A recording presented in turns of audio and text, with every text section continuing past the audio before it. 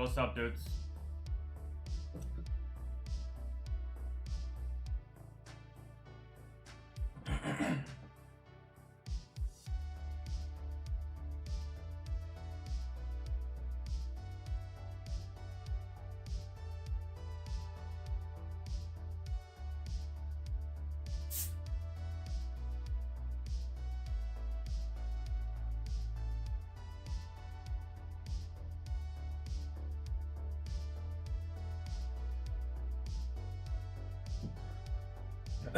Yo, Ashley, mysterious country girl.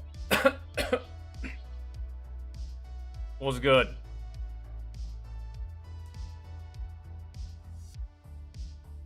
Astro, what's up, man? Oh, man. Today is gonna be low energy for me. Dude, I slept like ass. I barely slept at all. I think I slept 1 hour and I'm fucking exhausted. And I'm sleepy. And I'm tired. But I can't sleep right now because if I do, then that just defeats the whole purpose. My sleep schedule's been fucked up lately. I'm trying to get it back on track, so I'm sacrificing sleep so that I can go to bed tonight and sleep through the whole night and fucking be alert and awake come this time tomorrow, so yeah.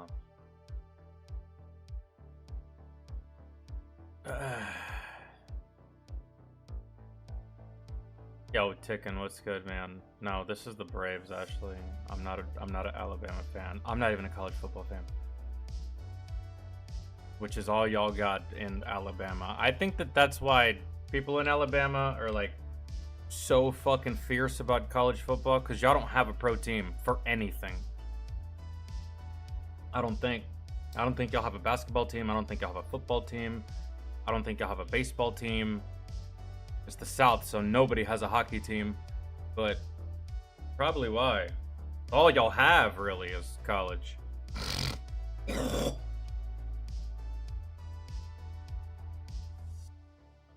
I didn't say you, actually. I just said people in Alabama.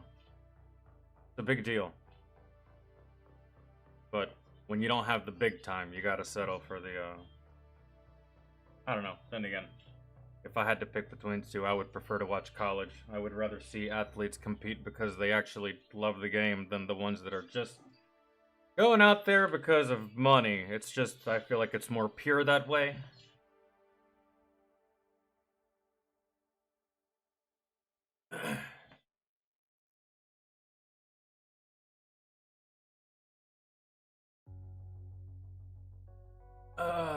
I'm Brian. What's good, man? College sports is big in the South. Yeah, but so is pro sports, man. Especially where I'm from, Georgia, Atlanta Falcons, Atlanta Braves. And then you got a shit ton of college. Georgia Tech, UGA. The fuck else is worth mentioning? And then right next door, you got Alabama, Auburn. Further south, you got Florida State, University of Florida. Like, yeah, it's huge down here. And I think that's why the SEC is always so good, because it's such a big deal in the South. I don't think that, I mean, yeah, you got super fans all over the country, but I've never seen it like it is in the South. And I've been all over this country. So, yeah, UGA's in Athens. I've never been to a UGA game, but I went to a whole bunch of parties in Athens. My homie went there and went to a few parties with him, made friends, went back a couple times. Just at the time, the people there were my age, so obviously I was partying with college kids.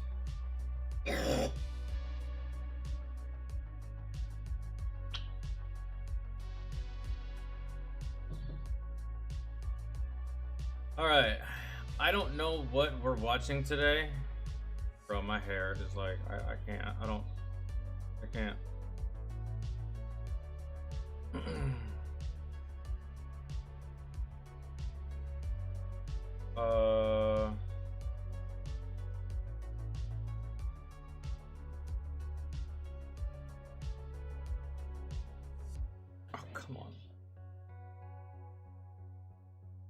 God damn it.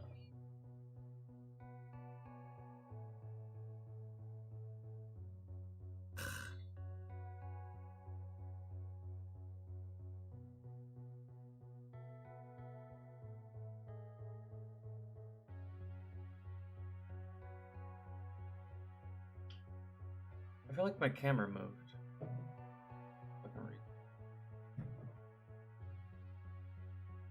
It did.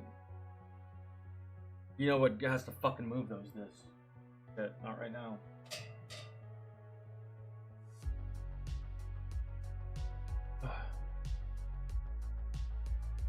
Okay.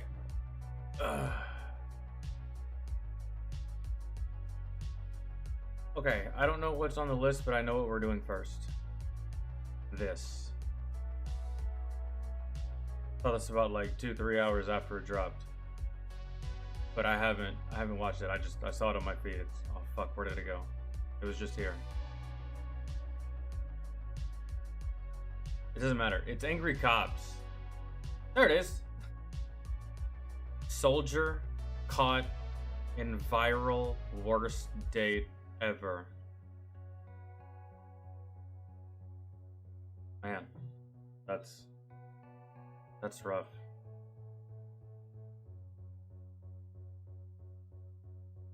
I mean, I can honestly say I've never had like a viral worthy bad date, to be honest.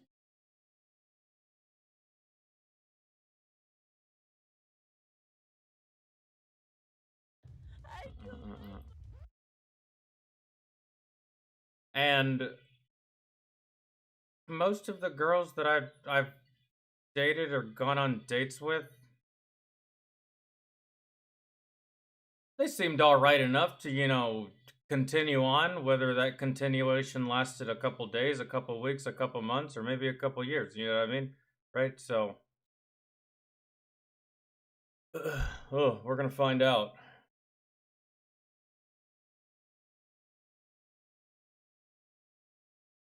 I bet you some ladies feel so comfortable. It looks like she's putting her hands on them too.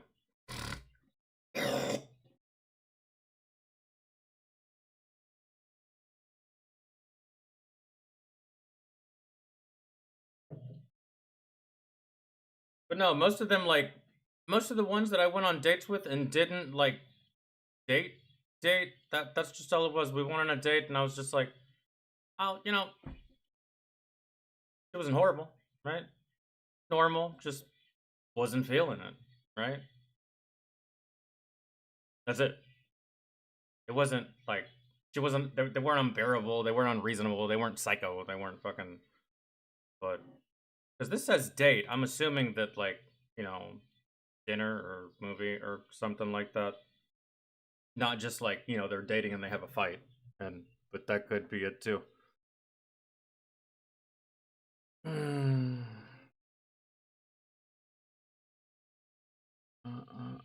Yo, Katai, hello. How are you? How's your day? Hopefully you're having a good Monday.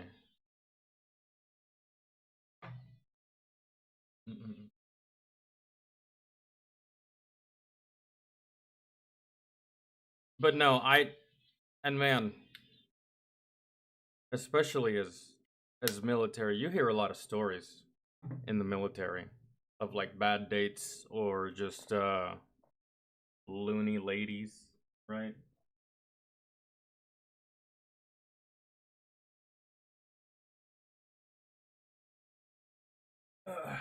Like I had one. I don't. I guess I can call him a buddy. I suppose. Bro, his girlfriend hit him one time, and I saw him had a black. I saw him he had like almost a black eye, like it was starting to form. Cause like you know he didn't get hit that hard, but he got hit hard enough to where it left a mark.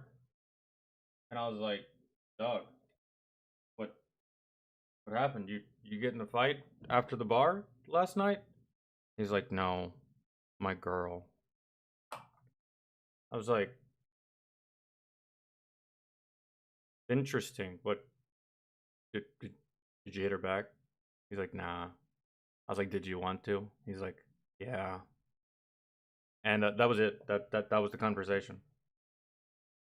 I was just like, fuck, dude. I mean, as much as I hate him, we do these sharp classes, and the sharp classes don't just apply to the soldier. But then again, it's a girlfriend, so she doesn't have to attend these fucking classes. And if she has no fucking father, she's not gonna understand that putting your hands on a man is a bad idea. And I can see why a lot of ladies feel comfortable putting their hands on a fucking man in the military, because he has a lot to lose. He puts his hands on you. It doesn't matter if you were right, wrong, whatever the fuck. He's getting demoted. He's getting all kinds of shit, man. So, like, shit. All right, let's see.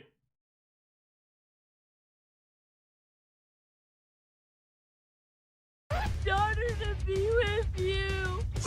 Wait, what does that say? I'm not reading all that, actually. Just let me know if that means anything. You're still going. She stopped. No. My parents committed suicide when I was a minor. Hey. Whoa. Honestly, no, I'm not okay. Dating is hard. Is it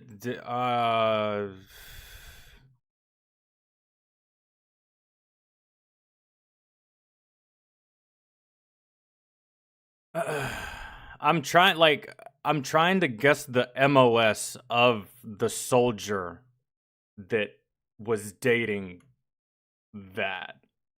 Oh god, see, I told you. What did I tell you, bro? Look at him. Oh, I know the type. I've been with the type. Blonde hair, blue-eyed, white girl, very attractive, but just fucking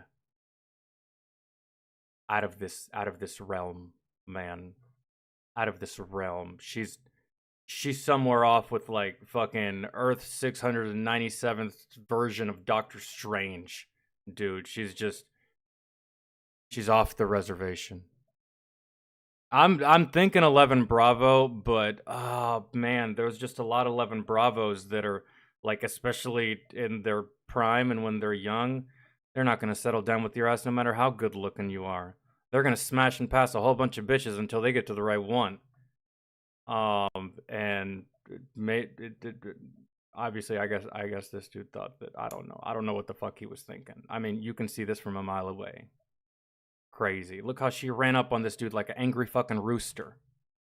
Actually, that may have been a police officer. Suicide when I was a minor. Hey. Whoa. No, that wasn't a police officer. That was just a dude. Look at her.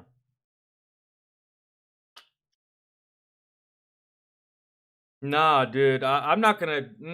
I want to go with 11 Bravo, but I'm gonna go with like. I kind of want to go with.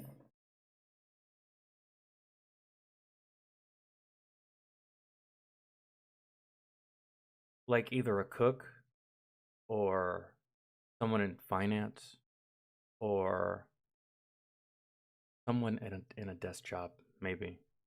Someone in a desk job. We had this one soldier. He was a cook, staff sergeant, and he had the most banging wife in the entire unit, man. And his wife was the best, really. Just cool as fucking shit. They had no kids, so like whenever he went out and he went out drinking, we would see him, right? Because it's a small town, small city. And we would see this dude, right? And his wife was always with him. And she's doing shots with him. She's drinking. She's talking shit to soldiers. She's calling motherfuckers out. She's roasting people. There was no way you could get under her skin. You couldn't piss her off, bro. She was like literally one of the fucking guys. And she was cool as hell. And she was like actually the exact quite opposite of this one, because this one seems pretty wild. And his wife was pretty wild, but like in a good way for him, right? And we were just always like looking at him like, man, good for you. Like that right there, that's amazing. Right? But because that could have gone a completely different way, bro. She could have been crazy in a bad way. Like she loved going out, loved going to the club, loved going to the bars, loved seeing shit, loved traveling, all that stuff. Right? That could have easily went in the opposite direction. She could have been like batshit psycho.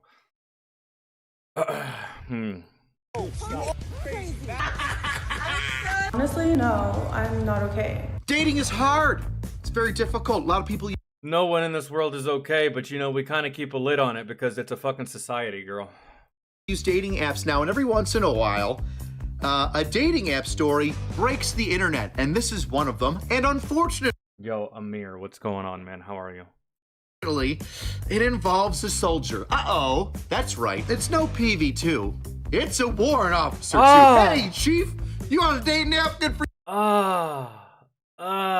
See, yeah, I wasn't gonna guess 11 Bravo. And you know what's another reason why I should have guessed a high-ranking person? Because in my head, I'm thinking like this is in my head, I'm thinking it's like somewhere along like the lines of like E1 and like E4 or something like that. I gave you the example of the E6, but warrant officer. Look at this girl. It makes so much sense actually. Warrant officer. Look at this girl. Whoa. Honestly, Look at this girl. Look at her. Okay?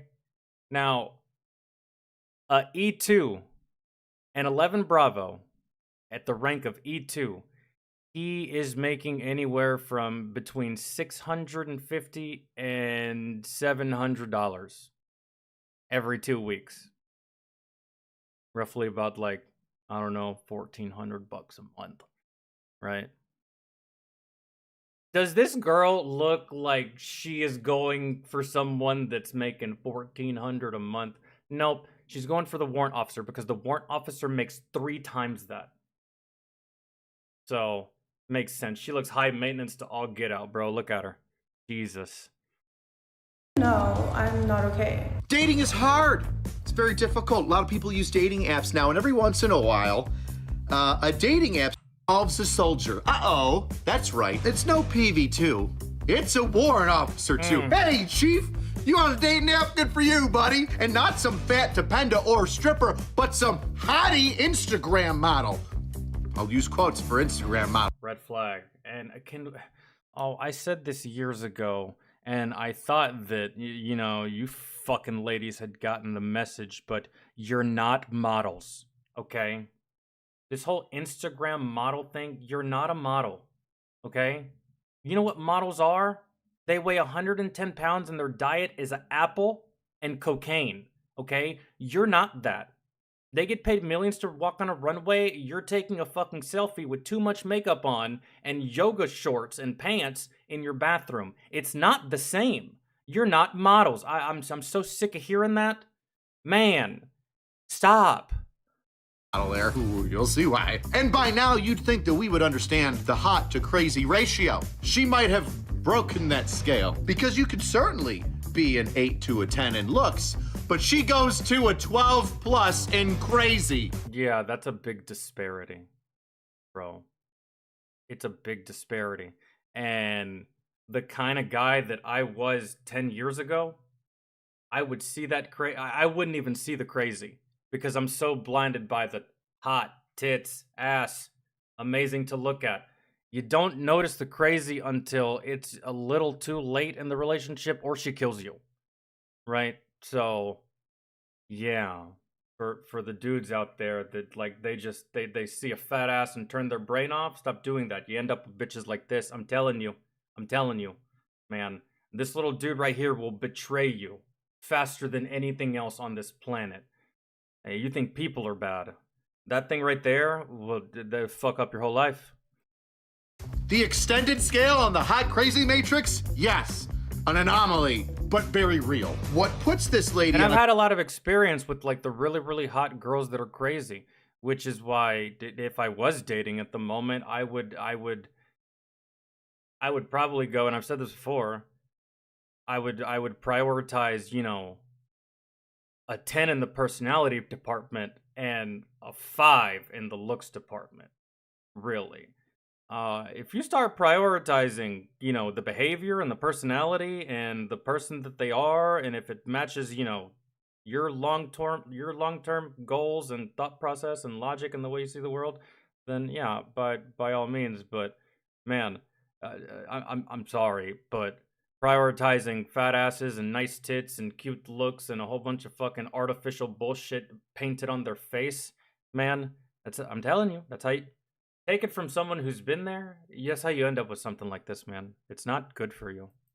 a 12 plus on the crazy scale. Well, fake dates, dozens of fake social media profiles, fake businesses, fake cures for cancer, and potentially scamming people with certificates, of which mean absolutely nothing, and charging them $500 for them.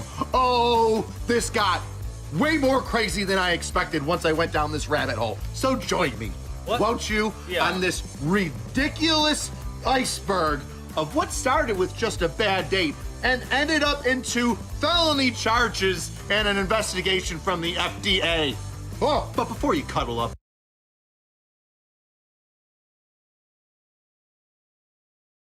The FDA?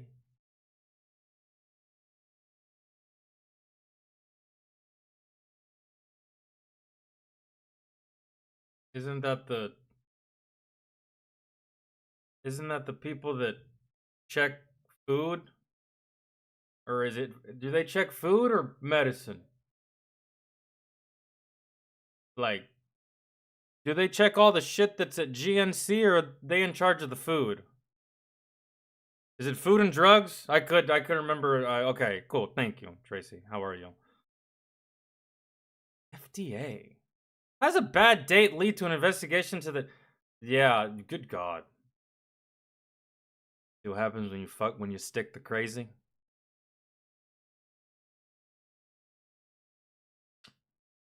And I know that there's a guy out there right now saying, "Hey, listen, motherfucker. I stuck her and then she became crazy." I don't know what to tell you. That's a rough go. Cut ties. It's rare. You know, you found the one fucking pothole. You know, that's just bad luck. on your couch in your PJs with your favorite comforter, a bowl of popcorn, and your most delicious screw top bottle of wine. First, a word from this video's sponsor, Lumen. Lumen is the first handheld metabolic coach. It's a device that measures your metabolism through your breath. The app, it lets you know if you're burning carbs or fat and gives you tailored guidance in order to improve your... It's a fatalizer. That's the thing I can call it. All right. Go. That's lumen.me/angrycops to get 15% off of your Lumen. And thanks once again to Lumen for sponsoring this video. All right, let's kick off this tale of romance and schizophrenia with our two main characters. How about we meet Warrant Officer 2, Chief Searcy. DJ Searcy, we're gonna call him Chief for the most part. And he is just a gentleman trying to find love on a Mormon dating app. I wish... That's where he found this girl? On a Mormon dating app? That can't be true. Him luck. Yeah, I'm done dating. In our body. Hey man, I feel you. So am I. But was it really a Mormon? Was that just a joke Angry was making? Was it actually a Mormon? Fuck. Bipolar beauty, Bree Powers. You know, I'm Mormon is like, I want to say it's a religion. It's a group of people. It's a religion. It's a fucking... Is it the one like the straw hats and shit? I can't remember. not okay. Don't say her name all the way through. She will appear and key your car. We're gonna start it out with these two lovebirds date, how it went, and then we're gonna go into some more of the crazy antics that somebody did. Bree and DJ meet on a Mormon dating app. They get together, they link up, and I guess it went It was a Mormon dating app. Okay. Alright. pretty poorly because what Bree did was record Chief here, get into his car, berating him, calling him ugly, all the mean words, saying that he stiffed her, oh, cheapo, and that didn't want to pay for some teeth whitening that he was going to get done with her anyway. So what did she do as a reasonable young lady? Well, she took that video of her screaming at the chief and put it up all over the internet, and then went on a whole bunch of Facebook and social media accounts. That's literally me. And that's literally been me my whole life. Is this. And put it up all over the...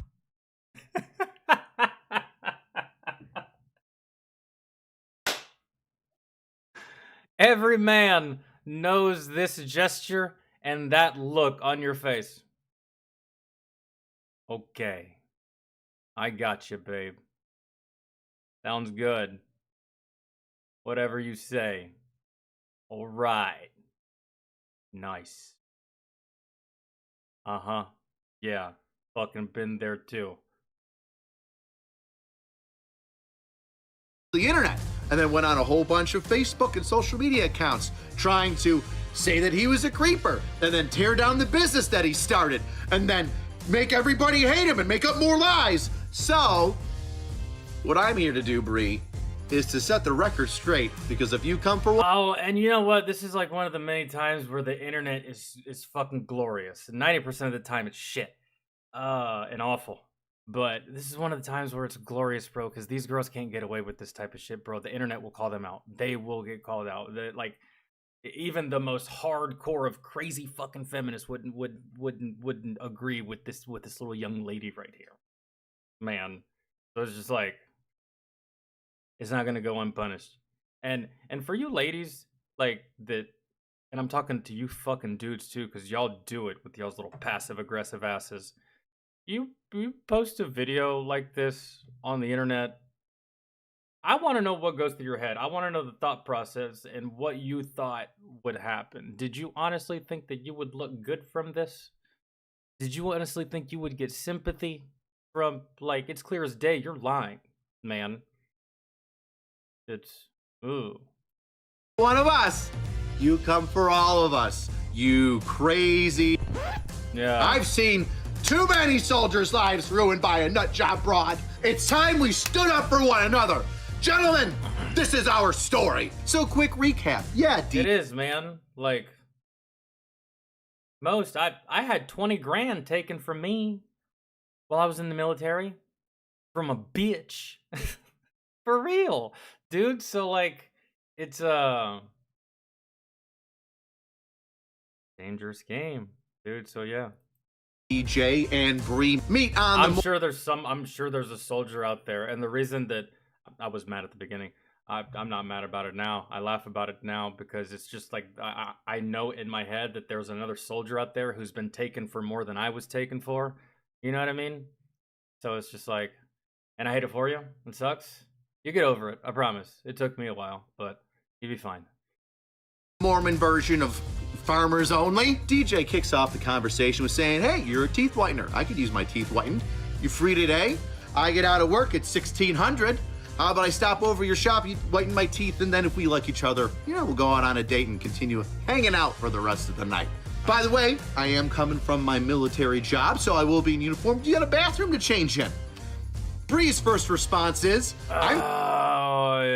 Chief, you could have changed at any number of the 11 gyms that exist on any military installation.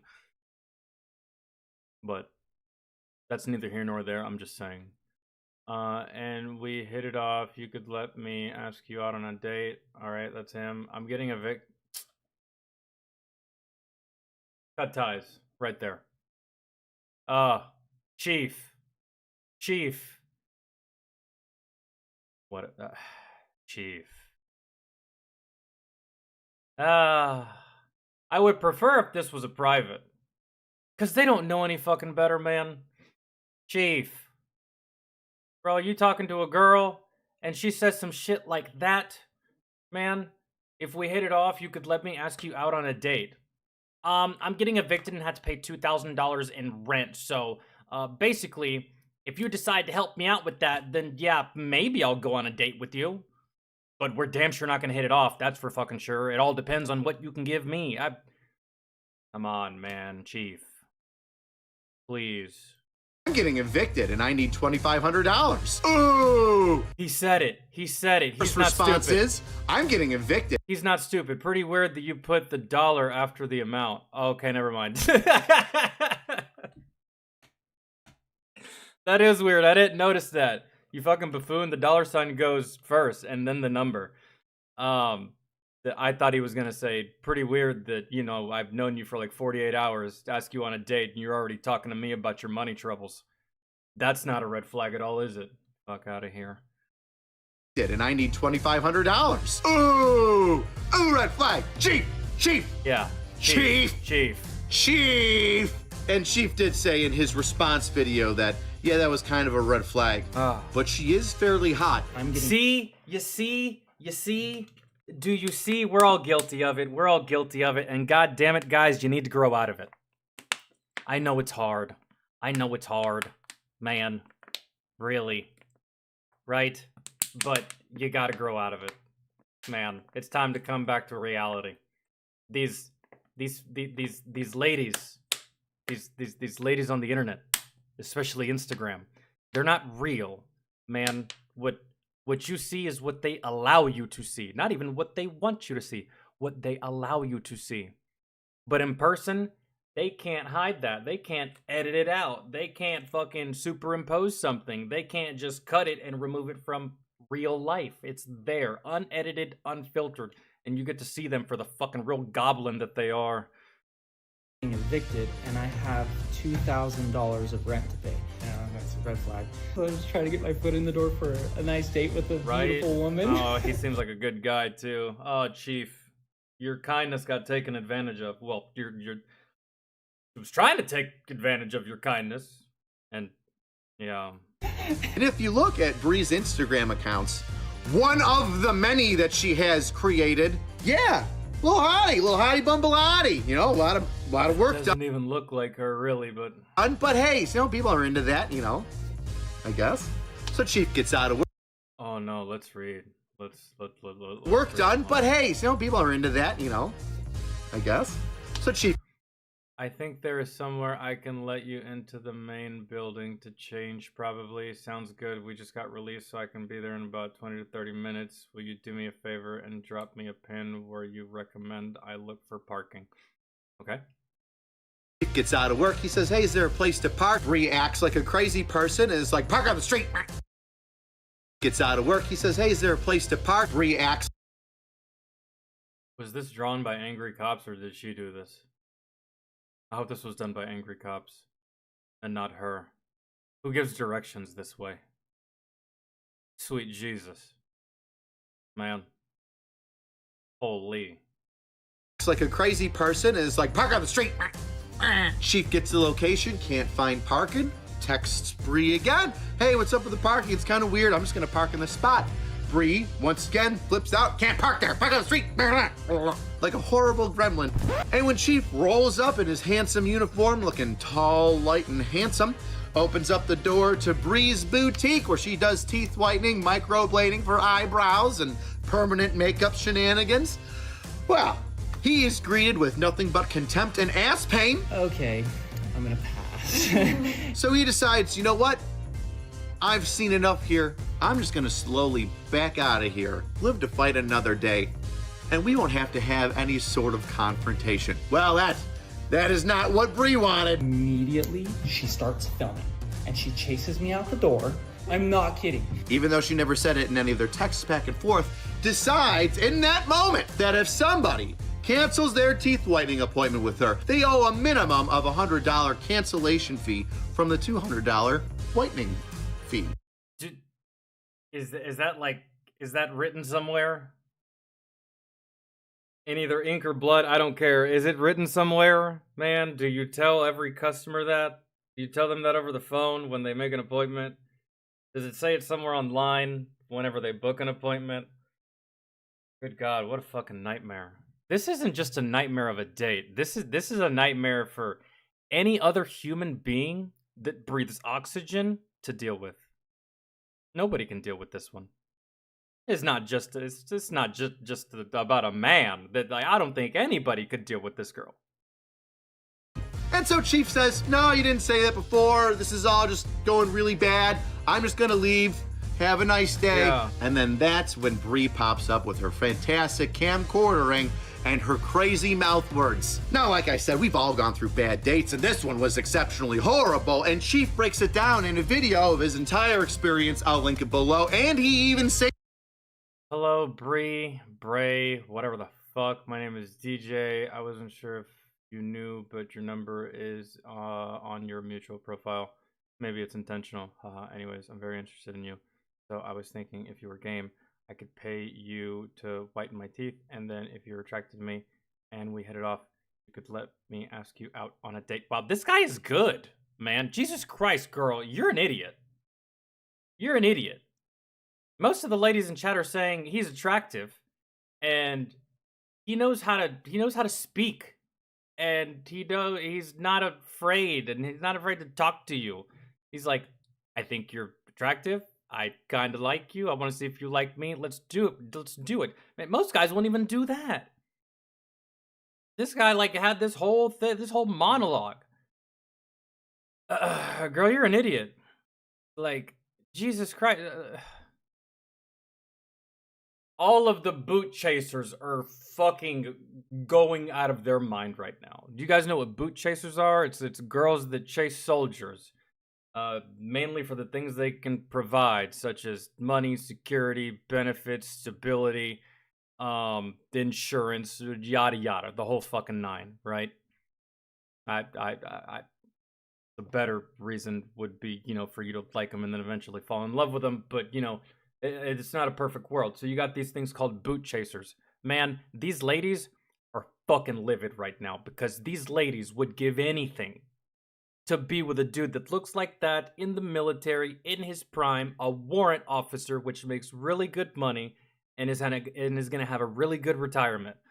And you couldn't even, like, fuck, man. I can't even say that you fumbled at the end zone. You fumbled on the snap. Holy shit.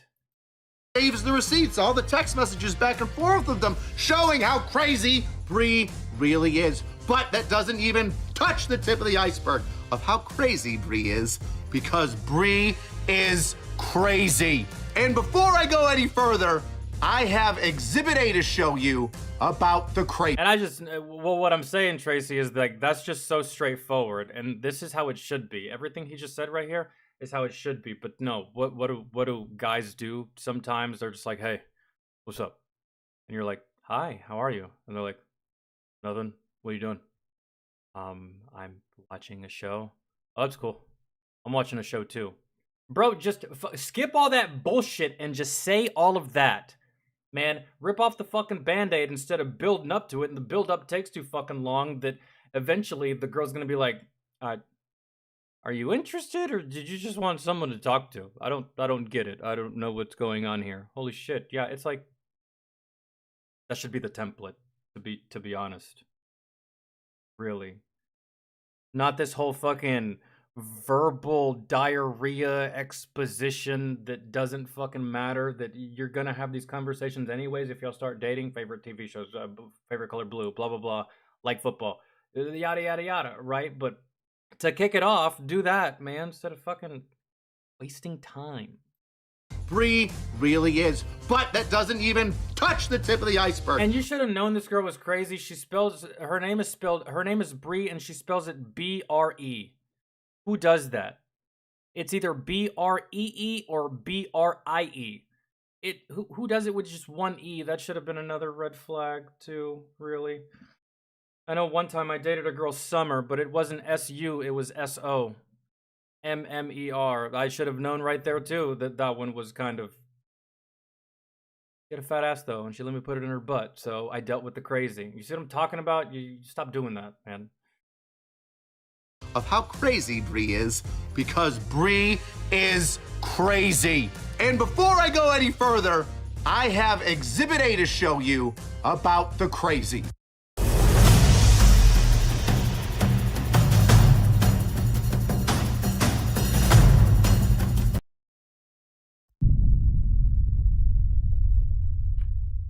Honestly, no, I'm not okay. My parents committed suicide when I was a minor, and it says that on my... Yeah, that's all. That's sad and everything, and that's happened to a lot of people. But like I said, they keep a lid on it.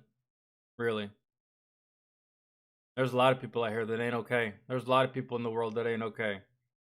A lot of us are some kinds of fucked up just a little bit, but we keep a lid on it. For society's sake. Because if we all just start acting like you because we're not okay, then we devolve into chaos. We might as well just be monkeys throwing shit at one another. My Mormon dating app. What does that have to do with anything, Bree? What does that have to do with anything? Fucking nothing. What? Hey, are you okay? My parents killed themselves. And usually when people do that, like, hey, how's your day? And then the response is like something traumatic or something just like completely awful or something morbid and dark. Chances are they're saying that so that the very next thing they do, it's excusable by what they just told you. Like, bro, what the fuck? Well, I told you my parents killed themselves. What do you expect? I was literally warning you. Like, they just say that to just, you know, as a warning to the person, like, hey, I'm about to act crazy. FYI, if you didn't know how to read between the lines.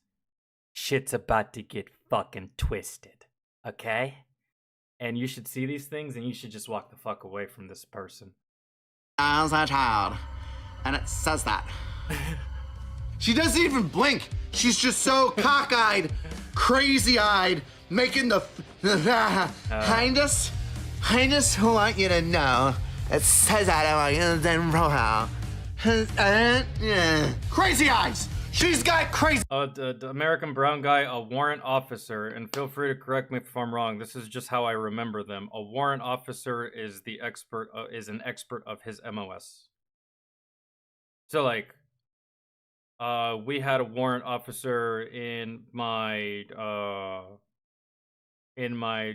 transportation unit when I was at Fort Stewart, and she was like, and she was in maintenance, and she was the maintenance chief, and she was just an expert on everything maintenance related. Like when it came to everything that entailed maintenance under that MOS, she was basically an expert on it. I think from what I can remember, when you're a warrant officer, you're essentially just like the foremost subject matter expert on your job, right? Like, even though some people might have the same job as you, they don't have the same level of knowledge, qualification, training, and schooling on the MOS that you do. If I can remember correctly, man, feel free to correct me if I'm wrong. I wasn't a warrant officer, but I met a couple of chiefs, and from what it was explained to me loosely on a foot patrol one day, that's all I could remember. So. Crazy eyes, and I know the crazy eyes aren't a damning thing, but the crazy eyes can be very damning. You can tell a lot about a person by looking in their eyes. Tone, the sociopathic stare, the cockeyed. I'm still trying to be Instagram out. This is the scariest scene, and I've seen men detonate themselves in suicide vests on live leak when I was 12 years old. For the entire time she talks, she just widens her eyes even more while she's talking. They're all crazy. Every single one of her videos are absolutely crazy like this. I just wanted you to get a taste of just the tone of her voice. Yeah, the way everything is happening, this entire thing. Do you see her right here? Do you see this thing right here? Everything in this is screaming, I will cut off your and throw it into a field. Now, once Bree went to the internets and posted this ridiculous story, all filled with lies, throwing Chief under the bus, and then trying to like kill his business and Google review bomb it and go on Mormon dating app, Facebook, everything's on the social medias to try and get him in trouble. The Mormon dating app company contacted Chief and left him this message saying, hey, you get in for free now. We're so sorry. Wait, I'm sorry. I missed some shit. I was reading chat. Hold on. What? And then trying to like kill his business and Google review bomb it and go on Mormon dating app, Facebook, everything's on the social medias to try and get him in trouble. The Mormon dating app company contacted Chief and left him this message saying, hey, you get in for free now. We're so sorry. I saw your video. We are so sorry. Get in for free where? To the Mormon dating website? Like, he no longer has to pay because for a lot, not even for a lot, for all of these dating websites, you have to pay some kind of form of monetary payment. Hold on, let's see. This happened to you. We just want to make sure you knew that this person has been banned from Mutual. Whenever. Holy shit! You're so crazy. You got banned by a dating site. That is guaranteed 12 to 15 cats in your future, and you don't even know it yet. Damn. That's rough. Whenever you're ready to start dating again, let us know. We will set you up with a premium membership for life. The owner of the company. Okay, yeah. Damn! Because get in for free, it just sounds weird when you use that phrase for a dating website. But no, yeah, I got it figured, because you got to pay for most of these dating websites. Now you're going to get premium for life.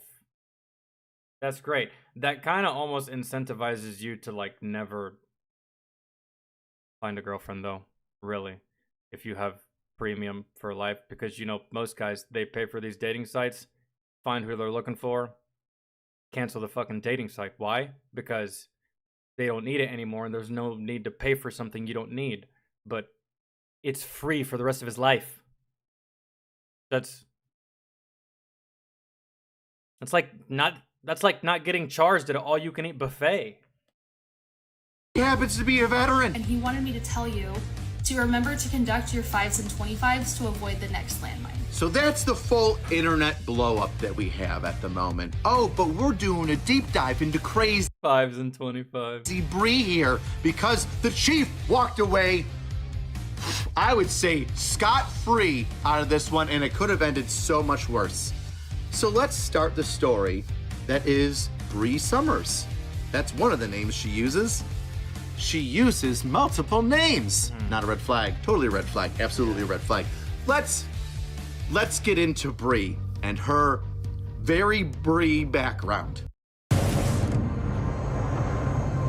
It's always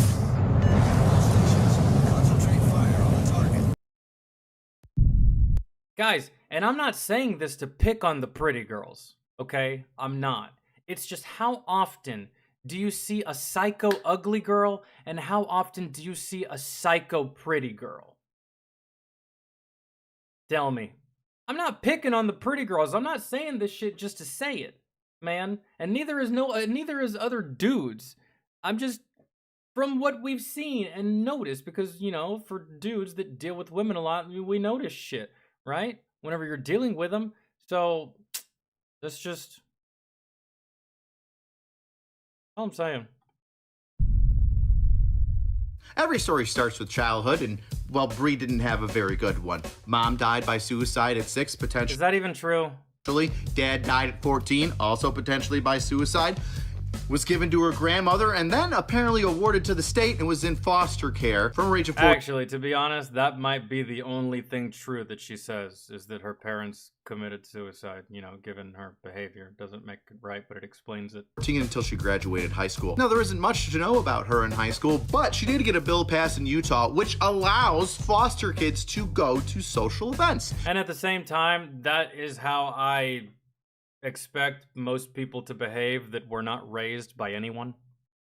Really? So if she is telling the truth that her parents committed suicide whenever she was young, and she went to a grandmother or like a foster system, hell, even a grandmother, let's say the grandmother's just too fucking old to really do anything, can't take her to ballet, can't take her to dance, can't take her places, can't get her in sports, can't do anything, right? So that might be the only true thing she says, is that her parents actually are gone, because, again, that's how I expect someone to act that was never raised. It's, you know? She wanted to go to prom or some sort of cheer event that was out of state, and because of foster care and its limitations, she wasn't able to. But she talked to some Utah politicians and got the law changed, so then kids that are in foster care can go out of state or overnight on some sort of field trip or school exercise or event. But the story changes immediately out of high school, because here you'll see a young Bree on the Utah Dolls. God damn, man, she did it completely backwards. Ladies, you're supposed to be crazy in high school and then even out when you get older. Not be normal in high school and get crazy as you age. That's so backwards. Website where she is an escort. Wow. Right out of high school. Turn it into an escort. Dang. That stinks. That definitely won't set you up for some psychological damage in the future. Right. Now is perhaps here and maybe later on in life when Bree enrolls in numerous competitions. Who would have thought that it would be devastating to a woman's psyche to be fucked for money? Who could have foreseen? Become the cover girl for Maxim magazine and a new star rising in New Zealand Playboy. I'm sure her time being an escort and trying to get involved in like the beauty and aesthetic career that is Maxim and Playboy, that she realized, hey, I'm an attractive person that can use that to manipulate people. Everybody around me's trying to manipulate me. Why don't I just play that game fair and square? So Bree's story so far is 18-year-old escort and then trying to get on Maxim and Playboy using her Another thing, like, most women do the whole gold digger thing subconsciously, right? And it's not in a but you're like outright blatant about it, really. Which begs the question, if you're gonna be so blatant about being a gold digger and using your looks to get whatever the fuck you want and get your way and play people, why are you aiming so low and going for a warrant officer in the military when you could go for a professional athlete, an actor, someone of influence? You sitting here acting crazy on a warrant officer? So strange, man. And you are attractive. It just like begs the question, like, you really aimed low with this. Most girls shoot for the fucking stars and they go straight for a goddamn Tom Brady. No, not you. That's feminine wiles in order to create a career. I can only assume that that was probably not so great for her mental health and assisted in creating the Bree that is now. Since then, Bree has had 2 separate OnlyFans accounts, one posted back in 2020, which links no longer go to it, and one now that is currently up. I can only assume what's on that. I ain't buying it. No thank you. But finding those OnlyFans pages was difficult enough because she makes an Instagram account for each business she's ever had and for every one of her split personalities, which is just whenever it gets blown up because she does something stupid, she creates a new one, but uses all the same photos and all the same videos every single time. There's literally over a dozen different Instagram, Twitter, Facebooks of Bree and her. This girl is like hopelessly addicted to social media in the most negative way. I know that for a big majority of us, we're somewhat addicted to social media, you know, like a lot of us are guilty of, you know, checking it every day. Hey, let's see what new videos are on YouTube. You know, let's check a couple reels on Instagram. Let's check a couple shorts on YouTube. Okay, I've been sitting on the toilet for 45 minutes. It's time to fuck off and go do something else. And on top of that, how many Instagram accounts do you have? 1, right? Twitter, 1. Facebook, 1. All that shit, right? I got none. That is a hopeless addiction to social media. Man, in like the worst way. Dude, I know that everyone uses it. And some people, you know, we might use a little bit too much, but that's extreme. Man, that's like, this girl is so superficial, it's not even funny. Businesses. Her businesses! Let's talk about those businesses.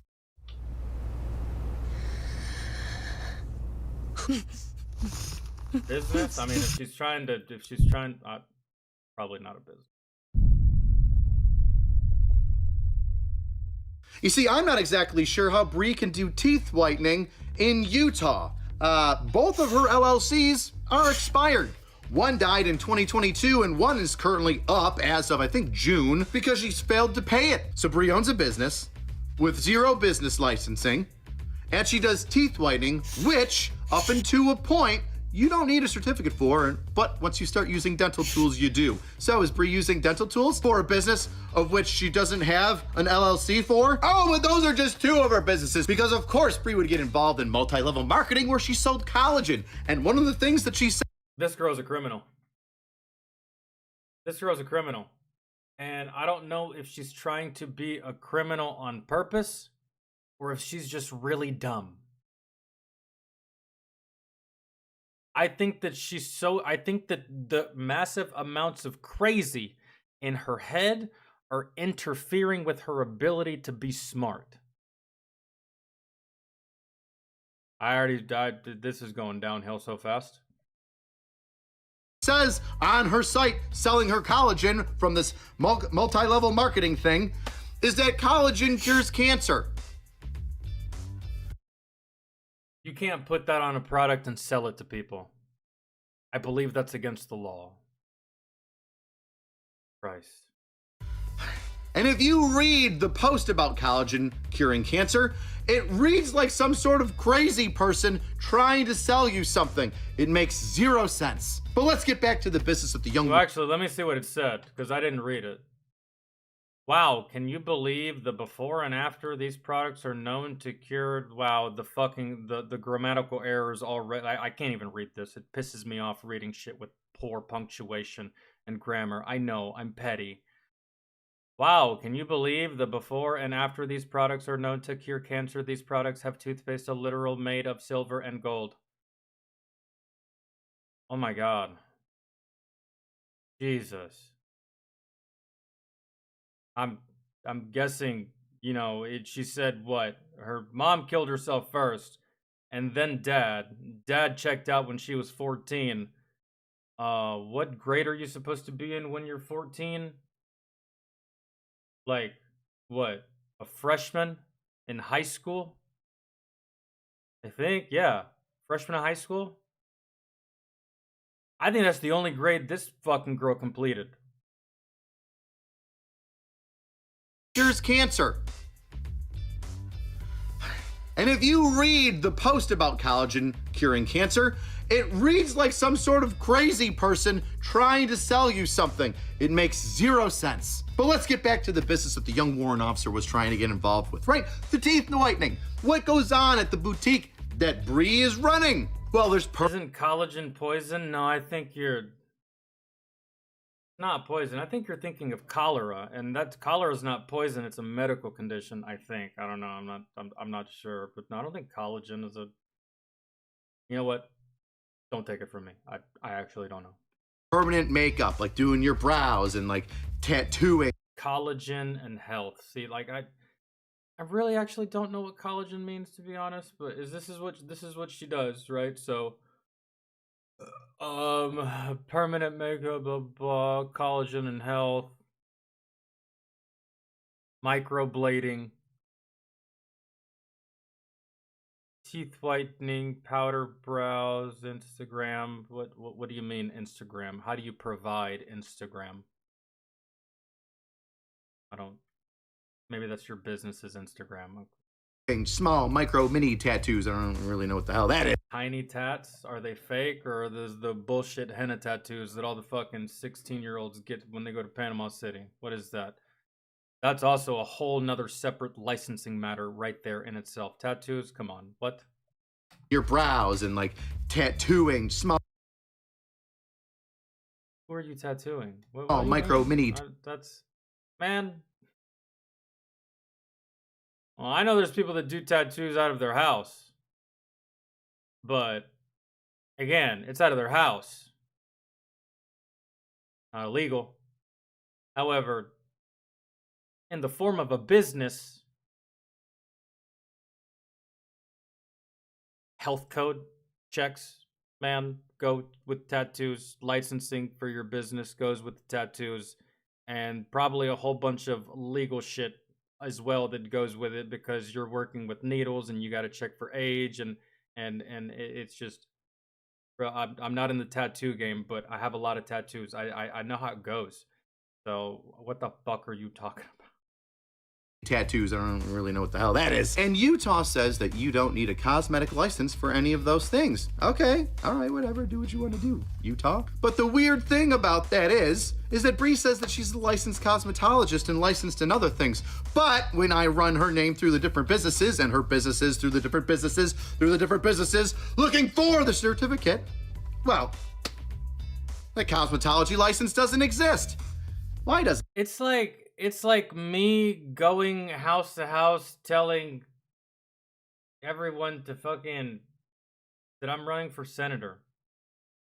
And then I hand them a ballot right there and then and be like, "Hey, vote for me right now, please. Please just vote for me." It's not real. Even if they fucking wanted to vote for a random fucking crazy guy that ran up to their front door on a whim with sweatpants and a hoodie, like, you can't just say things and they're true. This girl lives in a weird reality. doesn't it exist? Oh, that's because she's a violent felon and you can't get a cosmetology license if you're a violent felon because nobody would want some crazy psycho person Close to their face with knives and cutting utensils and, you know, cosmetology. They do eyebrows and shit like that. They use razor blades. I ain't trusting you with that shit. I didn't even know she was a felon, man. I know that felon, like, for the most part, dude, just simply because most men commit most of the crime, not just in this country, but around the world. Man, a female felon, I just feel is just leagues more unattractive than a male felon. I think so, man. There's quite a few ladies that, like, you know, they got with the felon, the bad boy, like, oh, he you know, he cracked a couple heads, he didn't mean it, you know, it's the cocaine, he's a good man now, right? But not only is that a red flag, that is a straight up fucking deal breaker. A female felon, that just don't even sound right. It don't even sound like it's supposed to exist, really, because again, it's most dudes. So, but I don't think Chief here knew that she was a felon before he started talking to her because, oh, you believe me, you bet your ass this Chief finds out this girl's a felon. He's not doing that. I guarantee it. He's like, nah, man, I'm looking for a nice girl, man. Like, I'm a soldier, you know, like, people look at me in a certain kind of way. You know what I'm saying? person with a tattoo gun just laying over somebody that's taking an. What's scary is some guys would be like, oh, she's a bad bitch. No. Not this guy. No. You fuck out of here with your criminal record ass. Right? Like, and maybe that's a double standard, but I don't care. I don't care. I don't care if that's being hypocritical, bro. Like, and hey, ladies, if you don't want to deal with a dude that's a felon, then that's your prerogative. You don't have to. I wouldn't even blame you if you didn't, but still, something just hits different about a female felon than it does when it's a dude. Again, I expect it from it. Well, I don't expect it. It doesn't surprise me when it's a guy. Yeah, I'm a felon. Oh, okay, cool. The chick says it. I'm a felon. Oh. Okay. I'll see you never. Napas are about Yo, to Terry, what's good? get their eyebrows done and having a big dick drawn on their forehead. FDA label says you can't make certain claims like this cures. Yeah, you can't do that. No, that's it's against the law. It falls under false advertisement, but I believe it has another legal word. So. Oh, and talking about not needing any sort of certificate or training in order to do the microblading and the permanent makeup accessory shenanigans that it's called, like PMAU or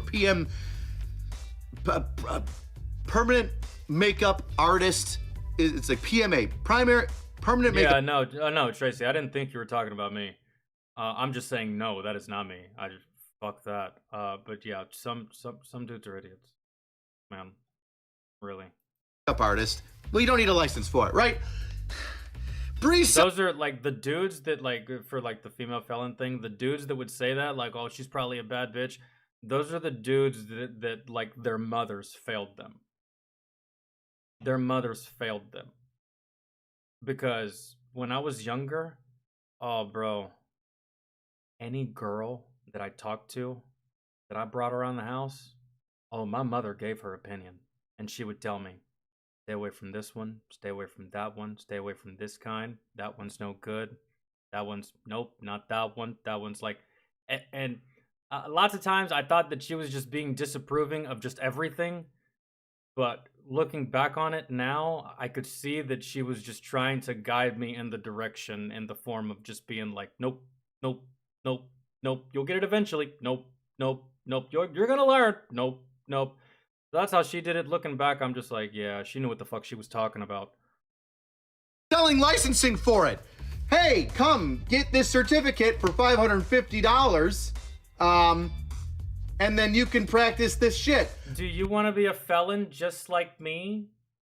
Hi kids, do you like violence? You want to see me stick 9-inch nails in each one of my eyelids? This is like the female fucking Eminem, except just more evil, man. Like, hey kids, do you want to be a cosmetologist? You know, I faked mine. I can show you how to fake yours. It's just gonna cost you $500. You fucking thief. You don't need the certificate. This is a fraudulent business. Yeah. Bree's literally giving you a worthless piece of paper saying that you gave her $500 and you can do the shit that you don't need a certificate for. So we're scamming people? Yeah. Is that what we're doing? Because that seems like a scam. We're scamming people. Oh, speaking of scams, though, wouldn't you want to have a life coach from Bree? Bree, the Healthy lifestyle coaching, meal prepping, 3-month pump. $3,500.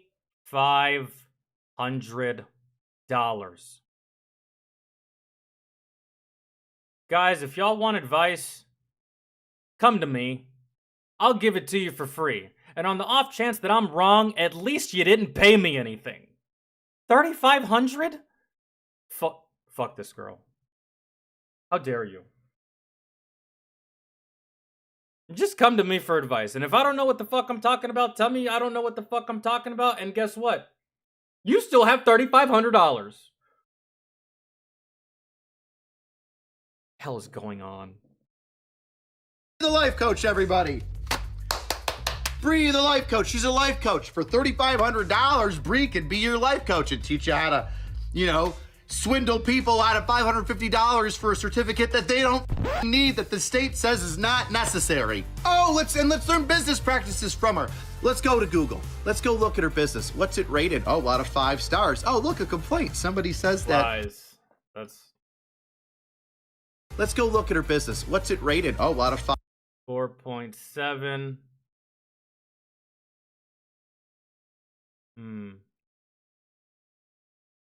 How is it 4.7, but the bar on 5 is all the way max? If it was all the way max, it would be 5.0, correct? 31 reviews. 5 stars. Oh, look, a complaint. Somebody says. Well, it looks like my review was deleted. Of course it was, probably. I have a right to my opinion. Bree is unprofessional due to the harassing messages I received after my original review. I would not recommend going to her for permanent makeup. Not worth it. What is permanent makeup? It's just like makeup y'all never take off. Are y'all not worried that's just gonna fuck up your face? Because, you got these things on your face called pores and shit. And it's how, your skin breathes. Have that shit all constantly clogged up. I don't know. Y'all do y'all. That's wild. That they took down the 1-star rating. Oh, well, that's weird. Why would you? Yeah, I lived in an apartment complex one time that tried to swindle me out of $2,000 on some fucking the carpet was dirty. And yeah, no, I left a review, a scathing review, and within 10 minutes it was gone. It was to the point where I was like, okay, they were like, this is basically how it went. Well, we're gonna send you to collections. I was like, well, y'all are criminals. I'm just gonna call my lawyer. Mind you, I didn't even have a lawyer. And they were like, okay, you have a nice day. And they never sent me to collections, and they never called me again because they full of shit. So, but yeah, they deleted my shit, and yeah, whenever motherfuckers are being shady, they're always gonna delete the negative. Obviously, that's not a surprise. You see it all the time. Take down the 1-star rating. Oh, and if we go to the bottom of it, every single rating is the same 5 words. Unity. She's either writing the comments herself with multiple accounts. Maybe that's the reason she has so many different Instagram accounts. I think we just figured it out, Angry Cops. Maybe. You said she has a multitude. For every business, she has an Instagram account, right? Well, if she has an Instagram account for every fucking business, she probably has more than that, if not double than that she uses to post bullshit-ass reviews herself. Or she pays for a bot to do it. But I honestly think that she does it herself. Because if you were paying for a bot, I would not put 31 reviews. I would put 200 reviews. And I would split them right down the middle, man. Or like 70-30.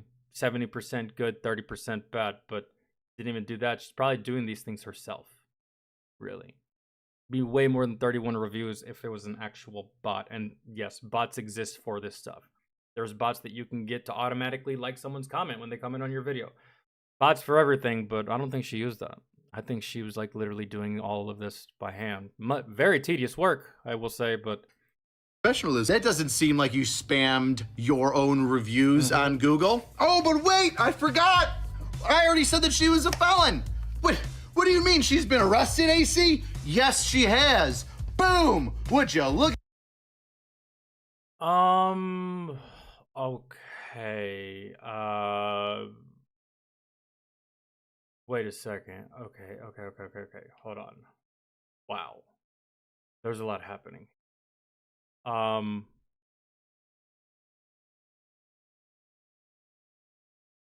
Here we go.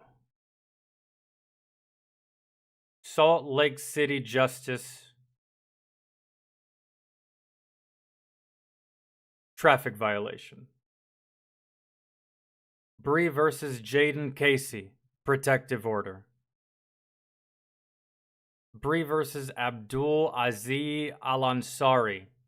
Protective order. TPO awarded ? I don't know what TPO is. Bree versus Bailey Blackner. Civil stalking. Midvale City. Criminal, other misdemeanor, retail theft. Bree versus armed Besio. Protective order. St. George District. The first thing I'm saying, guys, is the jurisdiction. St. George District, category, criminal, class B misdemeanor, guilty. Doesn't say what it, I don't know what a class B misdemeanor is. I don't know what she did. Taylorsville Justice Court. Criminal, other misdemeanor, MB, interfering with officer, plea, not guilty. Criminal trespassing, unlawful entry, plea, not guilty. This girl does nothing wrong. Salt Lake City, 3rd District Court, state, felony, multiple, felony, 3rd degree, aggravated assault, reckless endangerment, failure to stop at command of law enforcement.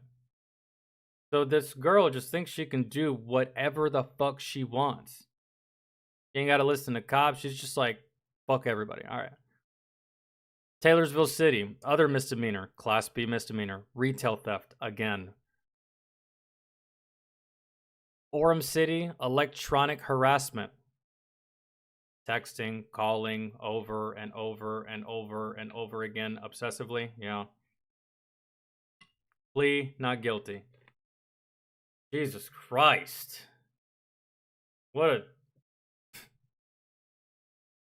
Look at that Excel spreadsheet. What's Jesus, that? That wasn't even all of it. Oh my God, he's scrolling down. Aggravated assault, a felony,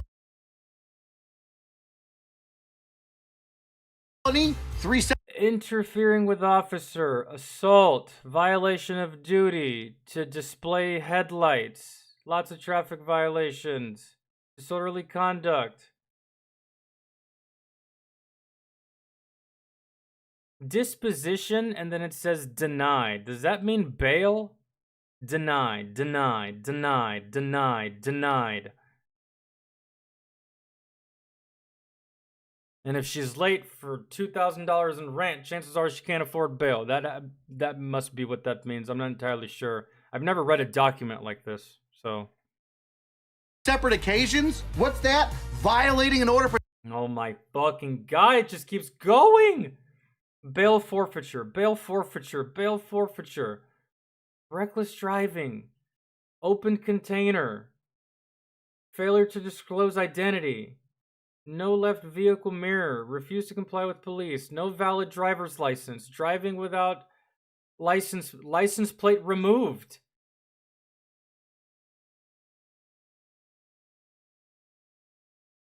Jesus Christ, that protection in order to go like stalk or harass somebody numerous times. So not only is she out here just felony assaulting the shit out of people on multiple times, she's also violating orders of protection. People saying, I need a judge to tell Bree to get away from me, and Bree going, I don't know. How is she not in prison? One answer. She's a fucking woman. That's, I guess, man, but no, I'm just kidding. We just, far oftentimes we see too many women behave this way and get a slap on the wrist. But no, there is a whole bunch of fucking dudes out here that have been in jail like 37 times and are still walking fucking free because reasons, right? Yeah, this girl should be in prison already with the big girls, right? But ew, huh? Nah. And she's still out? She's still out wandering the streets? she's like real life Harley Quinn. Damn. Tracy, I know that's like one of your favorite characters, and I'm sorry that it's being bastardized by this fucking hoe bag. That's rough. Trying to take money and scam soldiers out of $100 for cancellation fees for teeth whitening. Cannabis. It's not just legal in 38 states. It's a $36 billion global industry.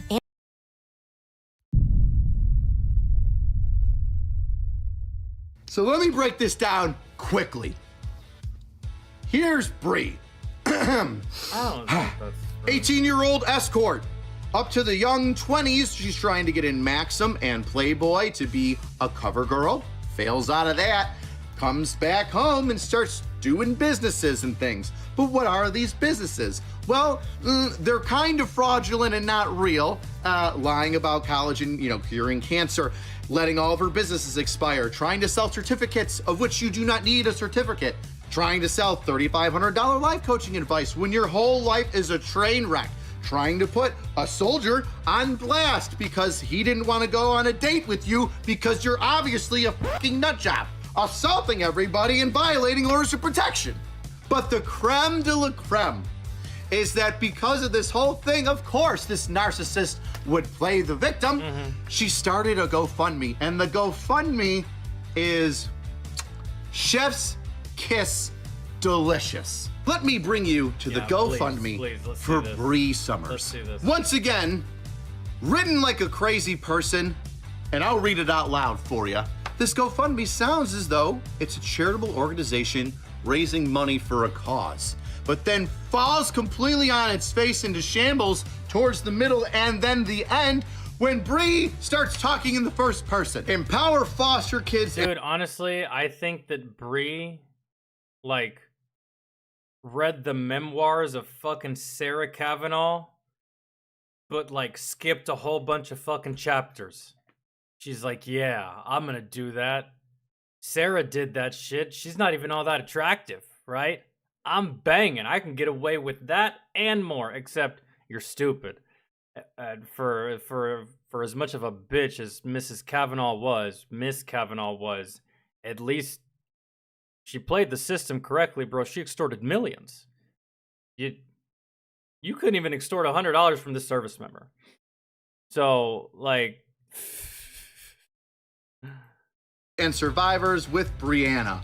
$0 out of its $85,000 goal. I'm assuming the foster kids and survivors is just code for give me the money. But let's read on. Unity Crew Foundation is a nonprofit program. It's a mentorship program providing free education to adult foster kids and domestic violence victims or sex traffic victims.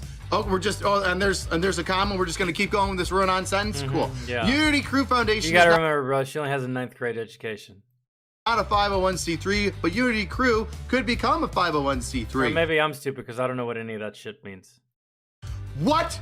So it starts off as a non-for-profit program, but then it's a mentorship program for free education to adult foster kids? Self-made Utah foster kid Brianna Powers. So you made yourself a Utah foster kid? Or, I get it. You've created your own business. You're a self-made woman, and you happen to be a Utah foster kid Brianna Powers, who passed the normalcy law for foster kids at just 17 years old in the state of Utah, runs and coordinates this program.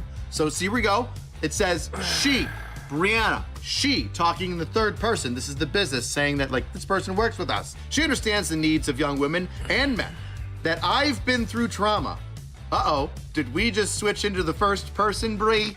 She's also diagnosed with ADHD, so she's understanding of learning disabilities. Holy shit! I'm tired of people using ADD and ADHD as learning disability. Fucking just, it's not that bad. It is not that bad. Just the extremes, yes. But every fucking kid that's got ADHD is now, I got a learning disability. No, you don't. You just fucking like to go outside and run around, and we just gotta get that energy burn up out of you and just teach you a different way of learning. She brings I agree. I've seen it happen on the whole ADD thing, right? And I didn't have ADD, but it kind of just like happened to me, really. And I've seen it with like other kids, especially like when they're in trouble and like they're used to. Because like for me, dude, I was an outside kid, so when I would get grounded, I would have to stay inside. And bro, my ADD, like I didn't have ADD, but just like my child ADD would just go fucking crazy. Like I gotta go outside. I look like a crackhead. Like I gotta go outside. I gotta go to the backyard. I gotta go jump a fence or something. Like I gotta do it. I gotta move. And that's how it was. So like whenever I'd get grounded, it almost felt like I had ADD because I couldn't do what I wanted to do, really. So I just felt so restricted not being outside. Perspective to the youth life as a young lady whom had her foster parents throw all of her stuff on the front lawn the moment she became a legal adult. She is self-made and has had to go through many hard trials so she could be able to share her experience with others and help others get through their hardships. Holy run-on sentences, I don't really give a fuck. Yeah, I know. What are we doing here? Fucking angry cops almost ran out of breath reading that. I don't know either. What are we? Obviously, you didn't further your education. That's okay. You don't need to further it in college, but you know what would have been great is if you paid attention in high school. Yep. Brianna has been struggling with suicide since she was a child when her parents passed. Yeah, she's here and she fights just. Did you write this in hopes that no one would know that you were the one posting it because you're talking about yourself in the third person?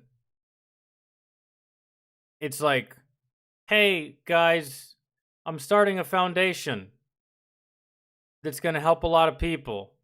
And then the very next sentence, it's like, my life is bad, my life sucks, my life was terrible, feel bad for me. Did I mention how bad my life was? Which, to any normal person, you can see that this GoFundMe is just for you. It's not for... But we already know this. I'm just trying to, open up the eyes of the less keen-eyed people, trying to open your eyes. Because, I don't know, man, I'm not really calling you stupid. It's just like, I don't know, man, there's just someone out there that might believe this girl. And so I'm telling you, like, on how to, like, just, spot this shit, call bullshit, because millions of people get scammed every day. Man. So... Yeah, I gotta read it like Brie, because this is definitely Brie.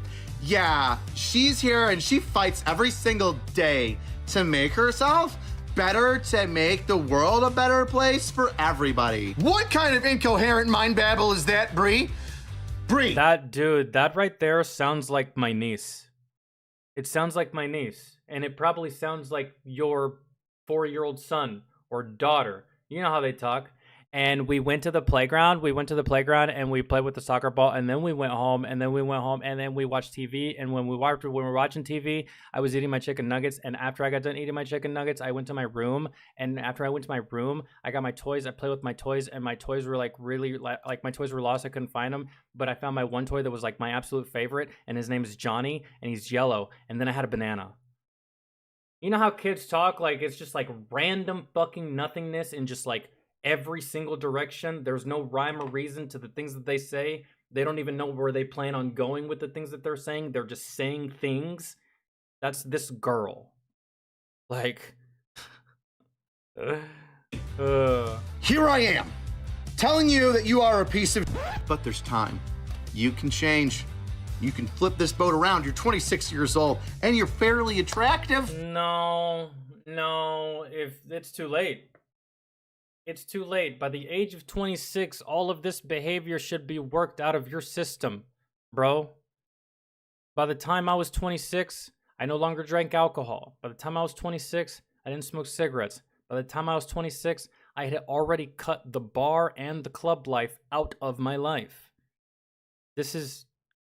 And if you're still like this, there's no hope for you. This girl ain't getting better. Get your frickin' self checked out, get on some mental meds, work and progress through your issues, and maybe you can be a normal person. Fingers crossed, but I'm not holding my breath. Best way to support the channel is to buy a shirt. Boom! You know what would be absolutely fantastic? Just a phenomenal idea. Where is this chief stationed? He's in the army, which means he's at a fort. Fort something. Whatever installation he's at, oh man, you know what would be fantastic? And the military would do some shit like this. Is if they took this girl's picture and they put it on the wall in brigade and in battalion and in every CQ area, staff duty area, company area around the entire installation with a big ass beware sign above her face, and just like leave it there for a whole month, just like as a running joke for all the soldiers and especially the chief, right? And even for incoming soldiers, you know, the ones that are just, you know, leaving basic training, just now leaving AIT, they haven't been laid in about, like, I don't know, 14 to 27 weeks, depending on their MOS and the length of their AIT. They're fiending, right? Help them out when they get to the unit. They see this photo, and it's just like, oh, okay, yeah, cool, thanks for the brief. Nice, I'll stay away from that one. That would just be amazing. It'd be great. Just full on embarrassment. Shame.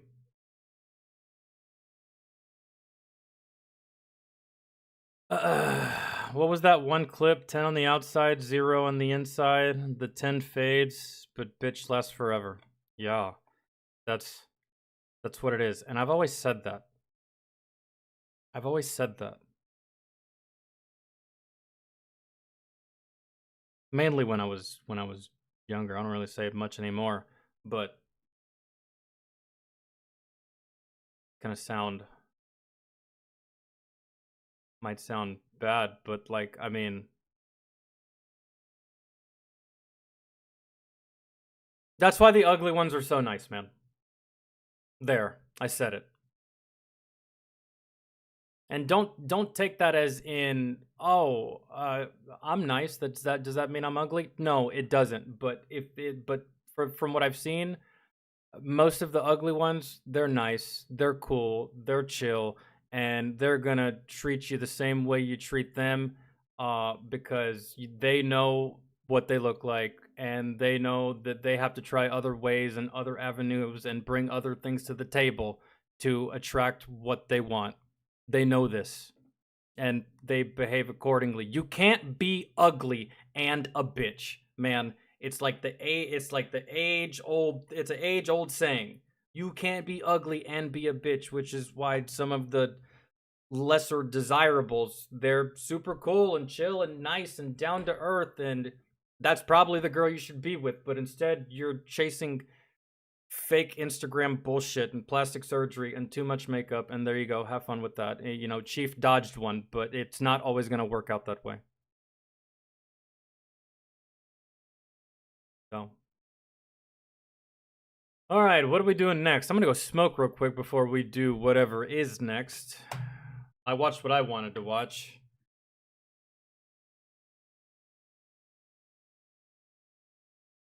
Yeah, that's where it was. Southern. It was in Utah, I think. Wait, what's in Utah? What fort is in Utah? I don't think there's any fort in Utah.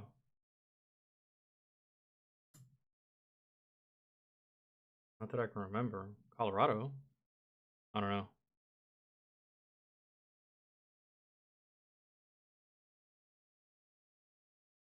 All right, let's. What the fuck is it?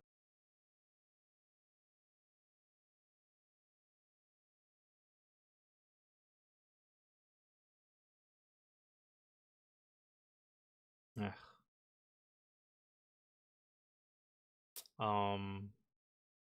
Astro, was that all that you put on the list, or was there just nothing else? I'm just wondering.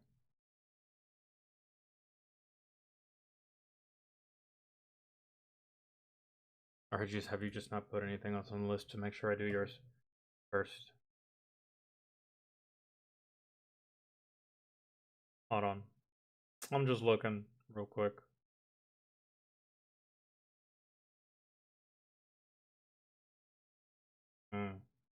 Okay, I see these. If David ever gets here, I'll do his.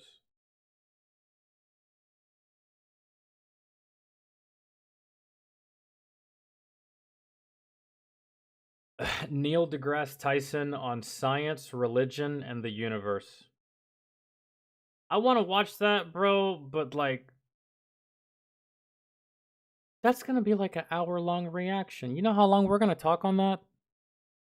Science, religion, and the universe? That's like a whole stream on its own. But if y'all want to watch that, let me know.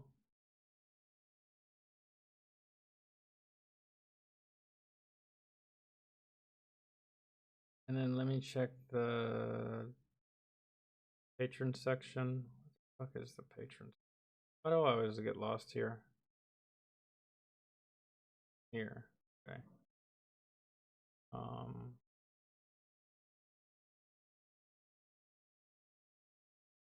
Okay.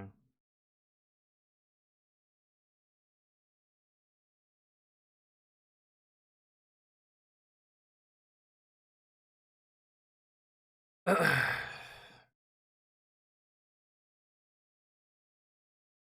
didn't miss anything, did I?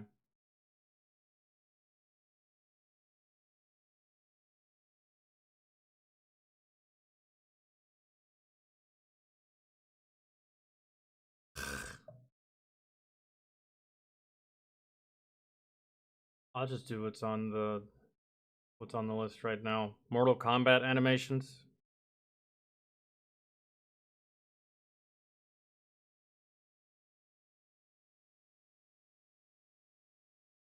All animalities? I don't know what that means.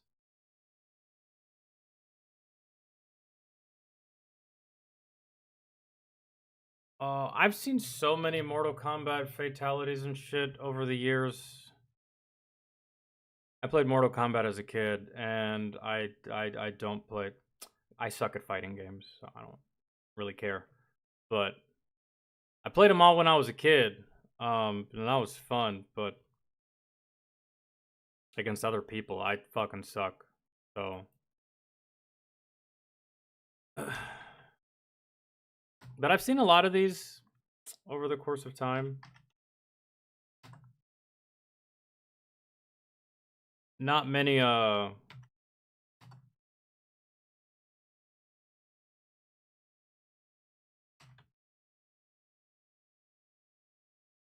over the years I've stopped being surprised with the brutality of some of these animations when it comes to Mortal Kombat.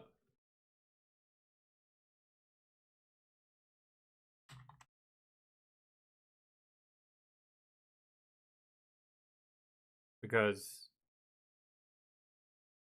as far as like the gruesome nature of Mortal Kombat fatalities, I mean, once you've seen over 50, which I have, damn near almost 100 over the years, there's been so many different fatalities. You stop. It's not that you're no longer impressed with it. It's just that you stop being like surprised. Like the over the top shock value of it just like dissipates and fades over the course of time. Kind of like I've always seen Mortal Kombat, like turns into a fucking alligator. But it doesn't. It doesn't. Oh my God, stop. It doesn't really surprise me though. You know what I mean?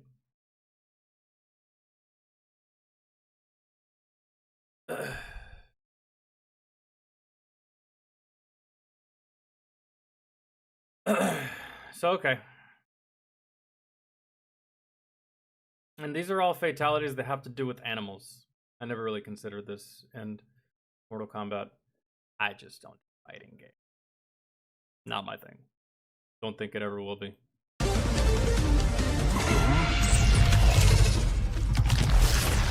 I don't even know who that was.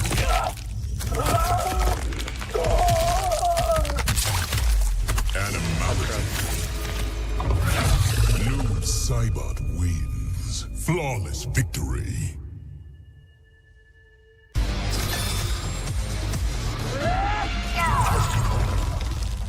Is that Wasp? I don't. Who is that?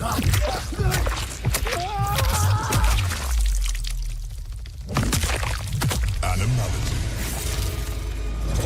Zyrax wins. Zyrax? Flawless victory. I don't know who that is.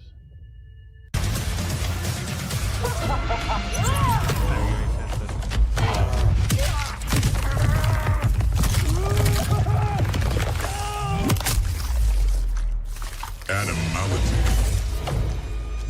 Sector win. Honestly, with a Rhino, they could have made this so much better and so much funnier. Is if the Rhino would have charged him, but instead of impaling him, he stops right before he hits him, turns around, and poops out a fucking projectile that looks like Jim Carrey from the movie Ace Ventura: When Nature Calls, and Jim Carrey kills you.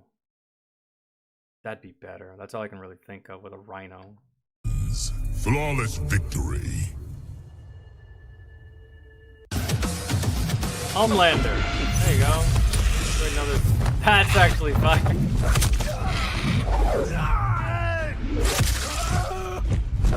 Best one so far.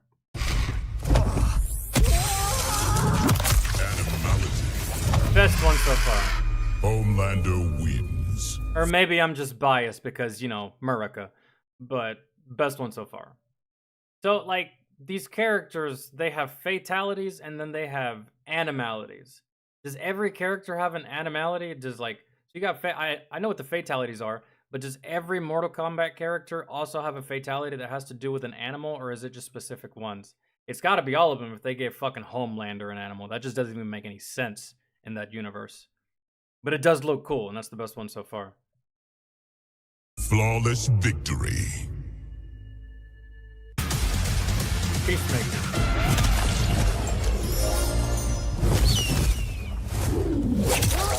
Oh, that's...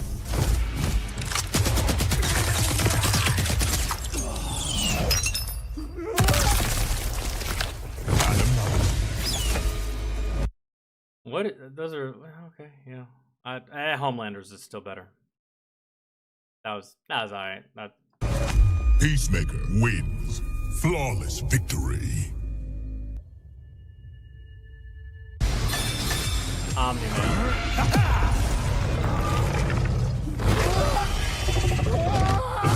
Oh, that's actually awesome. He turns into the monster. He fought this thing in the show. If you've ever seen Invincible, he fights this fucking thing and he turns into it. I like how they did that. This monster is actually in the TV series.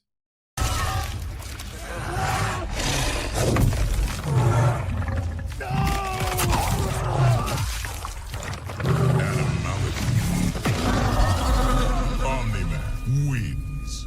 Flawless victory.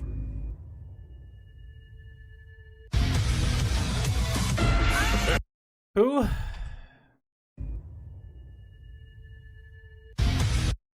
Quan Chi. Okay.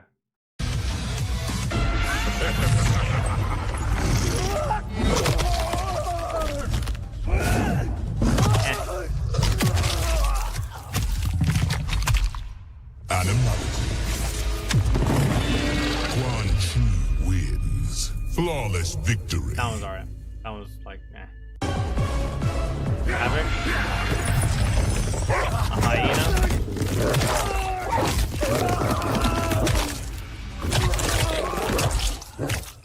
Animality. Havoc wins. Flawless victory. I just like a hyena. Out of all the animals so far, that's quite possibly the lamest one.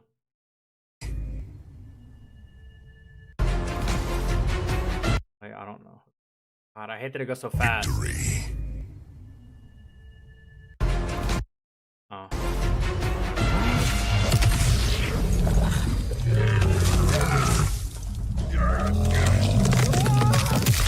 Damn. Animality. Iris wins. Flawless victory.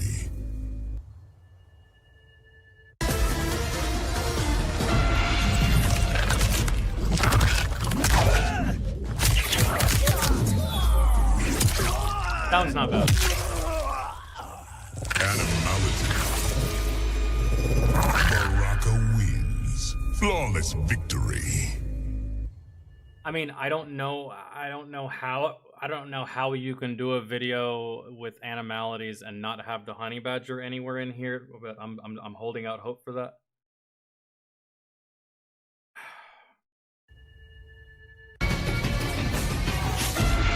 Oh shit.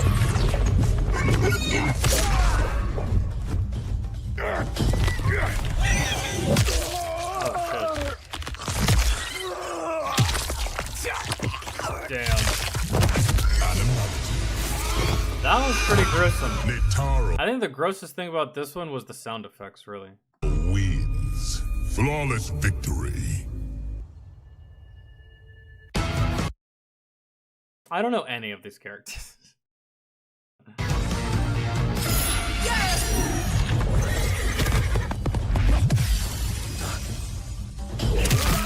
Oh shit. Damn. Animality. Ashra wins. With that Flawless LGBTQ fatality. victory. Holy.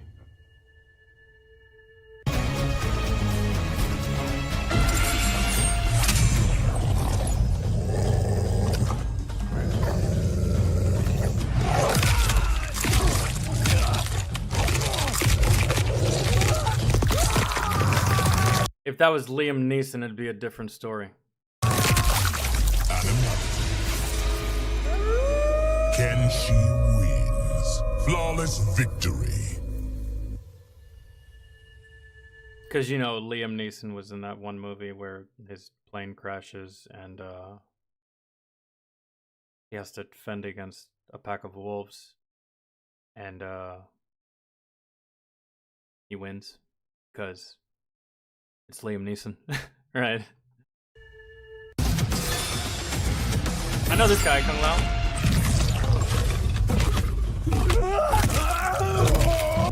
Instead of just like your regular normal tiger, bro, you should have made it something badass like fucking Mufasa or Scar. That would have been good. But that's cool nonetheless.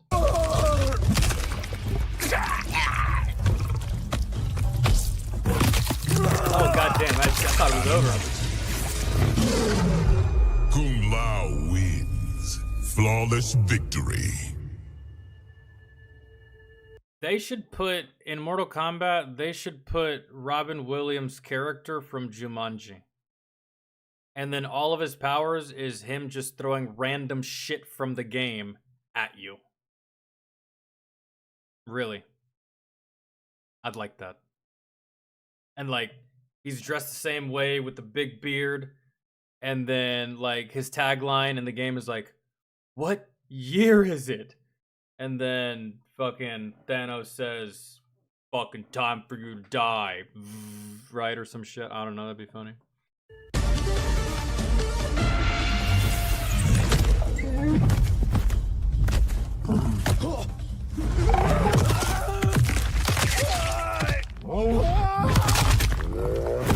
Animality. That was one of the slowest deaths. May wins. Flawless victory. Johnny Cage. Bro, what could Johnny Cage quite possibly turn into?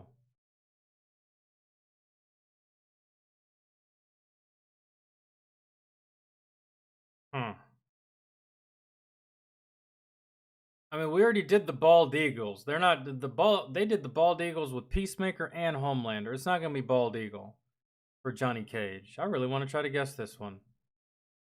What could it be? Johnny Cage is very flamboyant.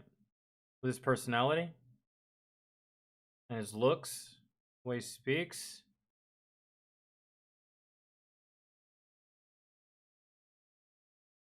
I honestly could see him as the honey badger. If there was a honey badger in here. I don't know, man. Let's see. Change to wardrobe. Heavy fight, take one. A shark. Jaws. Why didn't I think of this? Because he's an actor and... God damn it.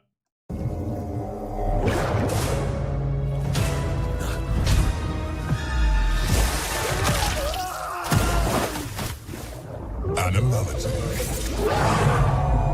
Johnny Cage wins. Flawless Expected more from that one. victory. Sub-Zero. That makes sense. I like that one. I haven't even seen it all the way, but it makes sense. Honestly, though, why not the Sabretooth? Why not the Sabretooth? Or just for shits and gigs, you could have done the Sloth. But the woolly mammoth, that works too. Oh yeah, Johnny Cage, Shark Cage, yeah, that makes sense. Yeah. Animality. Sub-Zero wins. Flawless victory. Oh, reptile versus reptile.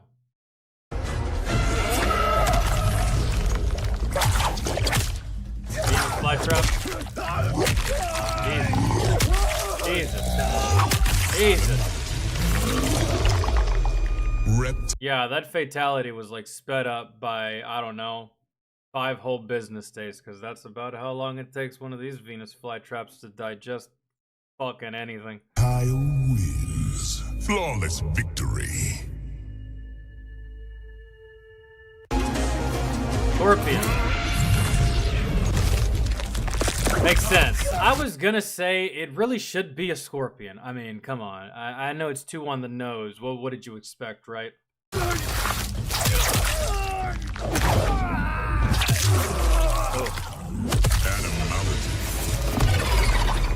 Scorpion wins. Flawless victory. Okay. Dragon. Close. Phoenix, or whatever the fuck that shit is. Looks like a pissed off Pidgeotto. Or Pidgeot. Whatever that evolution of that Pokemon is. That thing.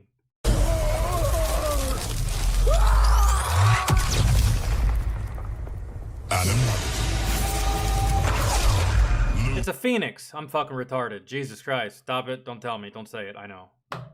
King wins. Flawless victory. Yeah, I know. I thought it was gonna be a dragon. That would have made sense to me. The phoenix? A dragon really would have been better.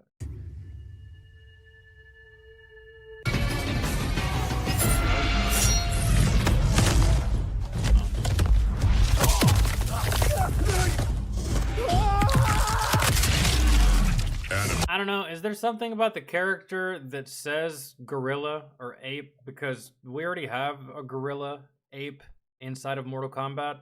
His name is Grodd. So could they have used anything else for this character and it would have made sense? I wonder what Gorilla Grodd turns into as far as an animality. He's already an animal. You know what they should do? For the animality for Gorilla Grodd, he just turns into a human. The human version of whatever Gorilla Grodd would look like if he was a human. That's what they should, like some backwards shit. Smoke wins. Flawless victory.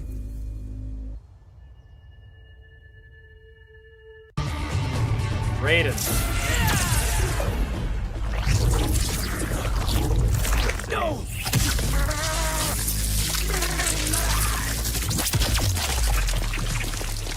Animality. How's this? Raiden wins. Flawless victory. But it makes sense on why it's an electric eel. It's just that one was meh.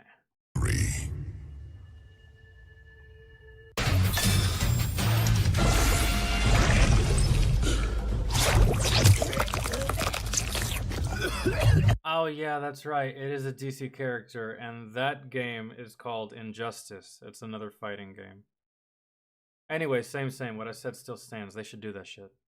That'd be cool. But Injustice doesn't have animalities, probably.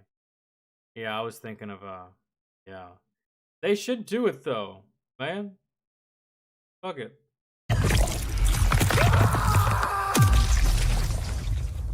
Is that a puffer fish? Who was this?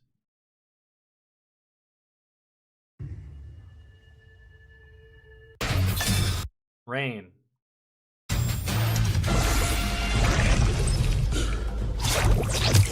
It is indeed.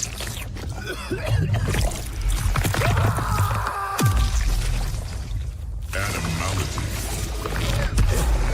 Rain wins.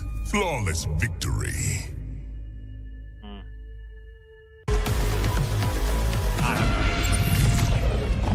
Oh shit.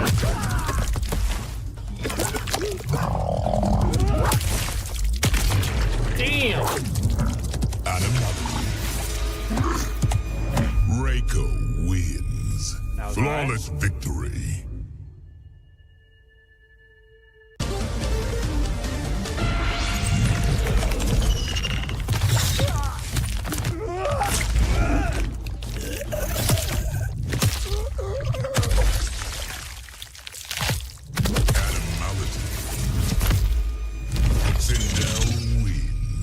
Flawless victory.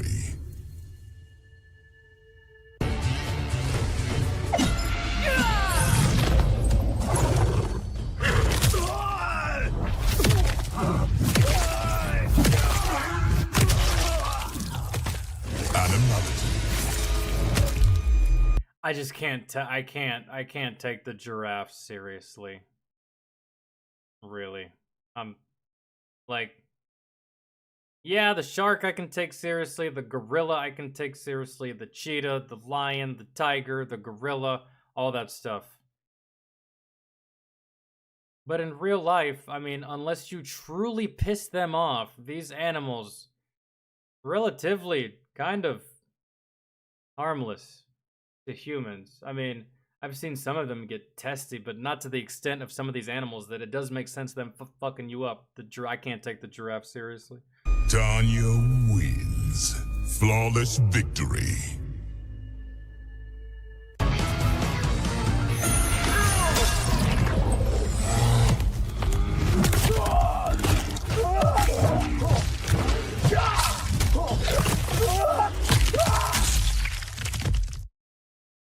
And it still baffles me that all these ladies are still willing to choose the bear. That's crazy to me. It's crazy to me, but all right, you have fun with that. And in a twist of irony, I know exactly what you're gonna do when you choose the bear. You're gonna scream for help from a man, because you know good and damn well that a female can't save you there. That's the funniest part of what would happen. That stupid ass conversation that y'all have amongst each others all the time. Anyways. Animality. General Shah wins. Flawless victory. Won't bother me. Oh, bro, this is probably the scariest one. A gigantic praying mantis? That's terrifying. That's more terrifying than the spider. Yeah.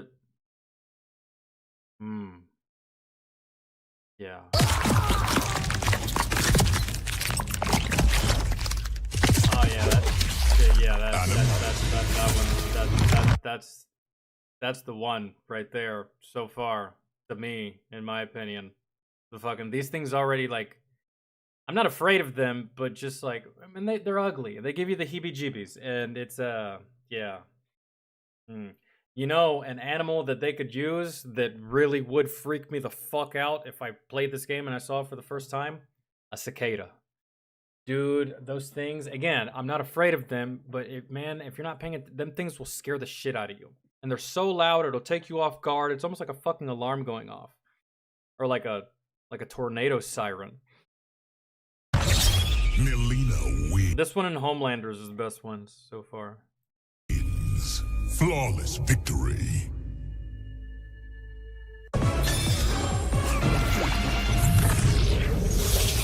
Not bad.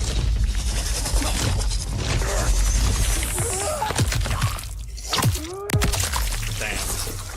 Animality. Shang Tsung wins. Flawless victory. Katana. A hummingbird? Good God. Jesus. Animality.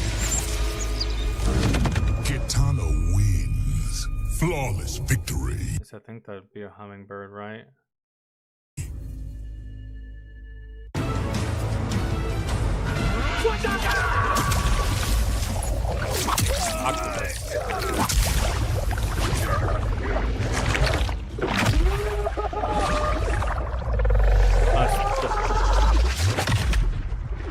Animality. Jesus. Takeda wins. Flawless victory. That was rough.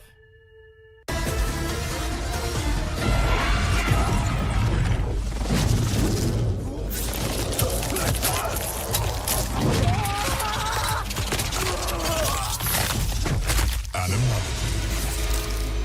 What is that? Ermac win. Are those grasshoppers?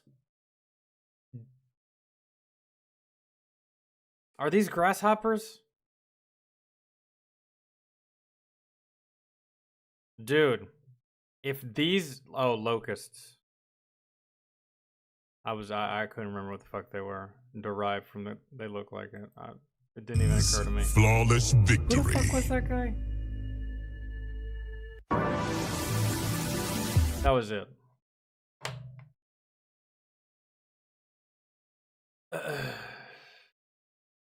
Was it?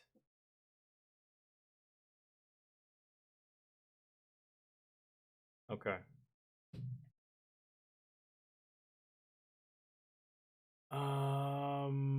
Let's see.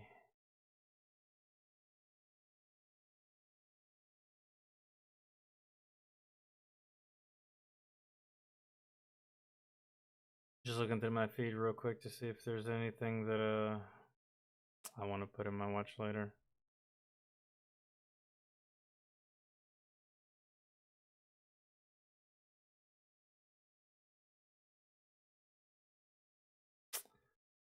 All right, yeah, let me go back to the list.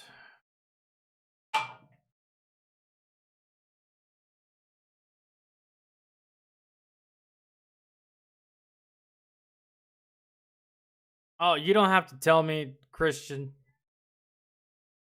And no, I don't want to watch a video about him either. I didn't recognize over 98% of those characters. I recognize like literally a handful, but you don't have to educate me on it. It's not that serious. So, we were there for the animalities. I don't know. I don't want to know what drives this man, if that makes sense.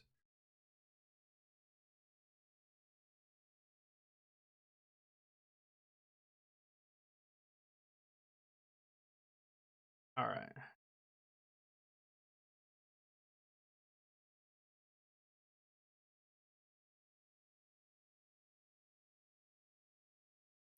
Damn, there was one by Mike Burnfire that I saw in my feed yesterday that I wanted to watch, and now I can't find it. Oh well.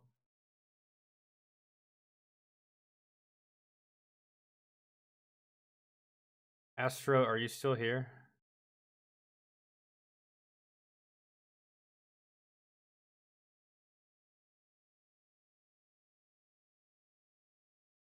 Yay. Nay.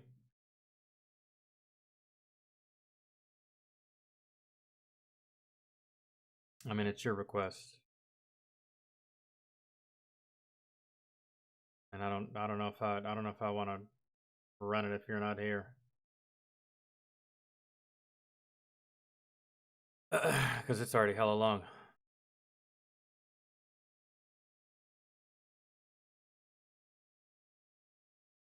Let me see. Give me a second. And here in a moment, I'm going to go smoke real fast. And I have to use the bathroom. So.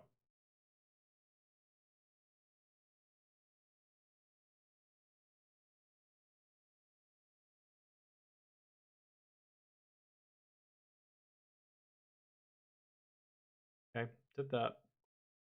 Let me go to the next one.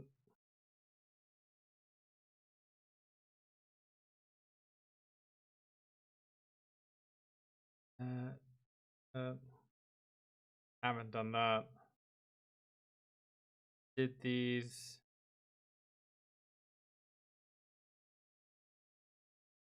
Okay.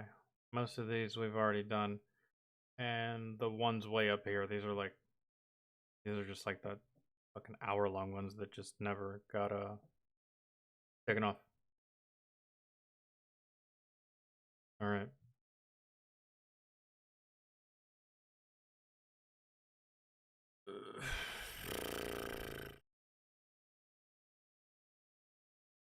Y'all have anything that y'all want to watch before I fire up Astros?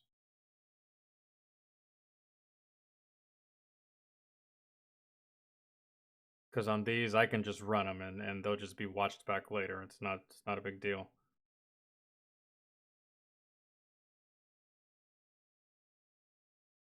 Leave it there.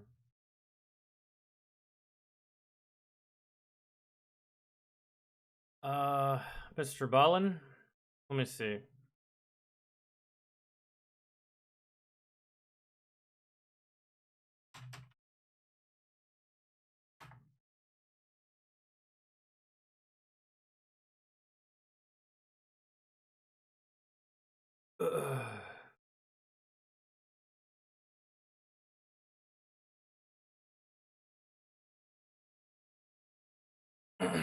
Yeah, we can watch some Mr. Ballin. Mr. Ballin's great.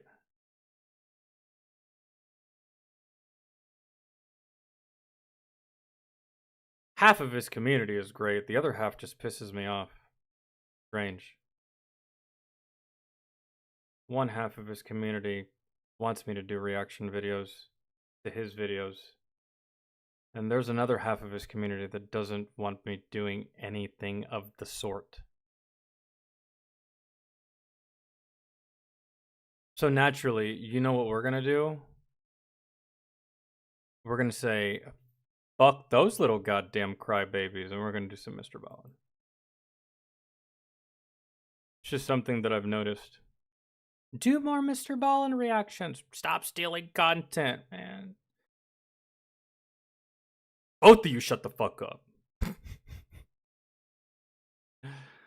It's a weird thing with interacting with his community. You said Mr. Ballin, but you didn't say a specific video. Can I just pick whatever the fuck I want?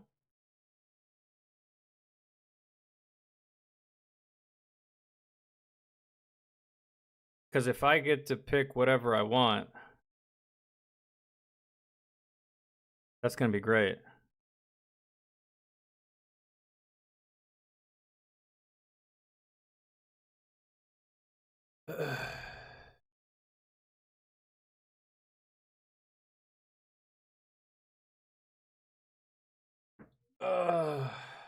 Donut has a new video? Yeah, we'll check that out too. Well, if it's my choice, that's fantastic. That means I can pick something that's not 57 minutes long. So I'm not even gonna read the title. I'm just gonna look for something that's a decent length that doesn't take 83 years, including my commentary.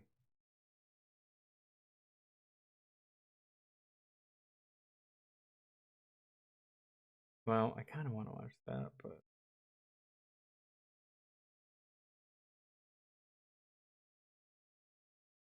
well, we did that one.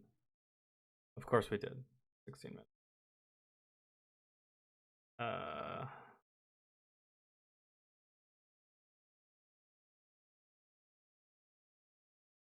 Korea's Handsome Devil. Buys flowers for a reason nobody would expect. The date from hell. Well, I mean, that kind of pretty much just sums it up right there. Love gone bad. But we could run it. We can run it.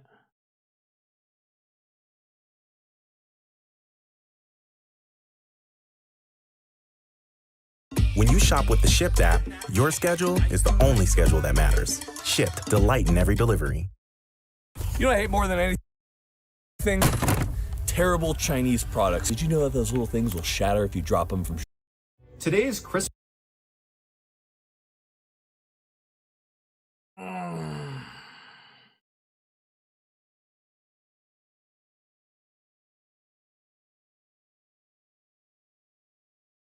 Mr. Ballin is the exact opposite of what I imagine a Navy SEAL to look like. I get that a lot, actually. The amount of times that I've heard, wait, you're in the military? Uh-huh. Because I don't just like go around advertising that shit in public to people.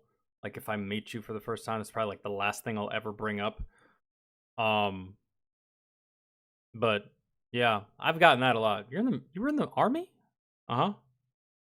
You don't look like the type. You don't strike me as a soldier. I don't know what to tell you, man. I don't know. Korea's handsome devil buys flowers for a reason nobody would expect. Oh.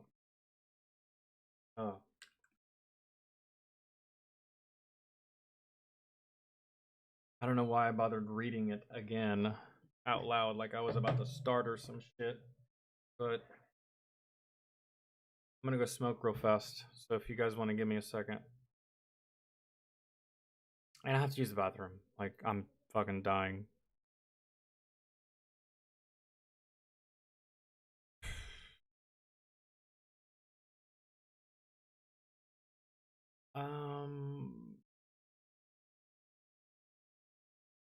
Oh my god, and I'm so hungry now.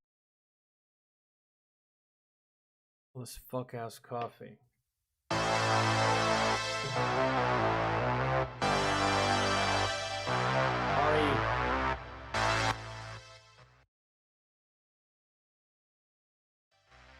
I don't know, that was probably loud, my bad. Bring back snacks? I don't really. I'll be fine until the stream's over. It's good. Let me go use the bathroom though, that's like, I have to. I'll be right back.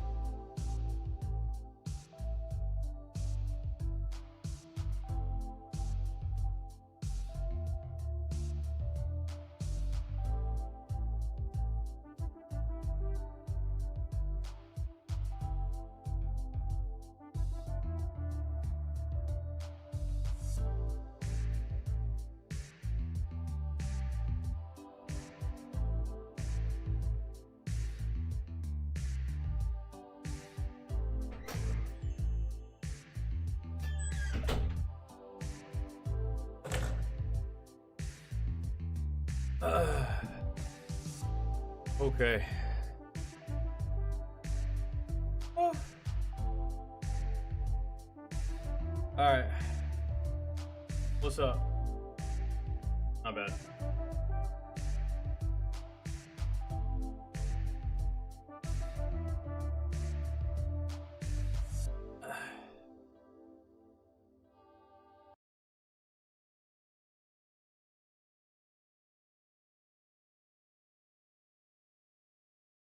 Korea's handsome devil buys flowers for a reason nobody would expect.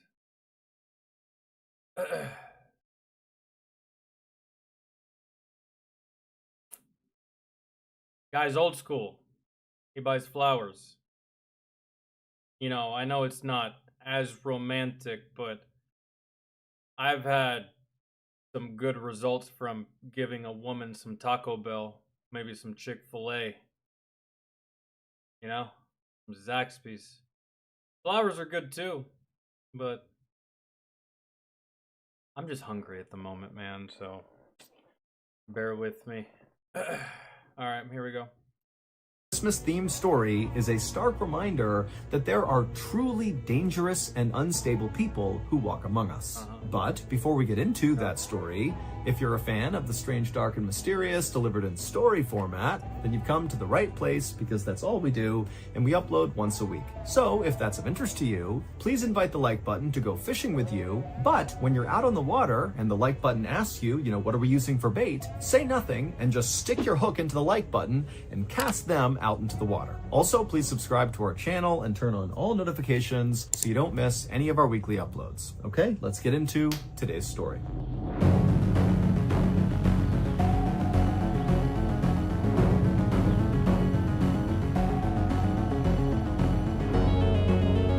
Snowball effects. On the evening of December 20th, 2022, a young woman named Moon Soo-ho, along with her boyfriend. This is recent. For some reason, I was expecting this to be from a while ago. I don't know. Mr. Ball uncovers a lot of shit that... There's more shit that he uncovers that's older, before my time, as opposed to recent stuff, at least from the stuff that I've seen. But alright. Very recent. On the evening of December 20th, 2022, a young woman named Moon Soo-ho, along with her boyfriend, whose name was Lee Ki-young, sat at a table at a Korean barbecue restaurant in northern Seoul, which is the capital city of South Korea.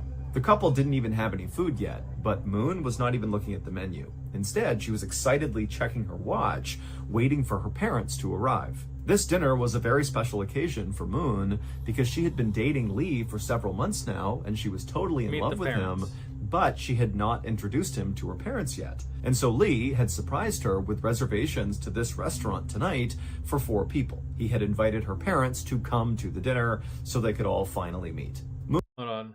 Can't go wrong taking a girl on a horse and carriage ride. Makes them feel romantic and like a princess. They'll love you for doing that. Yeah, I suppose for like Valentine's Day, right? Not like a random Tuesday in August. Right? Asking. Anyways, yeah, you can't go wrong with that either. But I would save that for the very special occasions. You can't just be doing that all the time because then your lady's gonna get used to that shit. And I can't imagine that shit's cheap to do.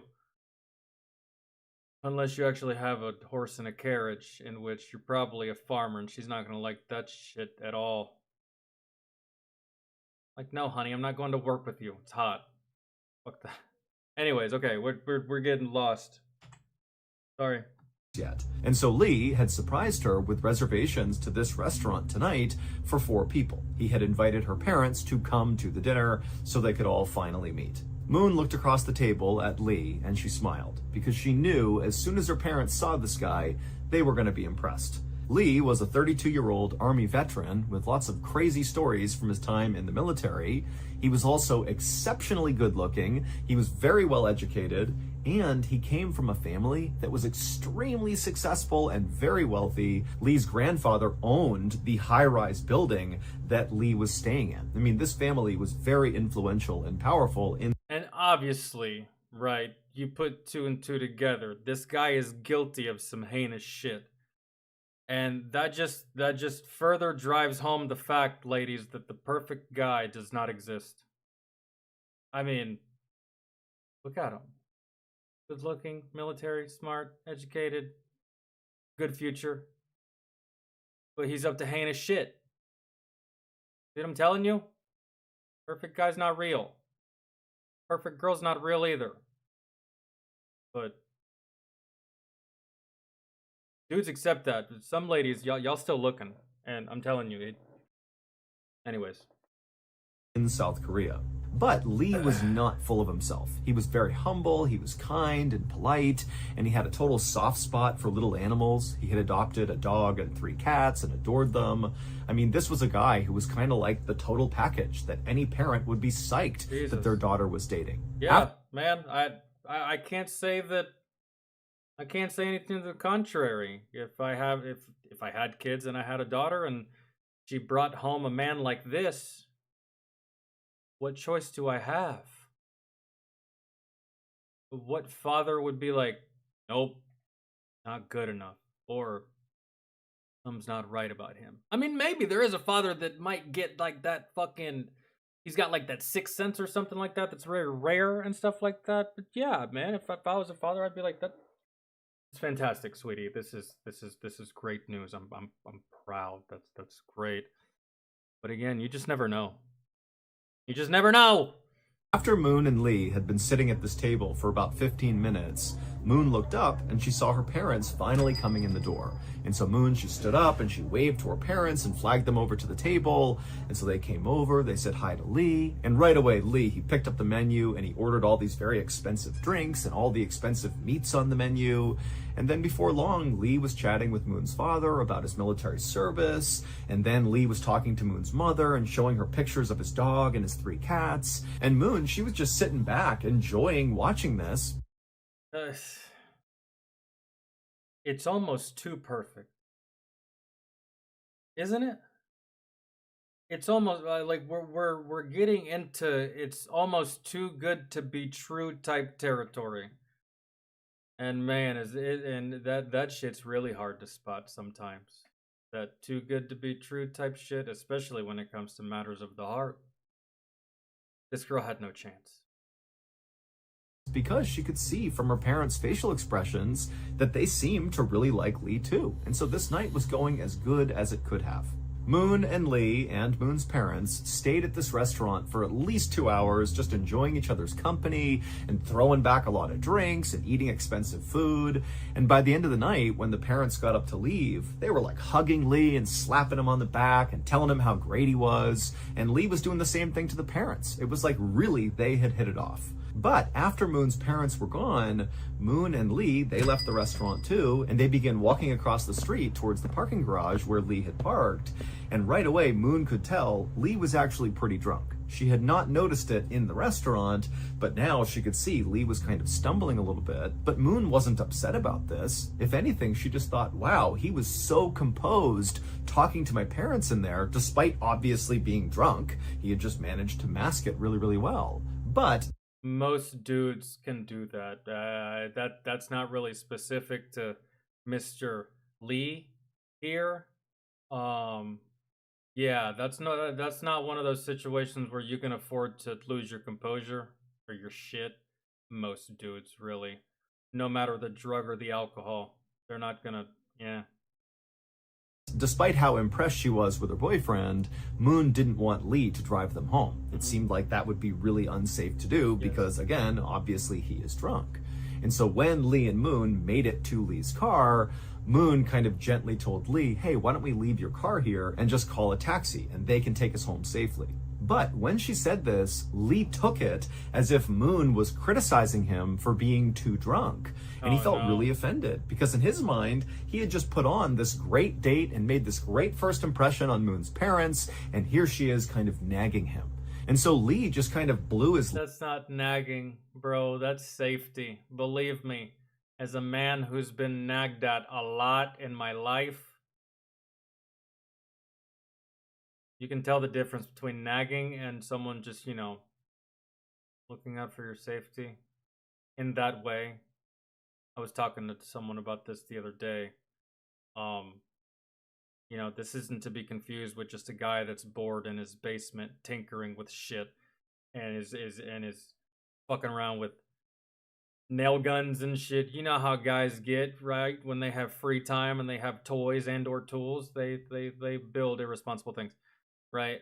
But yeah, that's not nagging. That's just looking out for, yeah, that's lid, and the couple got in this horrible yelling fight in the parking garage, which ended with Lee telling Moon that their relationship was now over, and then Lee turned around and stormed off to hail a cab by himself. Here's to fall favorites, made with... That should have been the warning sign to Miss Moon here. Or at the very least, a warning of things to come.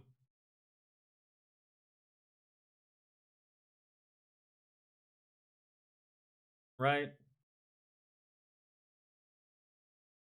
At least for those of you who either have dealt with an alcohol problem, or you can't deal with your alcohol or handle your liquor, or maybe you know someone or a family member that can't handle their liquor and it can become a problem.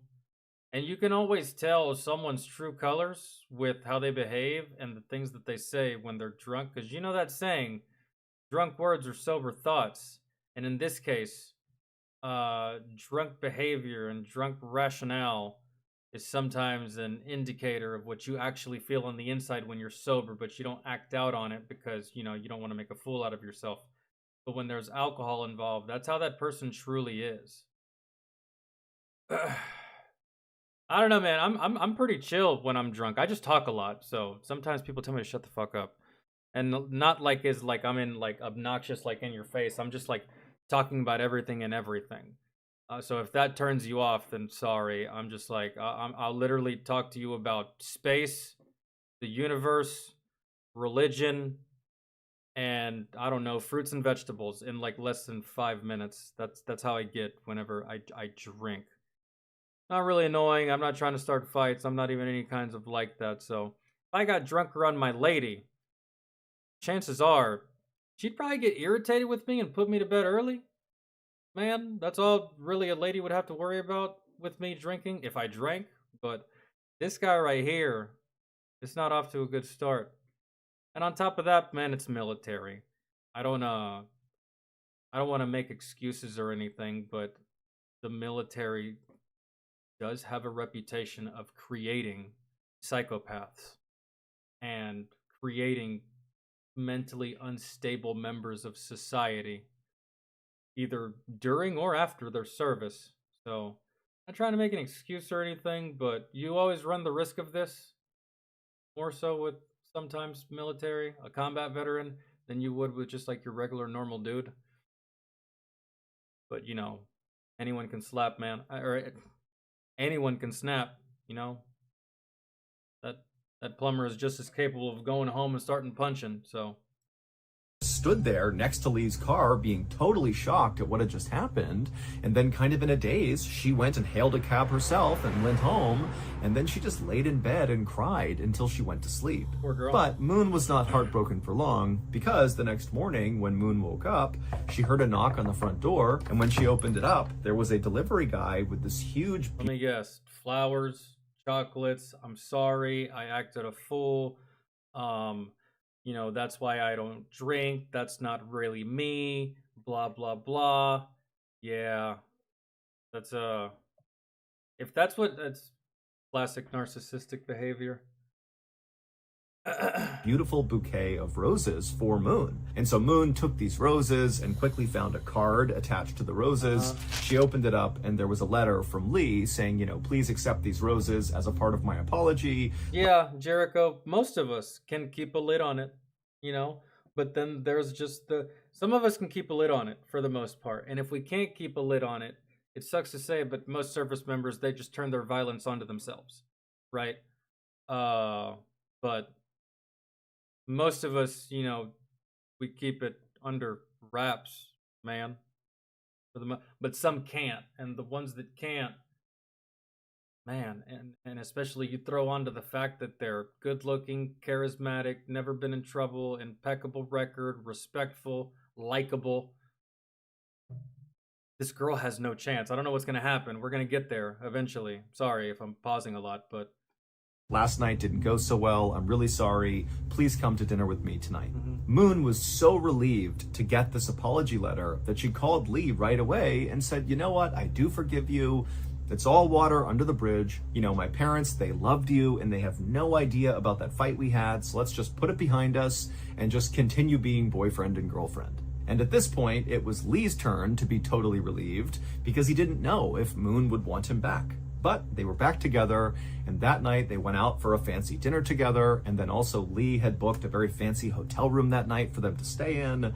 And this is really how their relationship went for the next couple of days. Basically, Lee would take Moon out shopping anywhere she wanted to go. They went to all the best restaurants. But after that honeymoon phase, within the honeymoon phase is over, he will revert back to his old behavior, I'm guessing. And stayed in the best hotels. To Moon, it was obvious that Lee was really just continuing to shower her with gifts and praise and all these fun things to still try to make up for that big fight they got into, even though... But did he actually say he was sorry? Did he actually apologize? Because lots of times, that's all that women really want. They want you to acknowledge the fact that you fucked up and that you're sorry about it. And that you feel bad about it. You don't have to shower them with lavish shit and gifts and hotels and trips and stuff like that. They see right through that. You can't buy, some women you can, but a good woman, you can't buy their loyalty like that, man. Sometimes they just want you to, I don't know, just feel bad and empathize with the fact that you made them feel bad and understand it, right? Hard for us dudes sometimes, but that's it. That's just this is very, even as a guy, if a girl did this to me, she fucked up somehow, pissed me off, and then she came back with, a gold watch, a Rolex, a chain, fucking, a trip to Puerto Rico. I'm like, hold on, no, what are you doing? What's going on here? This is not even necessary. This is weird, actually. What are you doing? So... Though Moon really had forgiven him. And at some point, after several days of being treated like a princess by Lee, Moon finally told Lee, stop buying me stuff. It's fine. I totally forgive you. Everything is good. Red flag. But Lee insisted that he be allowed to continue to spoil her. After all, it was the Christmas season, and she deserved to be spoiled around Christmas. So in South Korea, Christmas is celebrated a bit differently than it is in Western countries. Cool. Tell me, because I don't even know how they do it. Like America. In South Korea, Christmas is a big holiday, but it's really just a holiday for couples. It's not really a family occasion. It's like their Valentine's Day. Or do they have a Valentine's Day? What it sounds like. So in South Korea, on Christmas, lots of couples will go out on these fancy dates. And so that's kind of how they celebrate Christmas. Okay. Whereas, in Western countries like America, it's all about family and waking up and getting presents from Santa Claus. So that's the difference. Western is family-centric, and in South Korea, it's very couple-centric. That's interesting. That's very interesting. As long as that's their version of Valentine's Day and they don't have Valentine's Day and then also that, then that's cool, I guess. I could fucks with that, really. I don't mind it either way because I love seeing family. The older I get, the more I appreciate it. So when it comes to the holidays, that's one of the main things I look forward to. Not Christmas spirit, not buying shit, not fucking Black Friday. None of the noise that society makes in regards to this holiday. I just really care about seeing my loved ones. Because, when we get together, right? So, but I also, if I lived in South Korea, I wouldn't mind that either. Just you and your lady, I suppose. A Valentine's Day thing, but... It's kind of like Valentine's Day in the winter. So, on Christmas Eve, Lee told Moon that he had a very special dinner planned for Christmas, and would Moon mind coming over to Lee's apartment on Christmas morning to feed his cats and his dog, because Lee... Now, in South Korea, do they still call it Christmas? Like, obviously, I know they would say it in their language, but when they say it in their language, are they still saying Christmas? Or is it something else and Mr. Ballin is just translating it to Christmas? I'm assuming they say Christmas? They call it that, right? Even though it's just like a different thing with different implications and different rituals and shit. I'm sorry, I'm interested.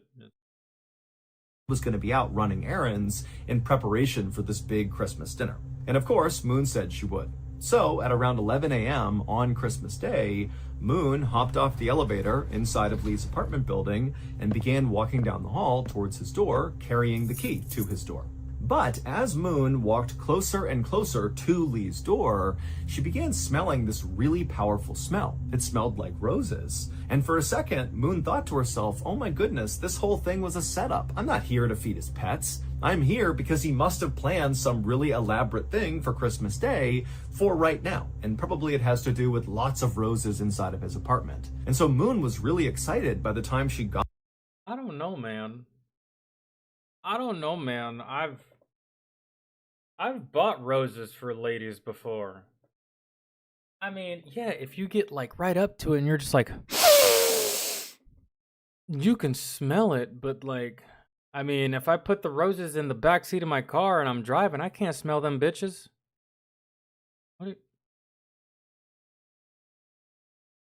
That'd have to be like a metric ton worth of fucking roses to be able to produce a powerful smell where you can smell it from outside. Got out front of Lee's apartment door, but before she used her key to open it up and just go in, she decided she would just call out for Lee, because she figured at this point, he's got to be in there. He knows I'm about to be surprised by this big thing. And so she calls out for Lee, but there's no answer. And so she knocks a couple of times to see if maybe she can get Lee to come to the door. Or maybe I'm wrong about the roses. I don't know.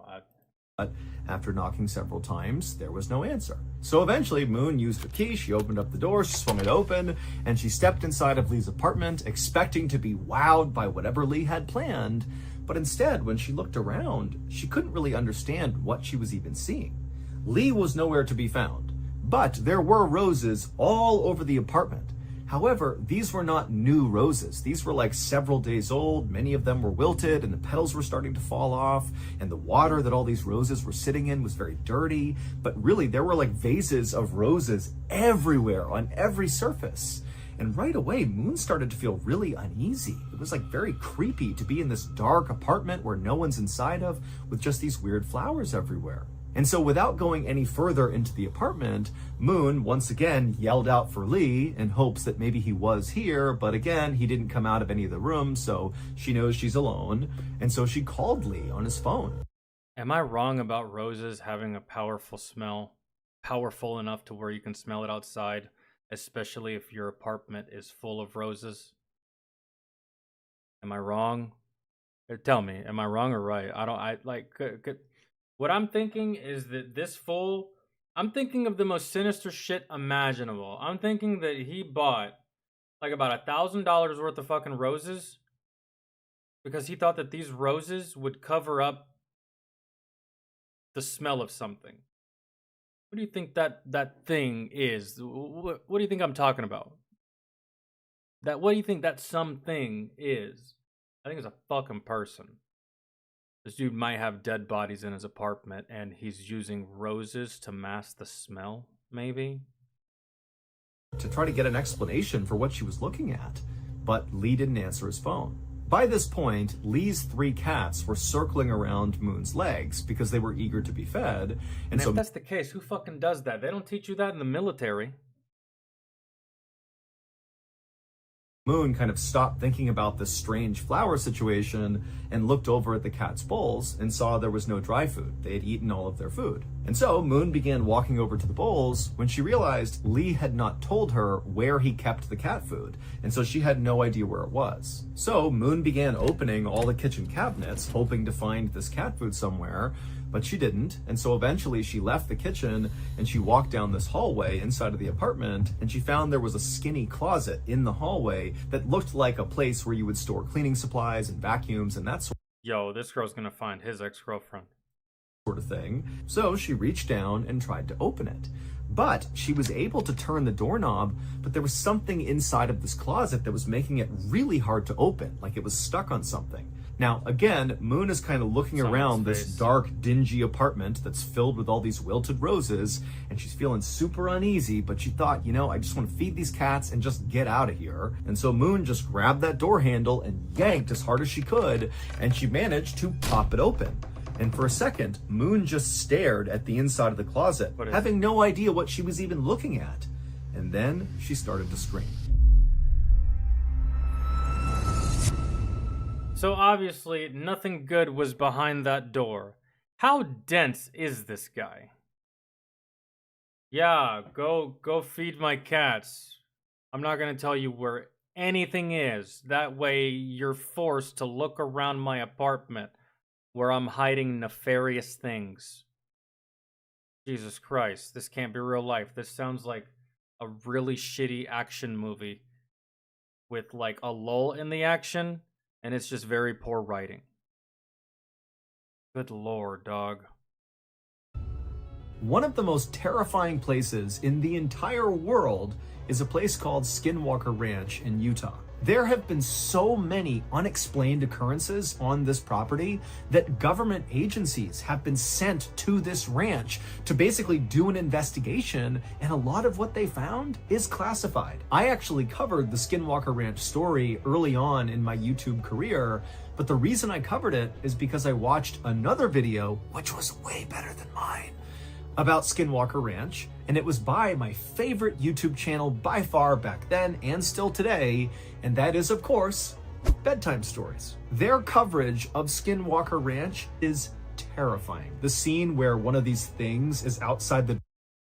They're going to be releasing 3 new episodes, and they are all about Skinwalker Ranch. Also, stick around till the end of this video because we're going to play a sneak peek from one of those 3 episodes. Maybe if you're not happy with your online podcast engagement metrics, I have the solution. Riverside is an online platform for podcast. Maybe one day we'll check out a video on Skinwalker Ranch. It would turn out virtually everything Moon thought she knew about Lee, her boyfriend, was wrong. 5 days earlier, after Moon and Lee had gotten into that horrible fight in the parking garage following the dinner with Moon's parents, Lee had made it seem like he was storming off to go hail a cab and drive home on his own. But in reality, after he stormed off, he waited for Moon to walk away and get a cab on her own, and then Lee just walked right back over to where he had parked his car in the parking garage. He got inside, turned it on, and began driving home. But on his drive home, he actually crashed into a taxi driver. Now, neither Lee nor the taxi driver were harmed in this accident, and both cars were still drivable, but Lee actually had a really big problem with drinking and driving. 9 years earlier, in 2013, when Lee was serving in the military, he was put in military prison for drunk driving. And then after he got out of the military, he was arrested 2 more times for drunk driving in 2018 and 2019. And so even though this accident with the taxi sparkly clean persona is falling to pieces, driver was very minor, Lee did not want to go to police and report this accident because if officials got involved, they would see that Lee has this horrible history of drunk driving and he would get in way more trouble. And so Lee convinced the taxi driver to just allow him to pay him privately for the damages in order to avoid getting officials involved. However, the taxi driver, who was open to this, demanded that Lee pay him in cash. He didn't want some sort of deferred payment plan. He wanted to be paid now. And so Lee said, okay, well then let's go to my apartment and I'll just pay you there. However, when the taxi driver and Lee got to Lee's apartment, they got in a fight over how much money Lee actually needed to pay the taxi driver for the damages. And eventually, Lee just kind of snapped and beat the taxi driver to death.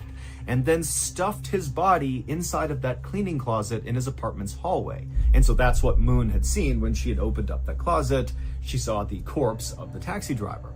And then after Lee had murdered the taxi driver, he stole the taxi driver's credit cards and his cell phone, and Lee would use the taxi driver's credit card to pay for all those lavish dinners and hotel stays and gifts over the next few days as Lee spoiled Moon for Christmas. And also during that it wasn't for the reasons I said, but there it is. time, Lee was using the taxi driver's cell phone to send messages to the taxi driver's family to convince them that he was still alive.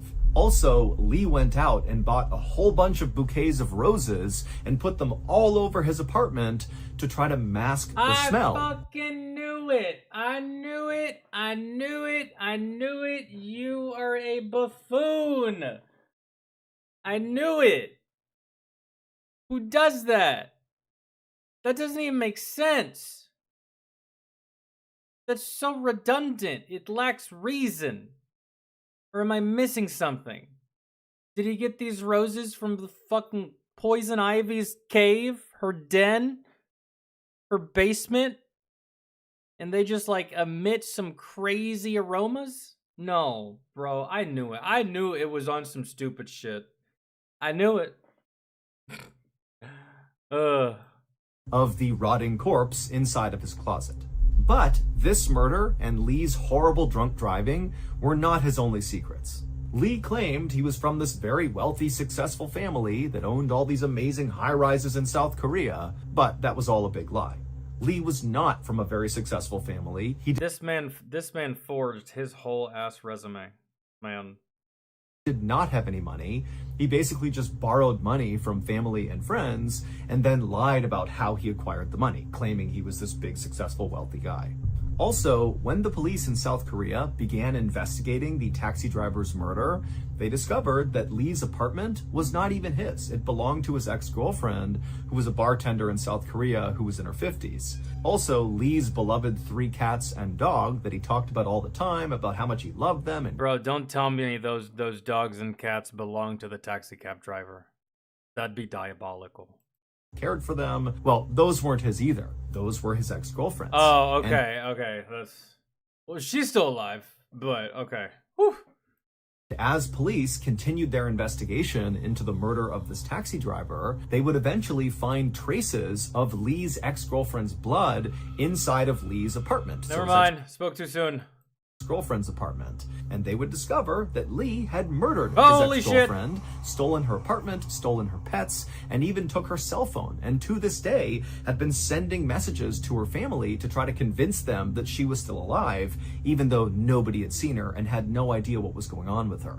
Lee was ultimately arrested for 2 counts of murder, and he would quickly admit that he did kill the taxi driver and his ex-girlfriend. However, by this point, police had located the cell phone of a missing woman amongst Lee's things. He's a serial killer, bro.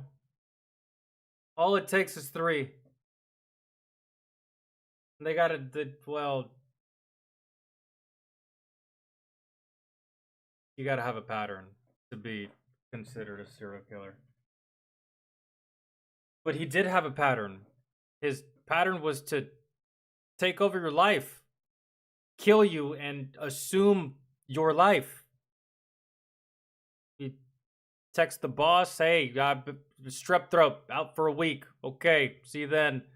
Family, hey, I cut my ball sack shaving. It's very traumatic. I'll see you in a couple days. But like, Jesus Christ. And so they became very suspicious that he might have had something to do with this 3rd woman's disappearance. However, to this day, Lee has denied having anything to do with this missing woman, and they still have no idea what happened to her. And so that case is kind of on hold. Despite how totally crazy this whole story sounds... Hey man, he might be telling the truth about that 3rd woman. I can understand if you go from, oh, I didn't see him, to, yeah, I did run him over on purpose. That's one thing, but, like... And so that case is kind of on hold. Despite how totally crazy this whole story sounds, The craziest part actually But to kill 2 people and then deny the third, that I'm inclined to believe you. Right? happened after Lee was arrested.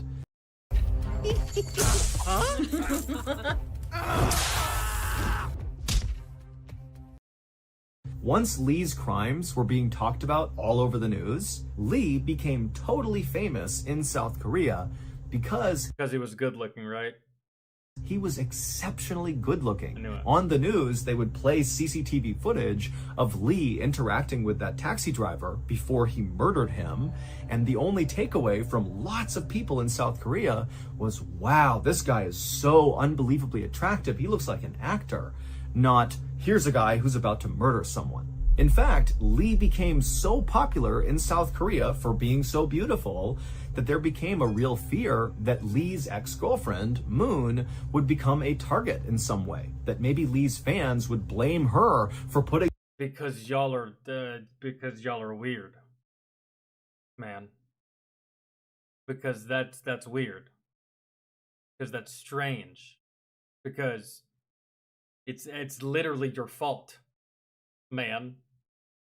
Put this guy on a pedestal, and then what, 20 minutes later you're just like, oh wait, we actually might be putting his girlfriend or ex-girlfriend in danger. But yeah, let's keep idolizing the way he looks, even though he's a monster. Yeah. Very nice. But hey, that's not just South Korea. That shit would happen here. And it has happened here. Several times, man. their beloved Lee in prison, and they might try to attack her. However, the police in South Korea did a really good job of masking Moon's identity, and so to this day, we believe she is still safe.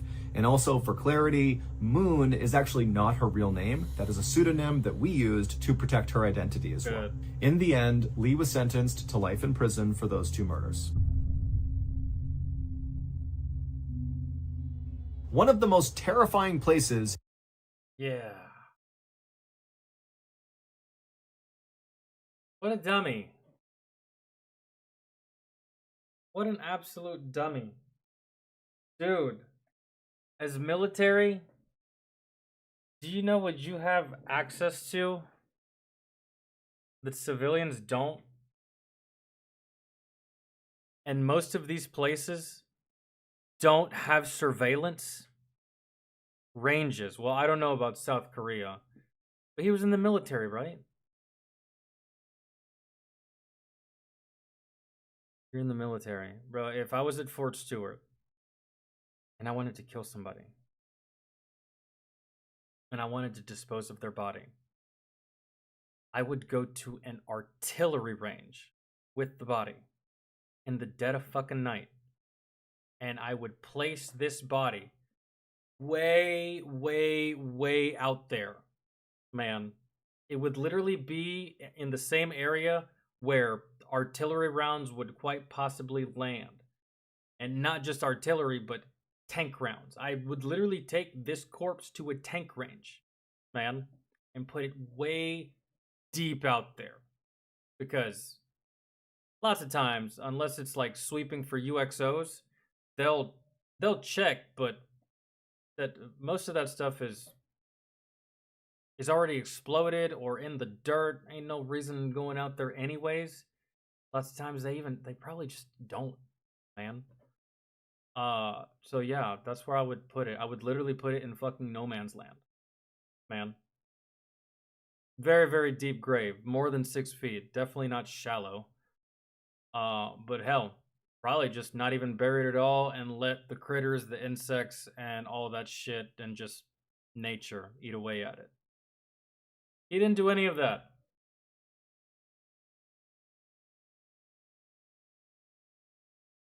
in the entire world is Skinwalker Ranch in Utah. And this week, as part of a special... Oh, I don't know what we're doing. Yeah, we're done with that.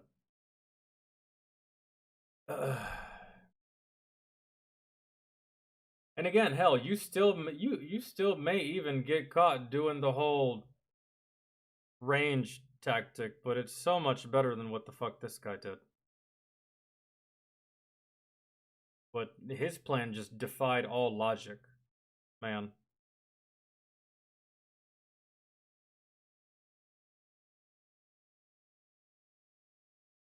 Yeah, David, that's what UXO means. And not really that much of a danger, really, David, to walk out there. Because, like, I don't know, I would. Think about it, David. Your fear is you walk out to this area, you might encounter a UXO and you might get fucked up, right? What do you think's gonna happen to you if someone finds the body that you just fucking killed? You either go to jail or you die trying to hide it. That's just so, like, I'm taking the chance. I'm taking the risk. And UXOs, especially artillery and when it comes to, like, tanks and all that shit, fairly big rounds that you can see from a good distance away. So, unless they're completely buried in the fucking dirt and just never went off. But again, that's way out there, man. You're talking like thousands of meters. So, or just sidestep it, man. Most ranges, very linear. That's all they are, is just linear. And yeah, there's a lot of space outwards, horizontally, but it's literally in a straight fucking line. So if you want to just sidestep all these UXOs or any kind of problems walking on this range, you could just always take the wooded area, walk all the way around, because the range eventually ends at a certain point. Forwards and right and left. It eventually ends at a certain point and it's nothing but trees. You could just sidestep all that. It'd take you longer, but whatever. You're trying to get away with murder, you're gonna do it right? So, yo, Ryan, what's good, man?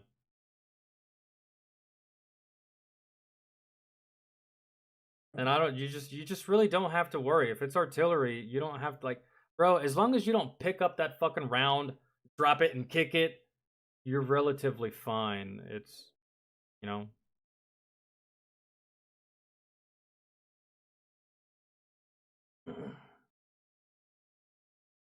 Oh, if it's a hand grenade range, I mean, well, yeah, you don't want to deal with that.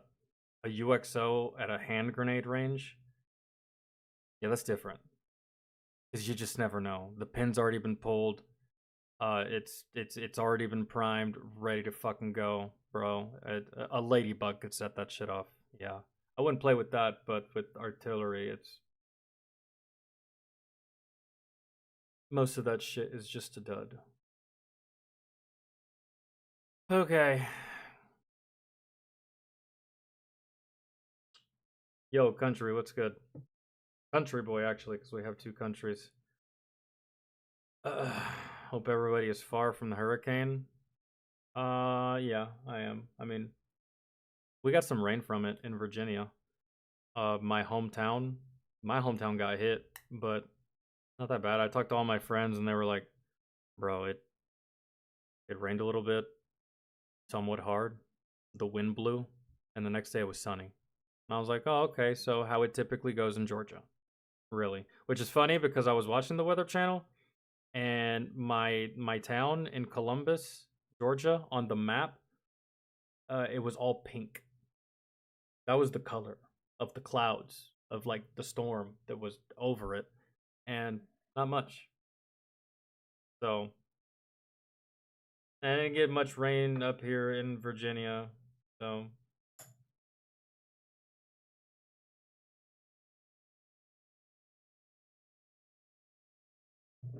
I'm telling you, bro, Georgia is not that bad when it comes to hurricanes. The occasional tree falls. And everywhere around the nation, people go full retard when it rains on the road. I don't know what it is. I think it's something in the water. No pun intended. And it's just great.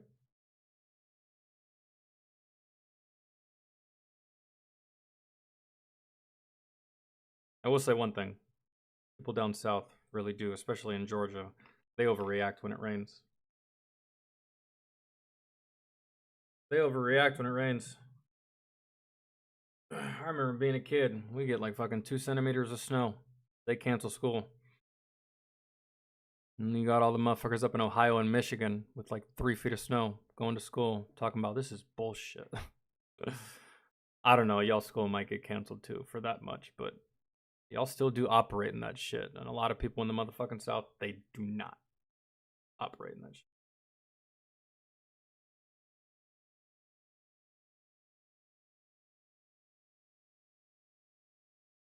Oh my god. Okay.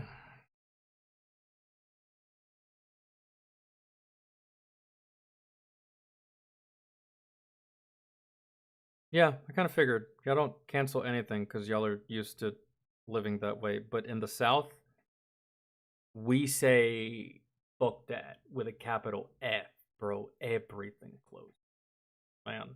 And same thing for hurricane season, man. People in Florida standing in the eye talking about this ain't so bad, right? And then you got motherfuckers in Georgia getting like, I don't know, maybe a few inches of rain. Or at least in my hometown, maybe a few inches of rain, and everyone panics and freaks the fuck out and starts buying up all the toothpaste. Why toothpaste? I don't know, but a lot of motherfuckers bought toilet paper when COVID happened, so we've heard of stupider things. It's not outside of the realm of possibility. Get all the toothpaste. Colgate. So...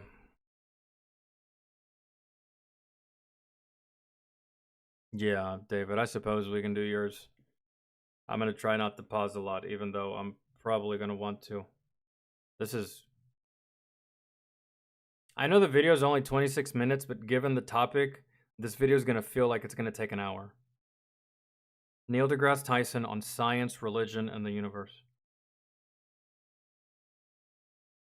And Neil is talking about all these things. This 26 minutes is about to feel like 4 days.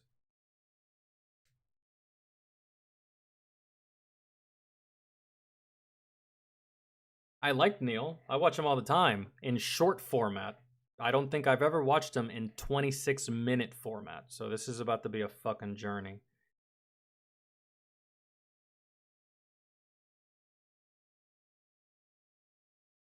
Chemical plant in Conyers, Georgia exploded the other day. Oh my god, bro. I always used to have to go to Conyers as a kid. There's like some kind of, I don't know what it is, man. We used to go as a kid. It was like this. Yo, maybe my sister knows, and she's home. Let me call her, and I'll let her explain it. I hated going to Conyers for this one reason, dude. That's crazy about the it exploding. You should send me a video. But what was this place? My mom always made us go, and it had something to do with religion.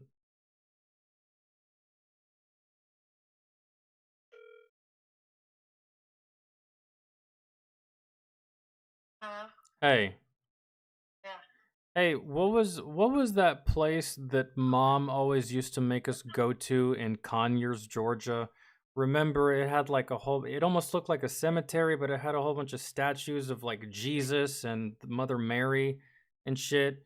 And it was like a lot of grass. We used to walk around. I don't know why we were walking around. I guess it was like a holy site or some shit. What was that? I don't even remember that. You don't remember that? Shit. Well, if you don't remember, Gigi definitely doesn't remember. I guess you weren't old enough. Okay, well then never mind. I was just wondering. All right. Bye. All right. Bye. Well then never mind. I guess she was too young. But I just described it. I hated going there.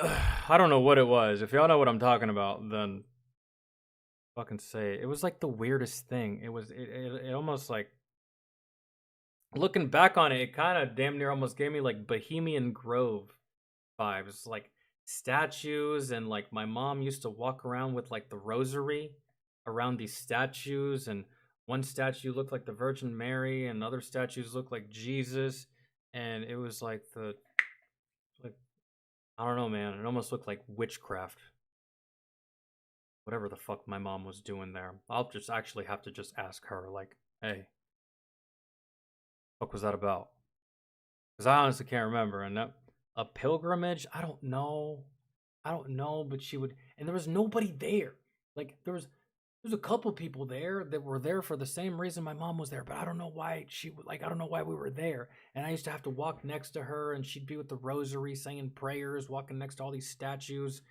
Some things almost damn near actually look like headstones, man. It was almost like a cemetery or like a place of worship. Like it was this open field, and it was all green grass. The grass almost looked too green, and I don't know, man. Was it a monastery of the Holy Spirit?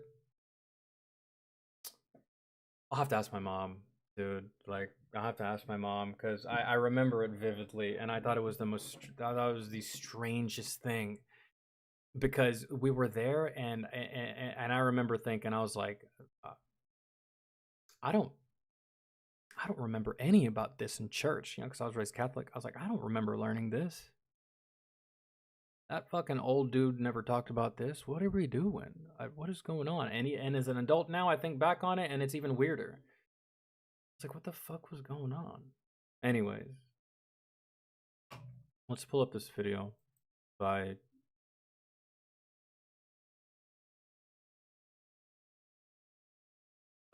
Marian apparitions at Conyers. It was in Conyers. I can't remember what the place was called, man. I was a kid, but I remember like vividly just walking around, and I was just like, because I had been to a cemetery before, but it didn't look like a cemetery. It looked like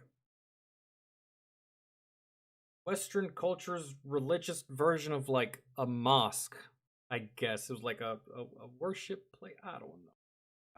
The more I try to explain it, the more confusing I'm actually becoming, or the more confused I'm actually becoming, because that's like the best description I can give you, and the description sucks. So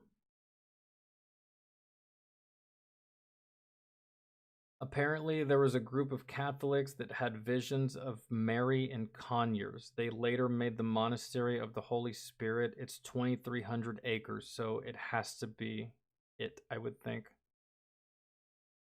If it's Catholic, then that's probably why we were there, because I was raised Catholic, and my parents were like, well, my mom anyway was hella just she thumped on it hard. So and she doesn't anymore. Like that's one thing about about Bible thumpers, they do that shit forever. My mom didn't do that shit forever. My mom did that to us as kids. She made us aware of religion, and she made us aware of, God and all that stuff. But once we became adults, it was all up to us.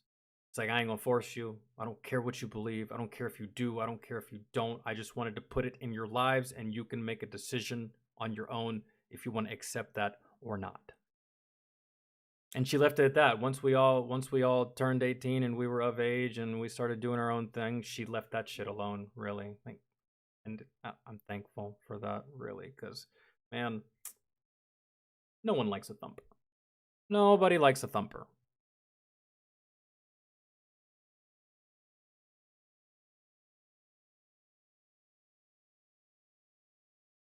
Not forced for us, just there.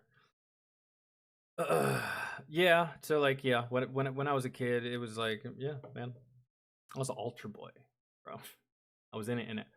So, yeah, she put it. I won't say she forced it, but she definitely put it into our lives a lot as kids. But once we got older, it was just like, I did what I was supposed to do.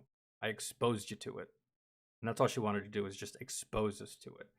If we latched on, we latched on. If we didn't, we didn't. That was the way she saw it.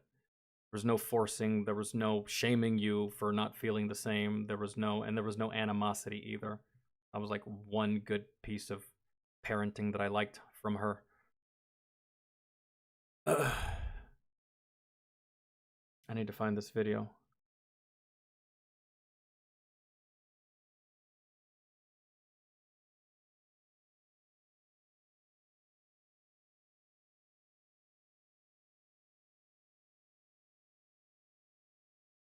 Yeah, man, it does push people away from religion, man.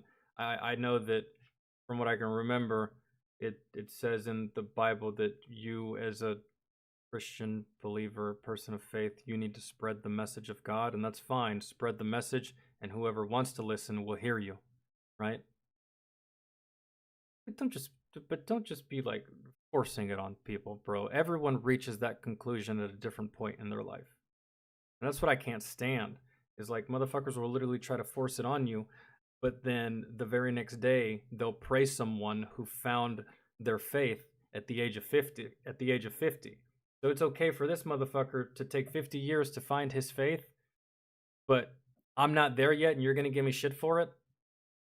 And just be like, wah, wah, wah, wah, wah, wah, wah, wah, wah, wah. But you're literally praising the guy that, you know, he found faith later on in life, and you're like, well, that's fantastic. I'm glad you found your faith. Congratulations. Great, great, great, great, great. But then turn around the next day and you want to fucking jump down my throat because I'm not in the same place that you are. I hate that shit. Oh, I hate that. This shit, like, So yeah, it does push you away, man. It's just like it's almost like a street performer playing the guitar. He's gonna play the guitar all day. He's gonna put that music out into the world all day. And if you want to stand and listen, you can listen. What he's not gonna do is follow you around playing you tunes that you don't want to fucking hear, and just being overbearing. You're not gonna make any progress that way, man. So, anyways, we've talked on this subject enough, which is actually not gonna fucking end because we're gonna watch some Neil deGrasse Tyson talk about it and the universe and other shit, which is this Moyers and okay.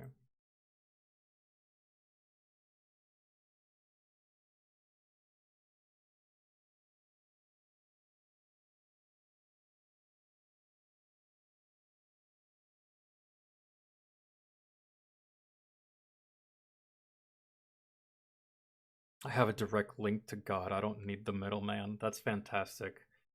I'm gonna say that next time someone tries to, you know, thump on me. Like, if you think about it, that's essentially what it is. It's like a broker, man. It's like it's like one of those temp agencies, man, that you call. You don't actually call the job and apply at the job. You go through one of these other motherfuckers that, you know. No. It's just like it's just not fair. It's just not fair, man. It's just like and there's always some kind of double standard. That's what I hate, and I hate a double standard more than anything else on this planet, dude. I really do. Drives me nuts. No matter what it is, double standards, hypocrisy, all that, and I don't know, man. It's just like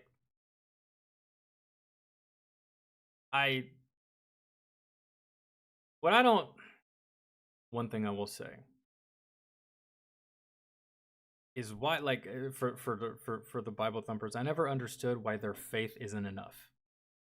Why is simply you having your faith not enough for you? Why do I also have to join you? Why is it imperative that I join you? Why do you lose your mind if I don't want to join you? Why does it ruin your day if I don't want to join you? Right? Just like, why is it so important? Why is your faith not enough for you? Why do you also need me to justify and validate your faith? It's your faith. You can have it. You know?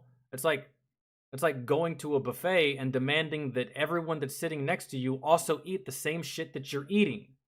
No one's gonna want to do that, man. Like, you just never get that courtesy from the thumpers, man. And it's just like, it's on and on and on and on. And,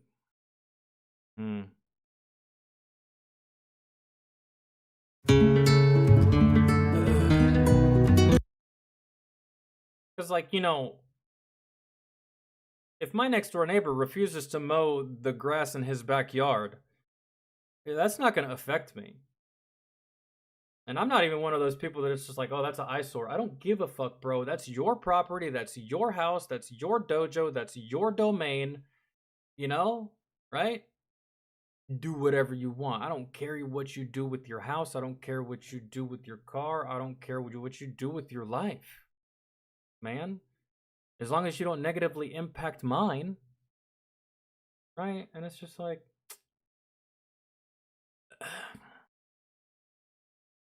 you know what? I'll just wait until this is over to smoke. I don't even feel like getting up. Skip to the 3-minute mark. Fantastic. I do. Yeah. That was probably the intro.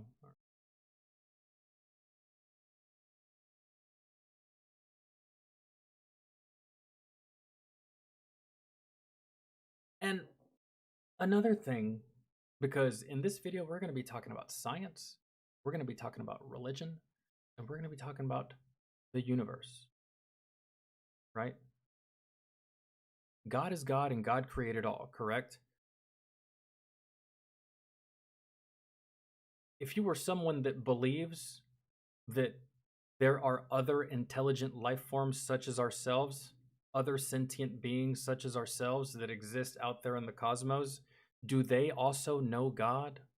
Do they also know Jesus Christ?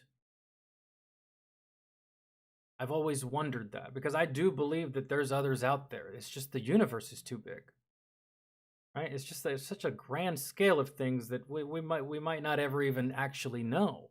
But I do believe that the universe is too goddamn big, man. It's just too big for it to just be just us. I refuse to believe that. I'll die on that hill, right?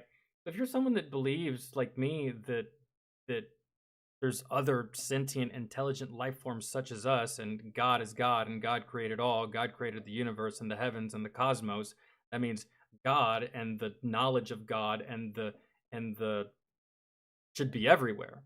Correct? So do you think that another planet somewhere in another galaxy that also has intelligent life just like us, do you think that they're also aware of God and Jesus Christ? And if they are, do you think that the story of God and Jesus Christ goes in the same manner and in the same way as for us? Right? Because you got to think, man, the way that it's stated is God, God created all. Correct? And the universe is fucking infinite, right? So it's just, I've always wondered that, right? Like, you know, here on Earth, you know, we believe God, Jesus Christ, all that stuff. What about another planet and another galaxy that also has beings like us?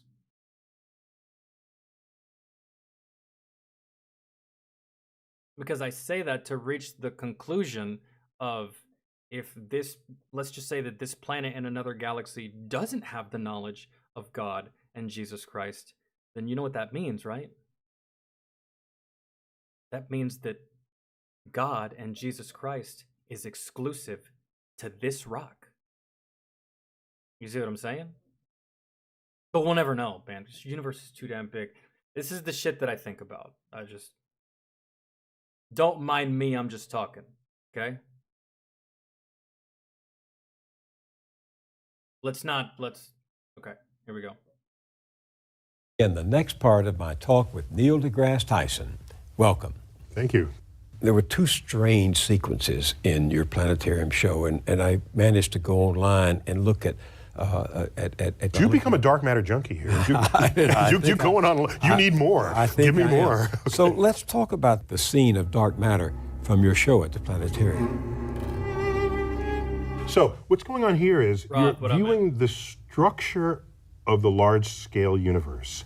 And what we've represented here are dark areas that themselves have more gravitational attraction than the light areas. So the light areas are drawing themselves to the dark areas. And so what happens is, as this happens over the eons, structure begins to manifest in the universe. And you see this web work, and it looks almost organic, or it looks like some kind of neurosynaptic map. The formation and collection of matter in the universe follows the laws of physics, and when you add in the dark matter, this extra gravity, it turns the universe into the universe that we see. That's why we know the dark matter is real. We don't know what it is, but we know it's there because we can't make the universe as we see it unless we put this extra gravity into our simulations to match the gravity that we see. So you know it's... So what he's saying is that dark matter, basically in layman's terms, if I'm understanding what he said correctly, I'm going to try. Basically, dark matter has to exist because if it didn't, nothing would exist. Did I just get that right? Neil Tyson is very smart, so I'm trying to keep up with like his... follows the laws of physics, and when you add in the dark matter, this extra gravity, it turns the universe into the universe that we see. That's why we know the dark matter is real. We don't know what it is, but we know it's there because we can't make the universe as we see it unless we put this extra gravity into our... Yeah, basically, we can't make sense of the universe without this component. So therefore, this component has to exist because this component makes this work. And without this component, this doesn't work. So this has to be. It has to be a thing. I think I'm on track. Simulations to match the gravity that we see. So you know it's something. It's something. And there's some exotic... It's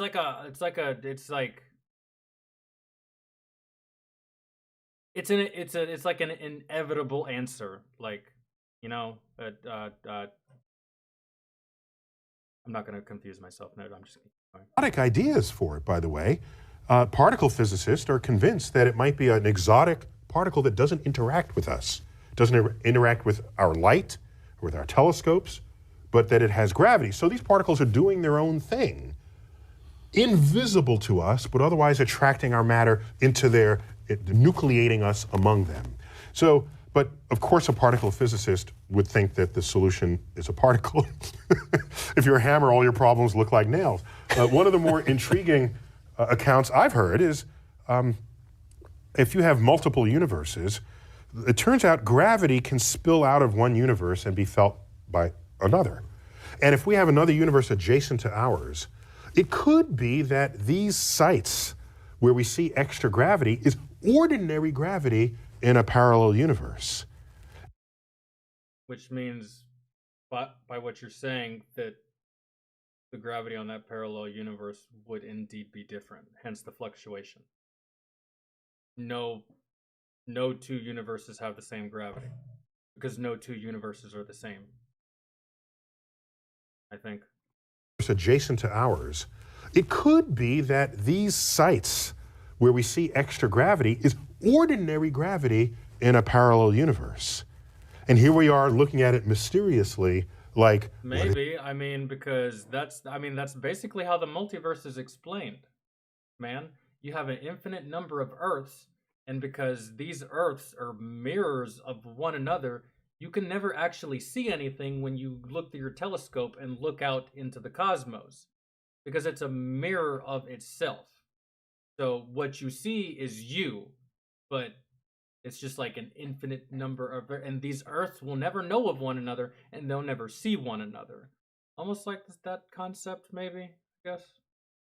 These sites where we see extra gravity is ordinary. So what we think that is dark matter could quite possibly be a next door neighbor universe that, you know, is imposing their gravity on our universe, and that's what we see.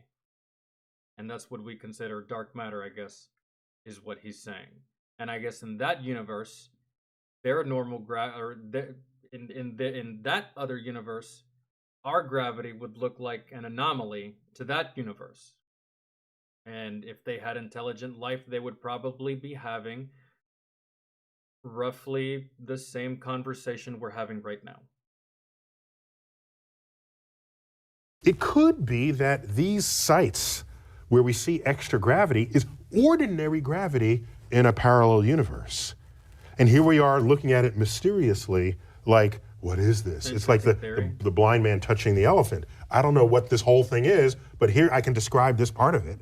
and it's kind of textured, and it's no. This guy, it's smooth and hard, and you can't see the whole elephant. Maybe the elephant is ordinary gravity in another universe, and we're feeling it, and we're making stuff up just to account for it. You think there could be another universe? I don't see why not. Because back when we thought Earth was alone in the universe, we learned that there are other planets, that the Earth is just a planet, one of many. Well, the sun is surely special. No, the sun is one of 100 billion other suns. The galaxy, the Milky Way. No, the galaxy is one of 100 billion galaxies. How about the universe?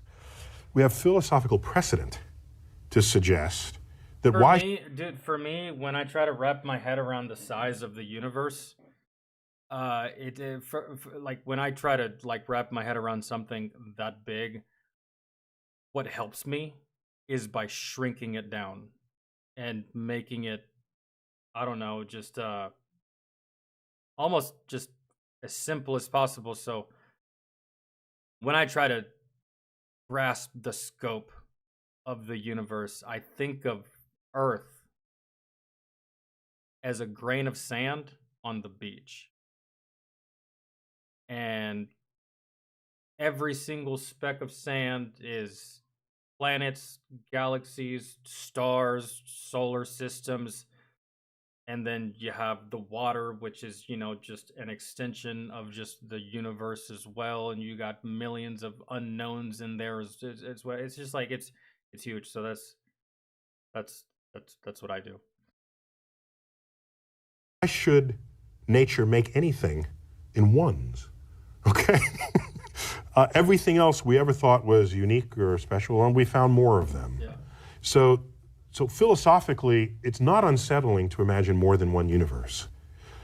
We also have good theoretical grounds for suggesting the existence of a multiverse, where our universe is just one of some countless number of other universes. And it's a very popular theory. Why do you think that whole concept was so popular once upon a time with comic book fans?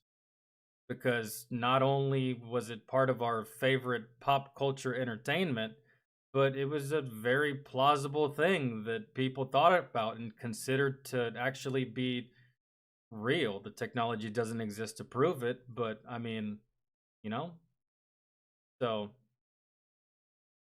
coming in and out of existence with slightly different laws of physics within them. So that makes it a little dangerous because we are held together, evolved in a universe where we work where we work physically. If you want to visit another universe, I would send something else ahead of you. So explain this to me. Why is it I felt more satisfied watching the planetarium show, and as I'm sure we will watching the new Cosmos, than I do personally from science fiction? I mean, I came away with a sense of really having experienced something authentic at the planetarium. That's a great question. By the way, there are many science fiction fans who also embrace the science reality. And people who are fans. Science fiction fans, they will always embrace the multiverse because, again, it's just plausible and it's such an intriguing idea. I mean, if you're going to agree to multiple universes, then you can't just turn around and disagree with the idea of the multiverse. You can't agree with one and disagree with the other. And I don't know. I like both theories, man. But that's just, at the end of the day, given our limitations on our ability to explore, that's all it is. It's just a theory. Fans of fantasy and superheroes and science fiction and all the storytelling that goes on the frontier. Essentially, everyone there knows the difference between that frontier and the real science that comes out, and they will judge the storytelling based on how much science it got right before it starts inventing what the frontier of imagination would bring. If you violate a known law of physics, that's less. I mean, now, these days, the whole multiverse concept is dead, really. I don't know about you guys, but I'm completely fucking over the multiverse concept. Because it started off as a cool idea, with Marvel and stuff like that. But it had unforeseen it had unforeseen negative impacts on the franchise as a whole because motherfuckers don't stay dead. There's no stakes. You don't really care about who lives or who dies because they exist somewhere else. We'll just go somewhere else and you can see that character. It got lame, but the actual theory in and of itself is still very appealing to think about. Lesser science fiction than the ones where you get all your physics right. Now give me the warp drive. Now give me the transporter. Take me beyond what we know.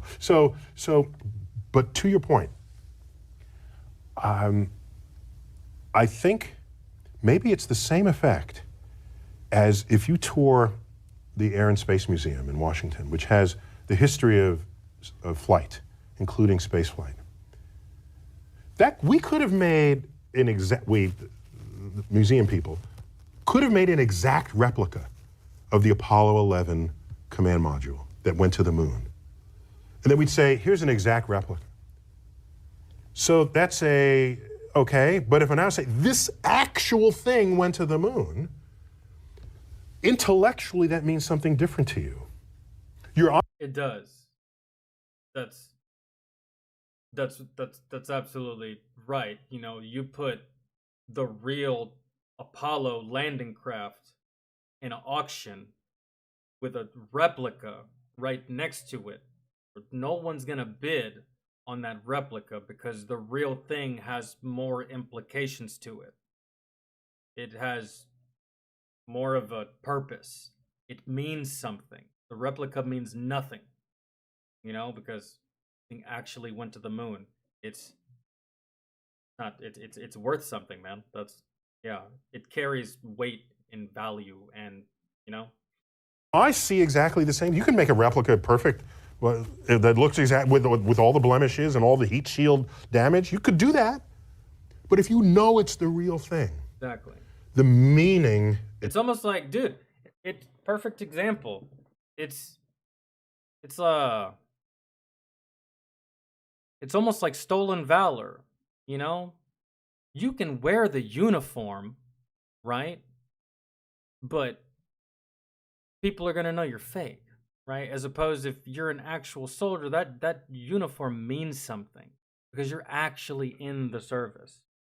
As opposed to, you know, you wear it without meaning, it doesn't mean anything because you wear it without service, it means nothing. The uniform means what was given up, what was lost, what was gained, and what had to be done.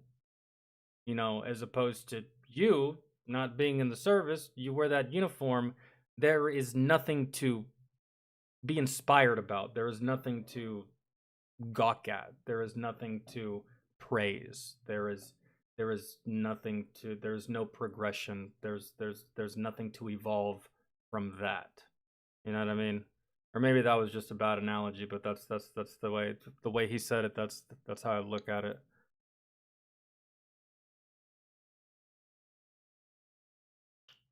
What happened? Oh, Deadpool? Yeah. Are you talking about the whole multiverse shit? The multiverse shit got stupid, bro. And the only reason it worked for Deadpool is because it actually had a point to use the multiverse. But, you know, whereas in a lot of these other films, there was just no point to use the we're going to move on. To you. Your eyes see exactly the same. You can make a replica perfect that looks exact with all the blemishes and all the heat shield damage. You could do that. But if you know it's the real thing, the meaning is magnified. Mm-hmm. And so, yes, you go to our space show. It is the real science, and it is captivating you the way we'd only perhaps had thought science fiction could. Well, science fiction came first in a way, in terms of popular entertainment. In some cases, but I'm a fan of J.B.S. Haldane once said, I'm paraphrasing, he said, the universe is not only stranger than we have imagined, it's perhaps stranger than we can imagine. Mm. And when you realize that, I You understand. I realize it every single time I try to wrap my head around the universe, because the universe is, I don't even think, like, it's just astronomically big, man. It's boundless, dude.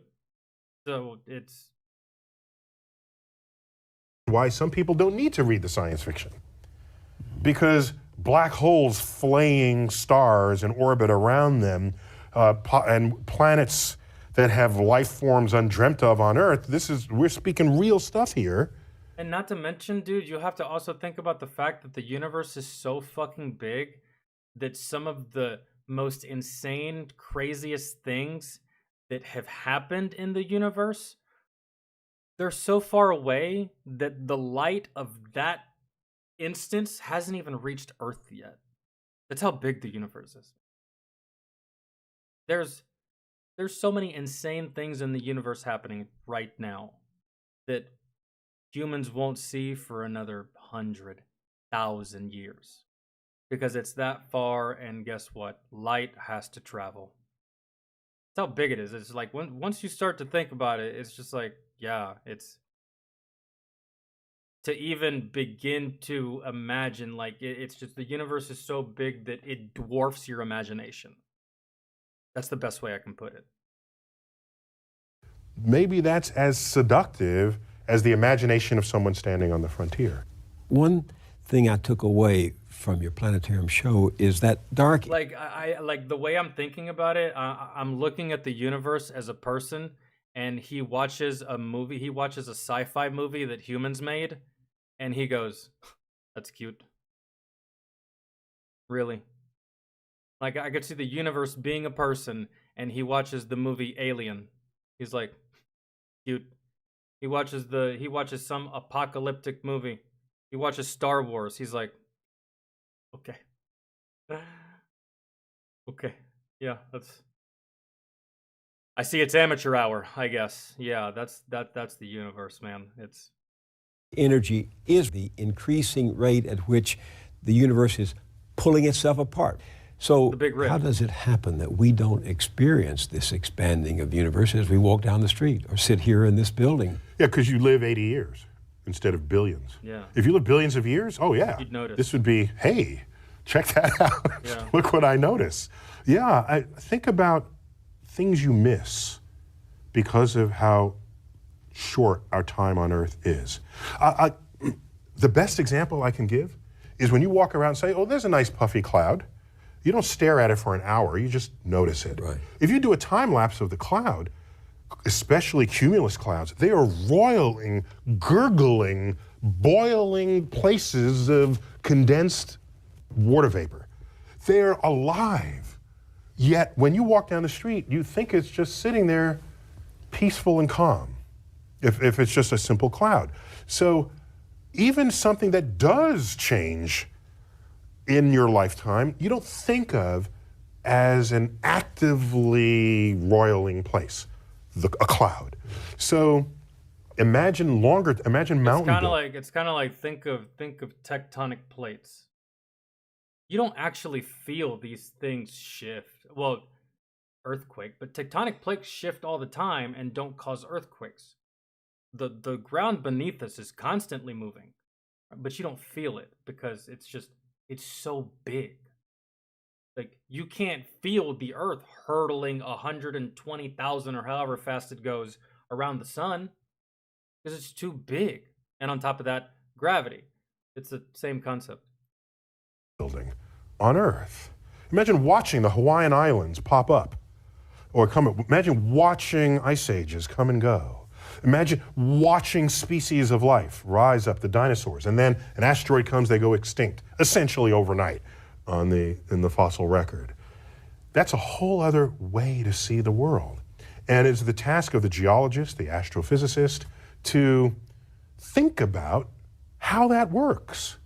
Fortunately, we have computers that can speed up time.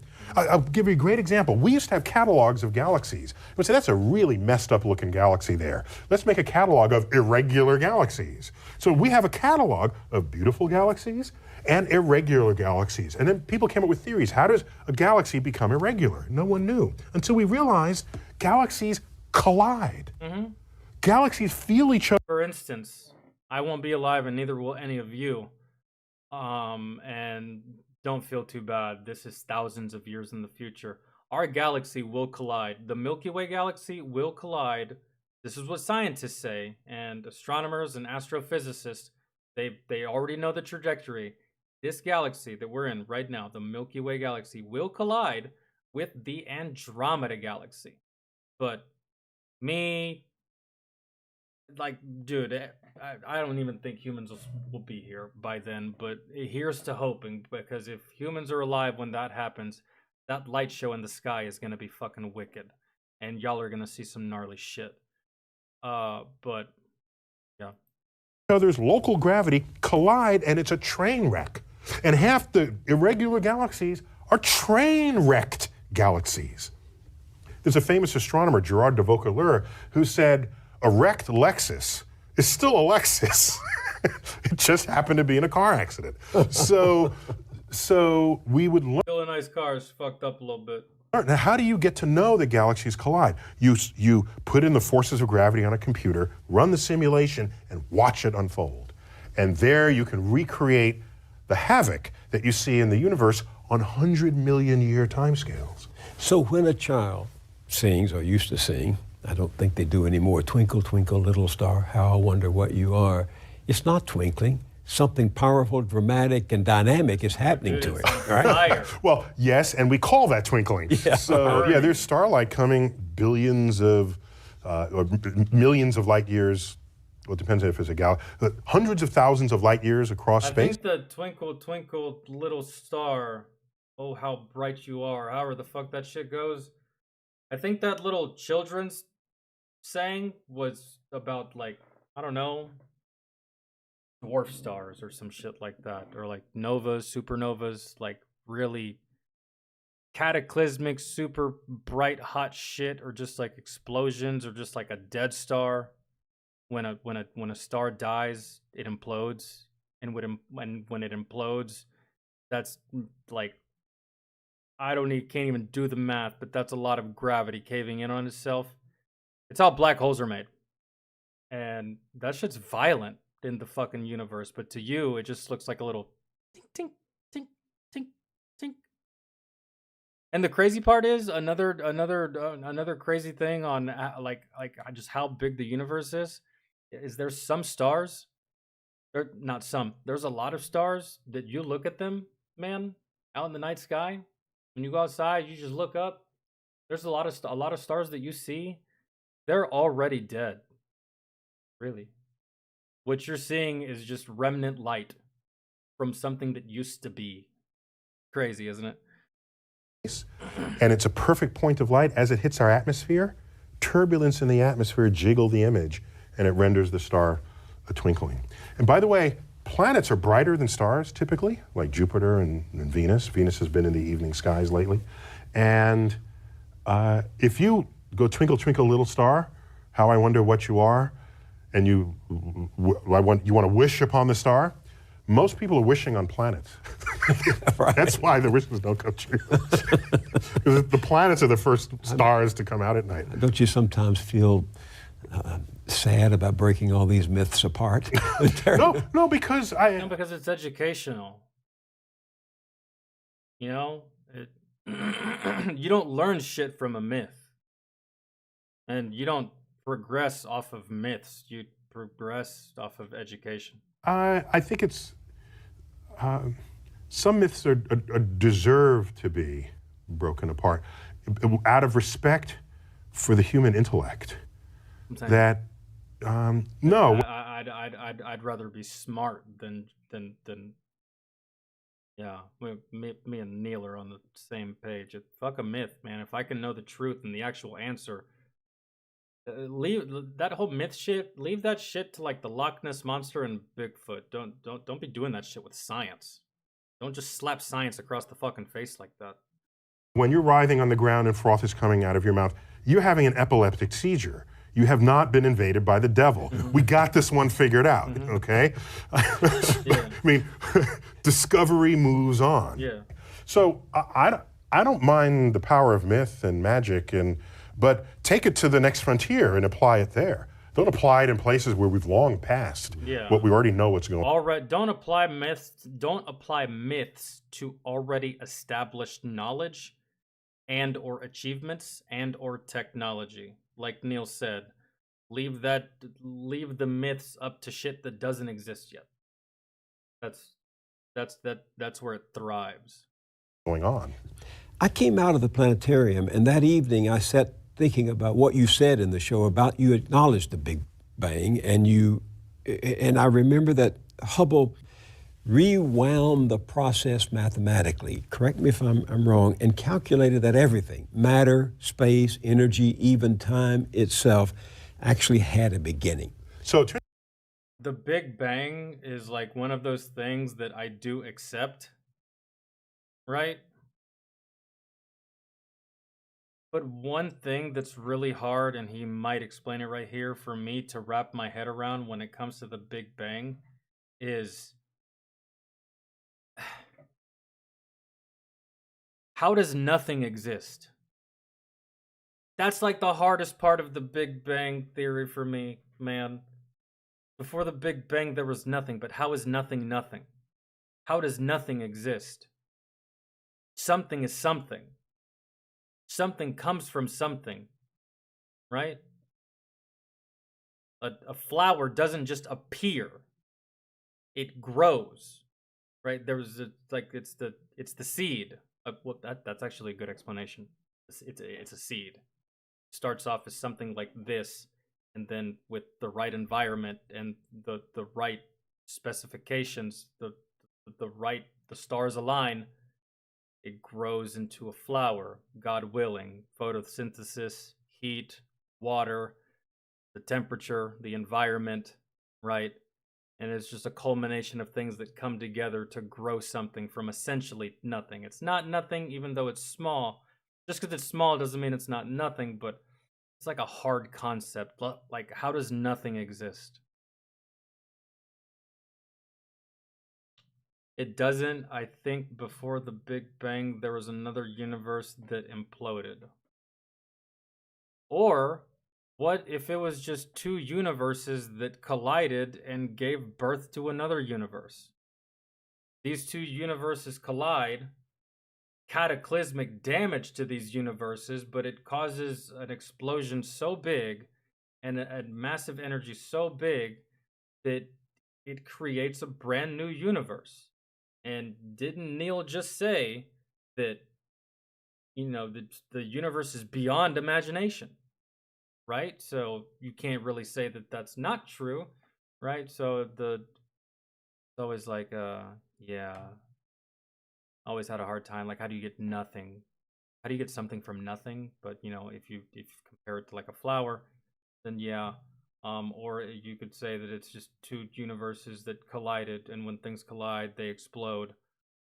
Especially at that scale with that much energy. You know how much energy and shit is inside of just one universe? Now imagine two colliding.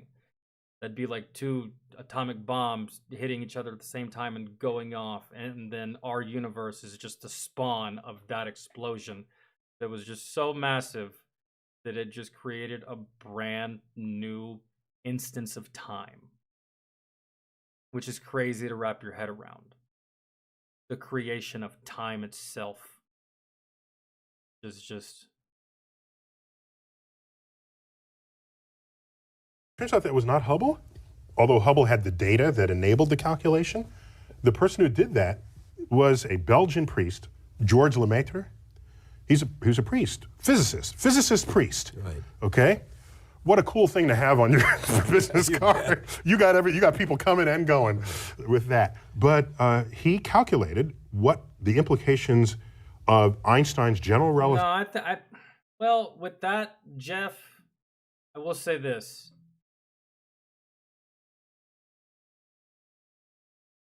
You said they know so much about space and what's out there, but so little about the Earth. No, I think we know everything we need to know about the Earth, minus a couple of outliers. It's the ocean that we don't know much about. We actually know more about space than we do about our own oceans. And the reason for that is because It's a lot easier to go up than it is down, man. Really. So naturally, we're going to explore what's easiest to explore. You know, we got satellites. It's way easier to put a satellite in orbit than it is to send something to the very depths of our ocean. I mean, look what happened to that fucking submarine with all those rich people. They just went to the Titanic, and that's not even close to the deepest depths of our planet when it comes to water, which covers 70% of our planet, right?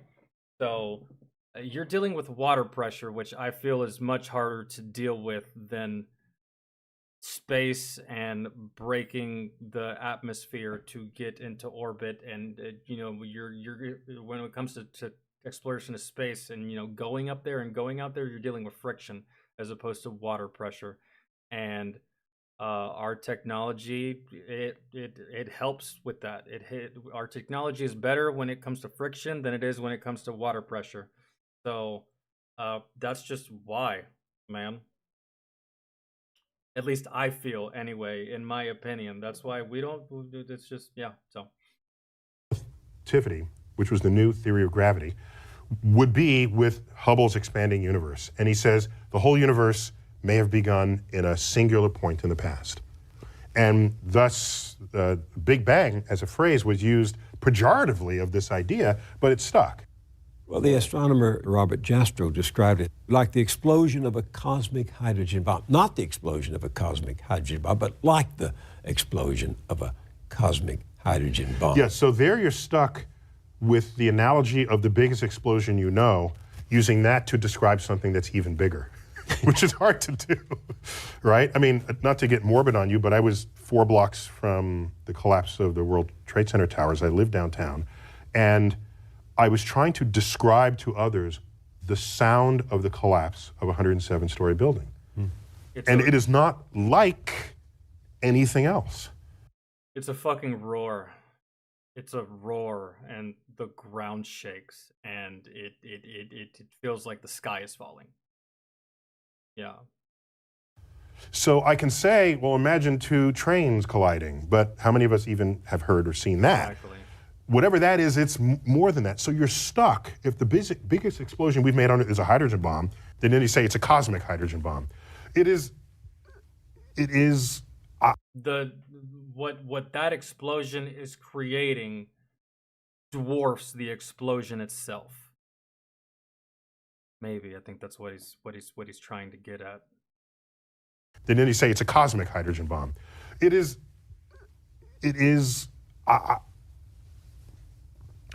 I think saying it's a cosmic hydrogen bomb cheapens the event. Yeah. Yeah, it's way I understand. bigger. Yeah. Yeah. So it's like you just like it's hard to wrap your head around. The explosion would have to be so massive that it almost just like I can see where Neil was having a hard time getting this out because it's hard to explain to where it makes sense as to why that's not the case. That's difficult. The explosion that created the universe doesn't have the same to yield something like that, right? Like what's being created far surpasses what created it. If that I'm having just as hard time as Neil was, I guess, with that, trying to wrap my head around that one. An incredible flash of energy and light, though. And matter and, yeah, all of this, all of the above. Do you give people who make this case that was the beginning and that there had to be something that provoked the beginning, do you give them an A at least for trying to And here's another question. Like, if there's multiple universes, who's to say we're the first one? Who's to say we're the first universe? We think we are. Right? Just like once upon a time we thought that the Earth was the center of the universe, just like once upon a time we thought the sun was the center of the universe, just like once upon a time we thought the Earth was flat. Right? Who's to say that there was plenty of shit before our existence? Well, we're not going to know that. How could we? Right? What if there was other universing, you know? And then we were born. Who's to say that there was nothing before us, right? You can't, because you can't prove that that wasn't the case. Reconcile faith and reason?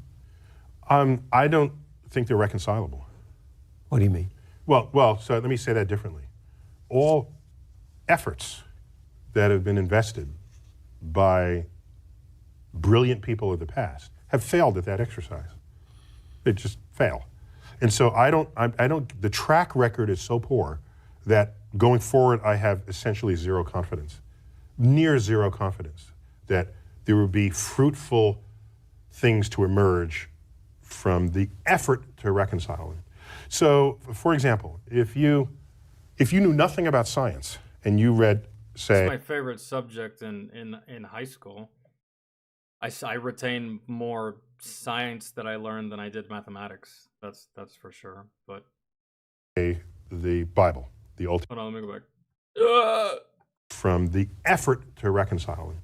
So, for example, if you knew nothing about science and you read, say, the Bible, the Old Testament, which in Genesis is an account of nature. That's what that is. And I said to you, give me your description of the natural world based only on this.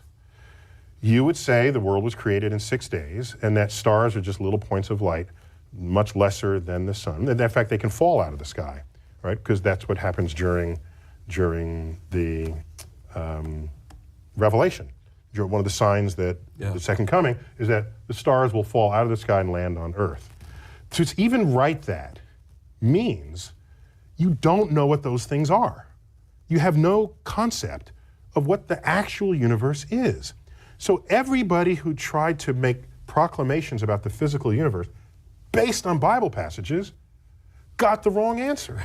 So what happened was, when science discovers things and you want to stay religious, or you want to continue to believe that the Bible is unerring, what you would do is, you would say, well, let me go back to the Bible and reinterpret it. Then you I truly believe, I believe that you can be religious and be scientific at the same time, right? You can be religious and be scientific at the same time.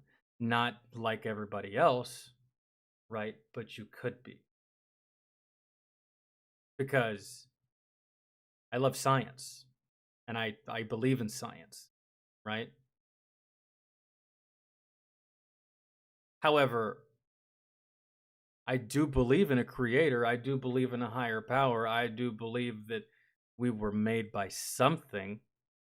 I just don't get caught up in the whole Jesus and Mother Mary and the Virgin Mary and the Immaculate Conception. I don't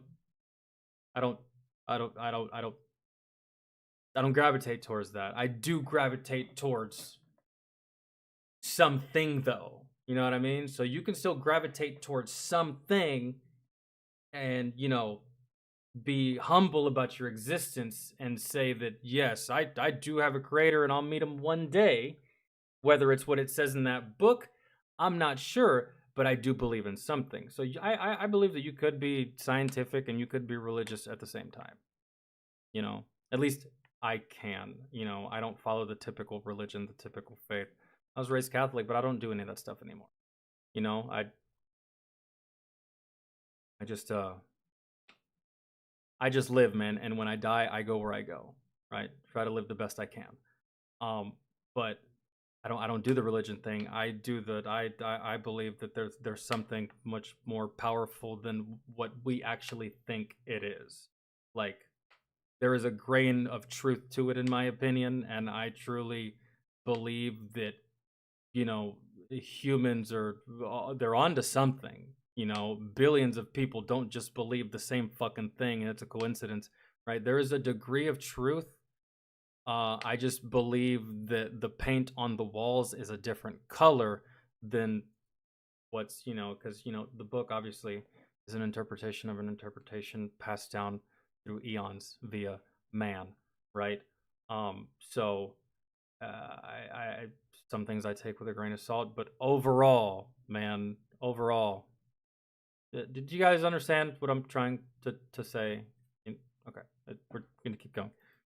You'd say things like, oh, they didn't really mean that literally, they meant that figuratively. So this whole sort of reinterpretation of how figurative the poetic passages of the Bible are came after science showed that this is not how things unfolded. And so the educated religious people are perfectly fine with that. It's the fundamentalists who want to say that the Bible is the literal truth of God and want to. And the only thing that scientists are saying, I don't think. See, and that's the thing where a lot of like religious people they get upset because you know they see a scientist say something and they're just like, oh, you're telling me that my God doesn't exist and that my God's not real and you're trying to disprove my faith. No, that's not what they're doing at all. They're not saying that what you believe is not real. They're just saying that the way that it has been presented has flaws, right? I feel like a lot of scientists, they don't go out of their way to disprove your faith. They're just telling you that it's not actually that way. It's just different, right? See the Bible as a science textbook, who are knocking on the science doors of the schools, trying to put that content in the science. Enlightened religious people are not behaving that way. They're saying, yes, science is cool, we're good with that, and use the Bible to get your spiritual enlightenment and your emotional fulfillment. But you can't just throw science out the window and to completely substitute one for the other and say that one is more beneficial towards society. I mean, what do you think has caused more destruction on this planet? Science or religion? I mean, that's a tough call. But I mean, humans have existed a lot longer without technology than they have with technology. So my answer would have to be religion for that. But you know, Neil's saying the same thing I'm saying. You can do science and you can still have your faith. And the only thing scientists are saying, they're not telling you that your God's not real. They're just telling you that, again, how it's been presented is just not scientifically accurate. That's it. That's the only way I know how to like put that out there, and it makes sense.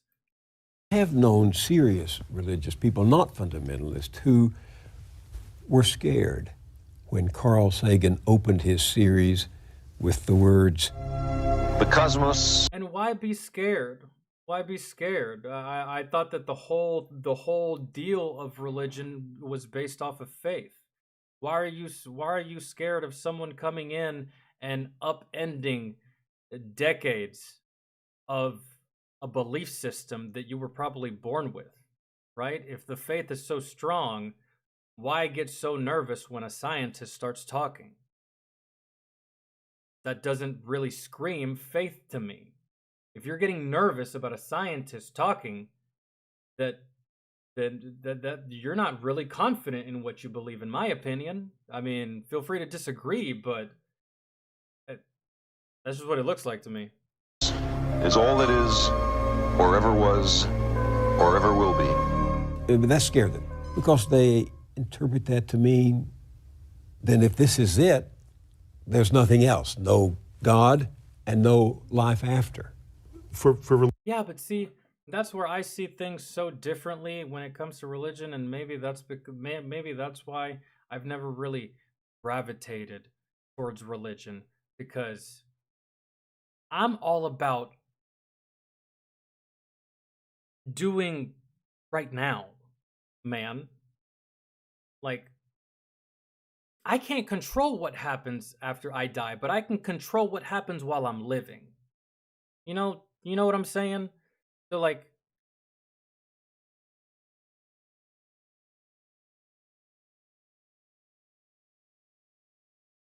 religious people, many people say, well, God is within you, or God, there are ways that people have shaped this, rather than God as an old gray-bearded man in the clouds. So if God is within you, what I'm sure Carl would say, in your mind. In your mind, and we can measure the neurosynaptic firings when you have a religious experience. We can tell you where that's happening, when it's happening, what you're feeling like at the time. So your mind, of course, is still within the cosmos. But do you have any sympathy for people who seem to only feel safe in the vastness of the universe you describe in your show if they can infer a personal God who makes it more hospitable to them, who cares for? Well, I mean, everyone does that. I feel like what you just asked is just basic human nature. The same way that children gravitate to superheroes, man. And adults do the same thing. They will gravitate to something that, you know, makes them feel warm and fuzzy. And it doesn't always have to be religion. It's just human nature. You want to feel content, you want to feel at peace, you want to feel at ease. You don't want to worry about what's going to happen to you when that type of stuff. You know what I mean? So go back so we can rephrase the question. Only feel safe in the vastness of the universe you describe in your show if they can infer a personal God who makes it more hospitable to them. You know, and that's your prerogative. If you want to use religion to make your life better, by all means. You know, I satisfy my mental health with video games, right? So whatever you need to do to make this cruel, cold, harsh world more hospitable to you and make it easier on you, then you do whatever it is you need to do, man. And scientists aren't going to tell you that you can't do it, and they're damn sure not going to try to discourage you or try to prove you're wrong. We already talked about that, but we're just going to keep going. Cares for them? In this, what we tell ourselves is a free country, which means you should have freedom of thought. I don't care what you think. Yeah. I just don't. Go think whatever you want. Go ahead. Think that there's one God, two gods, 10 gods, or no gods. And then I'll think what I want, because that's the beauty of it. You're allowed to. You're allowed to have your own thoughts. You're allowed to have your own opinions, which is a human right, really, man. And it's just what Neil is saying right now is going to fall on a lot of deaf fucking ears, though, because there's a lot of people out here, and we talked about it earlier, and we were talking about the Bible thumpers, is that it's not enough for them to believe it. The whole world has to fucking believe it, otherwise they're miserable. That is what it means to live in a free country. The problem arises is if you have a religious philosophy that is not based in objective realities that you then want to put in the science classroom. Yeah. Then I'm going to stand there and say, no, I'm not going to allow you in the science classroom. I'm not telling you what to think. I'm just telling you in the science class, you're not doing science. This is not science. Exactly. Keep it out. Yeah. That's when I stand up. You need to separate it. These things, I mean, it can coexist within your own belief system, but it can't coexist together on its own. Religion and science, man. If I want religion, I will go to a church. If I want science, I will go to a college, right, or a seminar or something like that, right? To intermingle the two. It's okay if you want to compartmentalize both and do both in your head. We done talked about that, but in a classroom setting, that shit always needs to remain separate. Otherwise, go ahead. I'm not telling you how to think. I think you must realize that some people are going to go to your show at the planetarium and they're going to say, aha, those scientists have discovered God. Because God, dark matter, is what holds this universe together. Yeah, that to me, that just sounds like a whole bunch of kung fu-y, really. That's hogwash. That's baloney, really. But scientists have discovered God. It's like those people that see God in their Cheerios or in their spaghetti or like they saw the Virgin Mary in their oatmeal. Like, don't do that. Don't do that with science. You just don't try to weasel your way in. That doesn't. Again, man, separate it. Because God, dark matter, is what holds this universe together.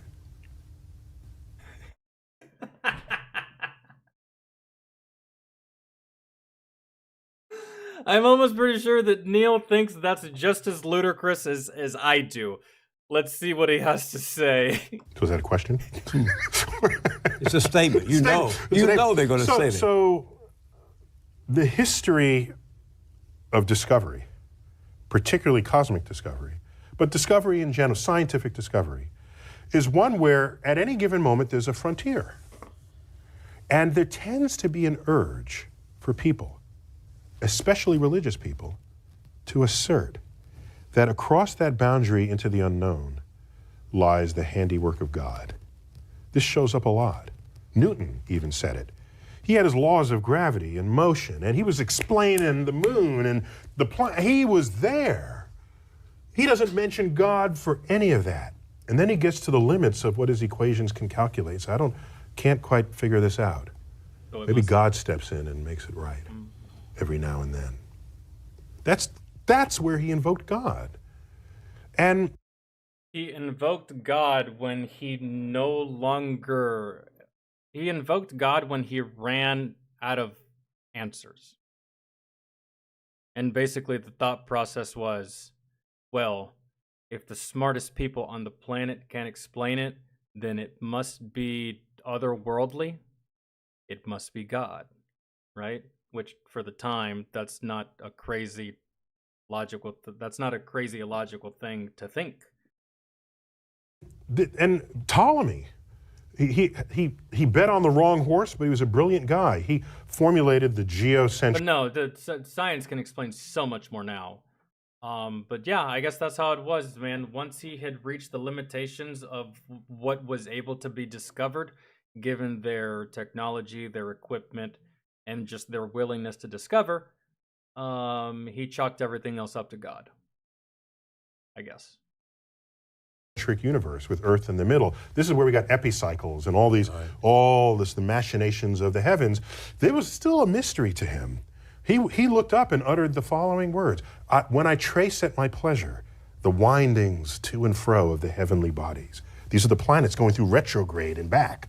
The mysteries of the earth. When I trace at my pleasure the windings to and fro of the heavenly bodies, I no longer touch earth with my feet. I stand in the presence of Zeus himself and take my fill of ambrosia. What he did was he didn't invoke Zeus to account for the rock that he's standing on or the air he's breathing. It was this point of mystery, and in gets invoked God. This, over time, has been described by philosophers as the God of the gaps. Mm-hmm. If that's where you're going to put your God in this world, then God is an ever-receding pocket of scientific ignorance. If that's how you're going to invoke God, if God is the mystery of the universe, these mysteries, we're tackling these mysteries one by one. If you're going to stay religious at the end of the conversation, God has to be more to you than just where science has yet to tread. So to the person who says, maybe dark matter is God, if the only reason why you're saying it's because it's a mystery, then get ready to have that undone. Yeah, no, I've never subscribed to that belief at all, and I've never. My brain doesn't work that way. There's always an answer to something. There's always an answer. There's always a reason. There's always an explanation. No matter how insane or improbable or impossible it is to get that explanation, there's always an explanation. And again, let me just remind you back to the times of when people thought the earth was flat, when people thought that we were the center of the universe, like all that shit turned out to be wrong, right? So just... If the only reason why you're saying it's because it's a mystery, then get ready. Yeah, you have to let science do its job first, man. first and always, really. Again, you can maintain your faith, but don't try to upend already established science just in your pursuit of your faith. I shouldn't do that. At least I don't do that. I don't do that at all. But if the only reason why you're saying is because it's a mystery, yeah, then get ready to have that undone. Yeah.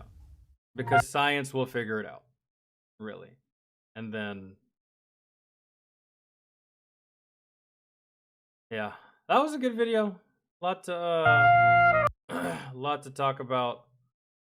Said everything I needed to say, really, for the most part. Let's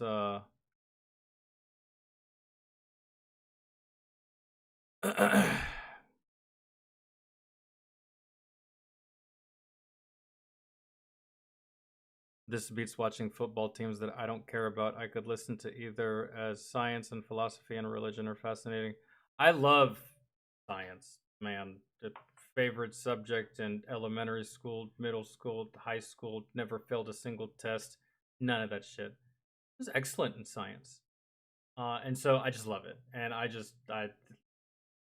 excluding the religion exhausts me. But the science and the universe and all that stuff and black holes and theories and stuff and shit like that, man, I've spent a good portion of my life just watching videos, reading, like just I love this type of stuff. There's this one theoretical physicist that I used to watch all the time, and I haven't watched him in a while, but it's this Asian looking guy with gray hair. He's kind of like bald up front but has like gray hair back here. Almost kind of just reminds me of like the Asian Albert Einstein. He's a theoretical physicist, super smart man, and I've literally watched like him talk for a whole hour, just like on theoretical physics and or just like on physics and just all that shit. And I enjoyed watching it. This is like one of the first times I've watched any of this stuff on stream. Typically, like all of this stuff, this is on my own time that I like doing this, either before I go to bed or while I'm doing something. Yeah, so minus the religion. The religion bores me to no end, man. There's just nothing fun about that conversation, dude, because it's just like you guys are cool, man. I can talk about religion with y'all and y'all are cool, but not everybody's like you guys. Right, so talking about religion, it's not like talking about science and the universe. Like with a lot of people, you can disagree on science and the universe, and y'all can still get along. But there's a lot of people that you disagree on religion, and it just becomes a thing.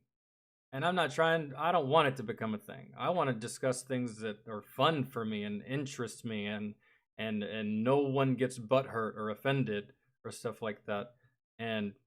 And I could talk about religion. It's just that with most people, it's kind of pointless, really, to even engage with them that way when you can just not, right? So, yeah. And I love that line too, man. If the only reason why you're saying that it's a mystery, get ready to have that undone. Yeah. You can't just like use that shit whenever you want to, willy-nilly. It's not like it's not like a pass or anything. So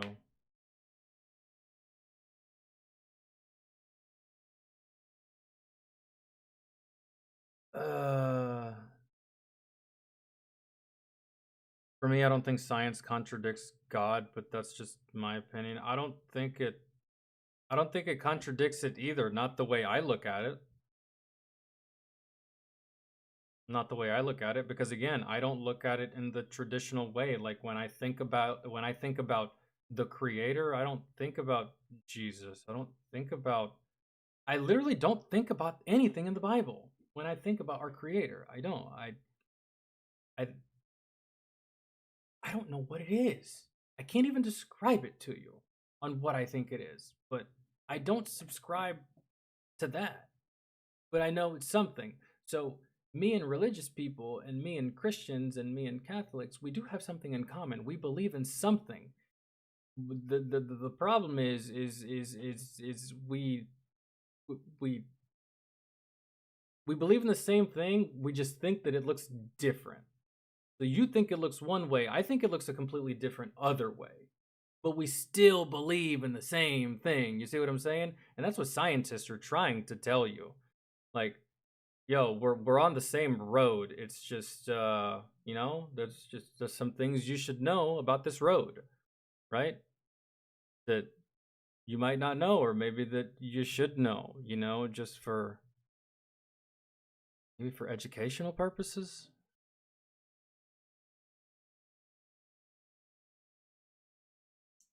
Yo, Don, what's good, man? Well, I'm glad you're good now, Don. I'm glad your day is back to normal. No one likes complicated. Literally nobody. Well, actually, that girl Bree from the Angry Cops video, she loves complicated, but us normal people, not too much.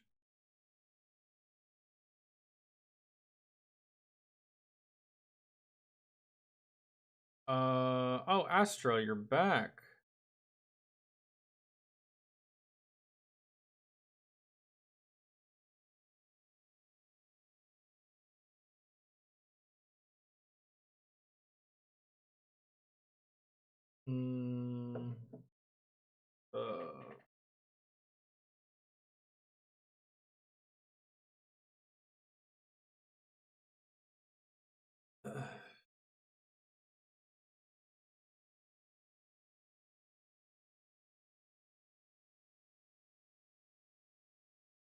I have a question for you guys.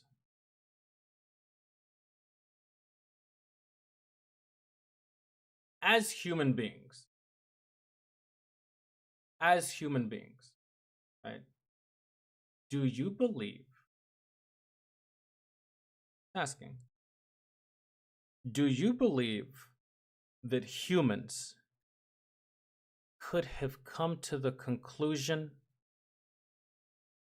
that we shouldn't kill, steal, rape, and what are the main ones from the Ten Commandments? Yeah, don't covet your neighbor's wife, but I'm just sticking to like the main ones. Kill, steal, rape. Do you believe that as a human species, do you believe that we could have come to those conclusions on our own without religion? So take religion, take God, take Jesus Christ, take everything you know about the Bible, all that stuff, throw it out the window. Do you believe that humans could have come to the same conclusions that the Bible has been preaching for thousands of years on our own? What do you think?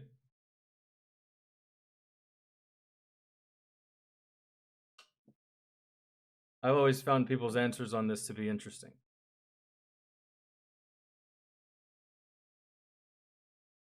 And yeah, Astro, we're gonna watch yours, but I'm gonna go smoke before we watch yours. Yes, we could. I do. Okay, so y'all are saying that yes. Well, I've encountered people that have said no.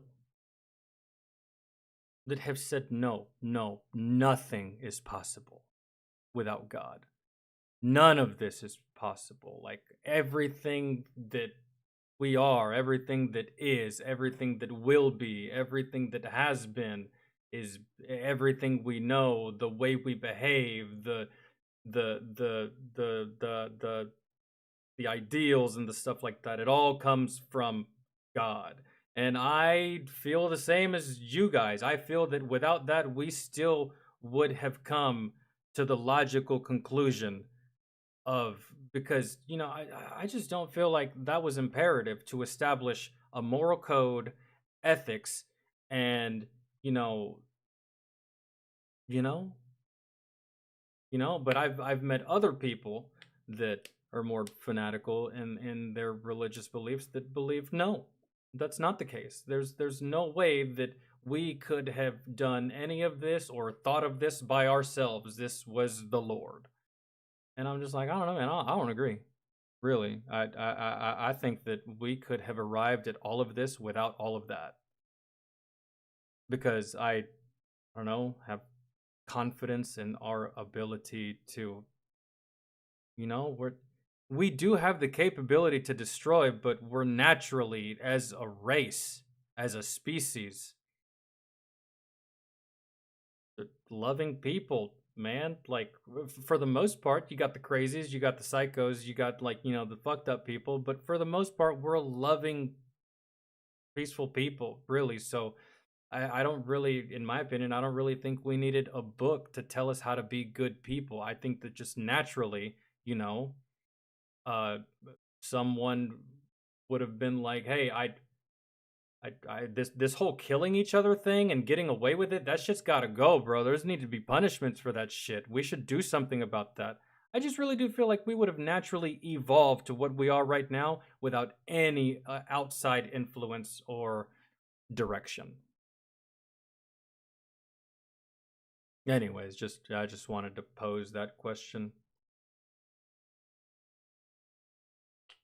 It kind of depends on things that happened thousands of years ago culturally. Well, even then, think back to the first man, right? I'm sure there were barbaric times, but I mean, you know what I mean? Like, for example, remember the song by Sabaton? It was I believe it was Germany versus Russia or something. I don't know, man. It was Christmas truce. So it was two warring nations that were fighting in trench warfare. This is a true story. Trench warfare, fighting in the trenches, two warring nations, and guess what these military people do? Guess what these soldiers do? Christmas Day happens. You know what they do? These two warring nations that were just killing each other 12 hours ago, you know what they do? They take the day off. They take the day off. Man, that just shows you that even in the darkest of moments and in our worst moments and in our most awful moments, we still have the capacity to be good people. To just be a good person, to just like be a good human, man. Really. So they came together even though like they were at war, man, and they took the day off. They played soccer, they shared stories, they showed pictures of their kids, and they realized real quick that they weren't much different. They had something in common. We all have something in common. So it's you know, just really truly feel like we could have arrived there without, because you know those soldiers, they arrived at that truce without any, like, their commanders didn't tell them to do that. The chain of command didn't tell them to do that. Matter of fact, I think the chain of command was pissed, right? No one told them to do this. They took it upon themselves to just, I don't know, for one day be a good person. So like, I mean, I don't know. Oh, it was British and Germany. I knew it was Germany. I couldn't remember the other country. Thank you for that.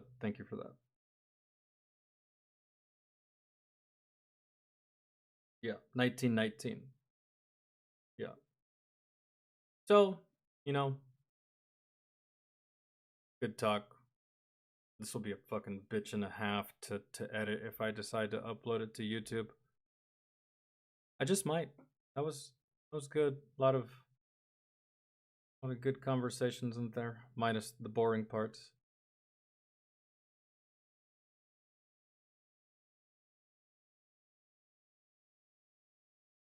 Actually, yeah, terminated. What is your video? It's not 35 minutes, is it? Because I already have a 36-minute video on deck. 5? Okay, we'll do that first.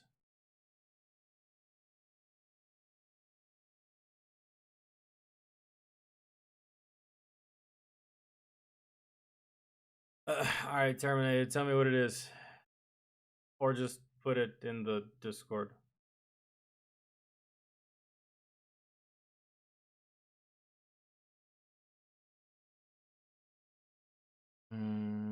Country, what's good?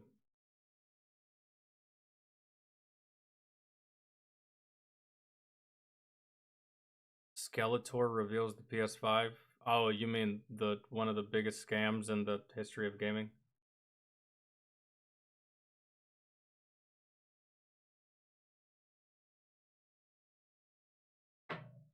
Did you guys know that they released the prices of the PlayStation 6? Oh, you didn't know that? Yeah. I mean, if you Google it, you won't actually see the price of the PlayStation 6, but just look at the price of the PlayStation 5 Pro. That's going to be the price of the PlayStation 6. They're just getting you used to they're just putting the tip in, right? And they're getting you used to it before they straight up butt fuck you. That's the price of the PS6. $700. Straight up.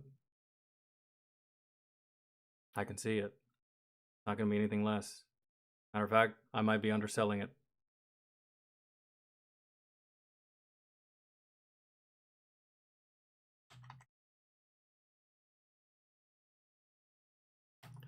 And that's what me and my friends were talking about that earlier. If the price of consoles keeps going up, then I'm just going to start recommending and telling everyone to buy a PC. Because if you're gonna spend borderline almost $1,000 on a goddamn console, why not just spend an additional $500 and get a decent to semi-decent, pretty nice PC? If you're already spending $1,000, what's an extra $500? Really, actually, to be honest with you, what's an extra $500? Not much. If you're already paying $1,000, get the PC. If consoles are gonna keep going up in price like that, bro, you might as well just do it. Why not? You're damn near almost spending the same amount of money for a lesser product because PCs are just better.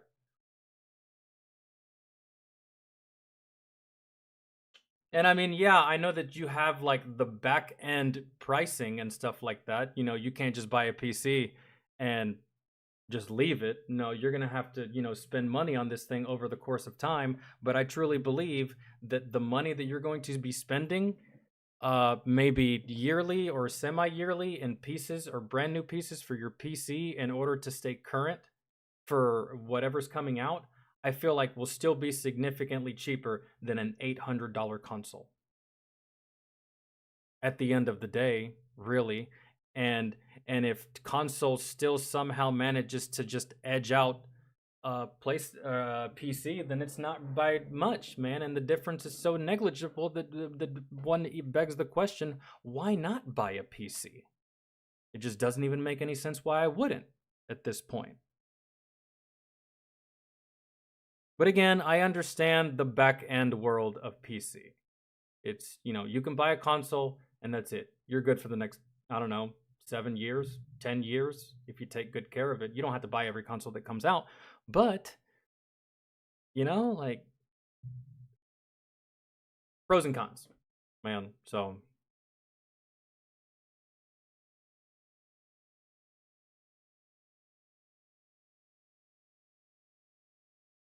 yeah, what Terminated said, man. And, you find yourself one of these, like, tech YouTubers,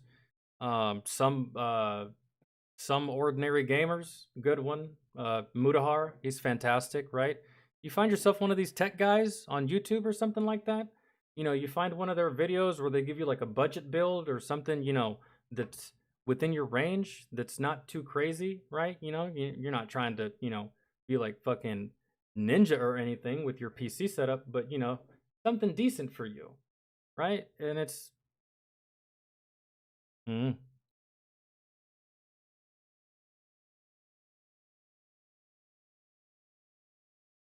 Okay, what is this called?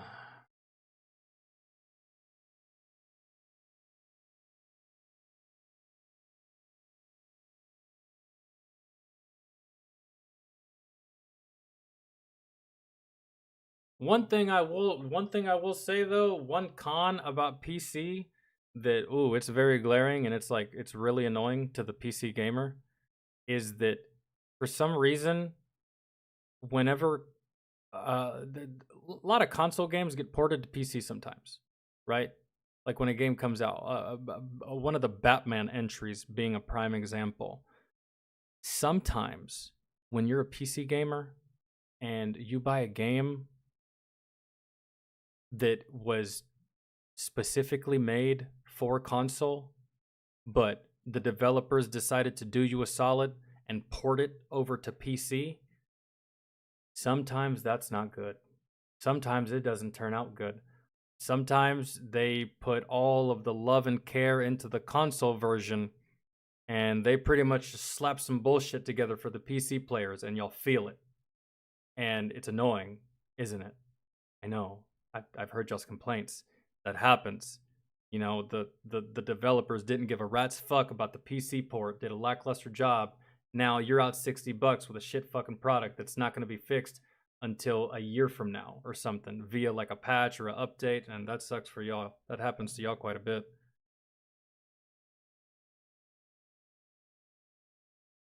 Whereas then you get a console game, whether the game is shit or whether the game is good or shit, you get a console game. The game is the game, right? And it's functional. I say functional in quotations because, you know, we're in modern gaming with AAA. So I say that loosely, but, you know, one of those things. That is not at all what I was trying to type in. What the fuck was it? Yeah, I typed in the wrong thing, Astro. I was looking at the wrong one. Skeletor reveals.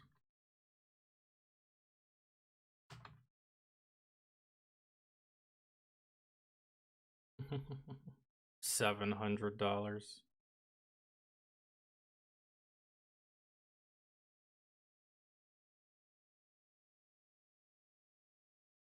I can't even.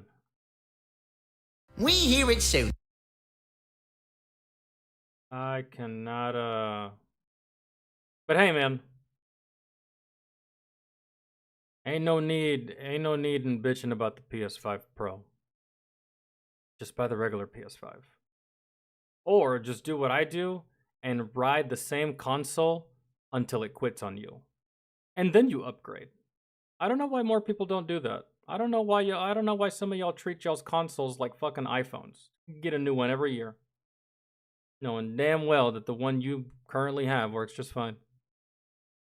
And again, lots of gamers these days, man, when they buy these consoles, I said this to my friends, you're not buying anything unique. You're not buying anything special. You're just buying a piece of plastic with a logo on it, really. Because next gen gaming is the same, man. PlayStation, Xbox, it's all the same. Back in the day, there was a clear difference. These days, all these consoles, they do the same shit. All you're paying for is a brand. Really. And you might even be able to say the same thing about PC, but at least you can customize your PC and have a sense of ownership and gratification in, you know, what you built, not so much for an Xbox or a PlayStation, right? Just a fucking piece of plastic with a logo on it.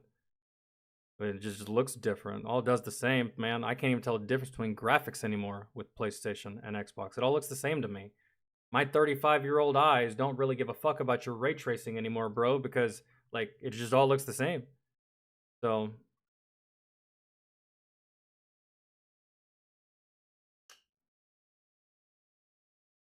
I hope the PS6 looks better than the PS5. I don't think it will, man.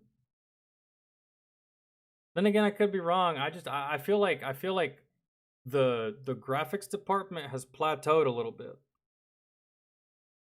Just a little bit. Or maybe it hasn't. But I feel like it has. PC is always getting better, but I look at console, and every time a new console comes out, the fidelity and the graphics, it's so minuscule of a change in the graphics that either I don't notice or it's just not enough of a substantial upgrade for me to even compliment it. It's just like, I mean, I can see the leaves now on the bushes a little bit, I guess. Right? I don't know. That's just me though. All right, here we go.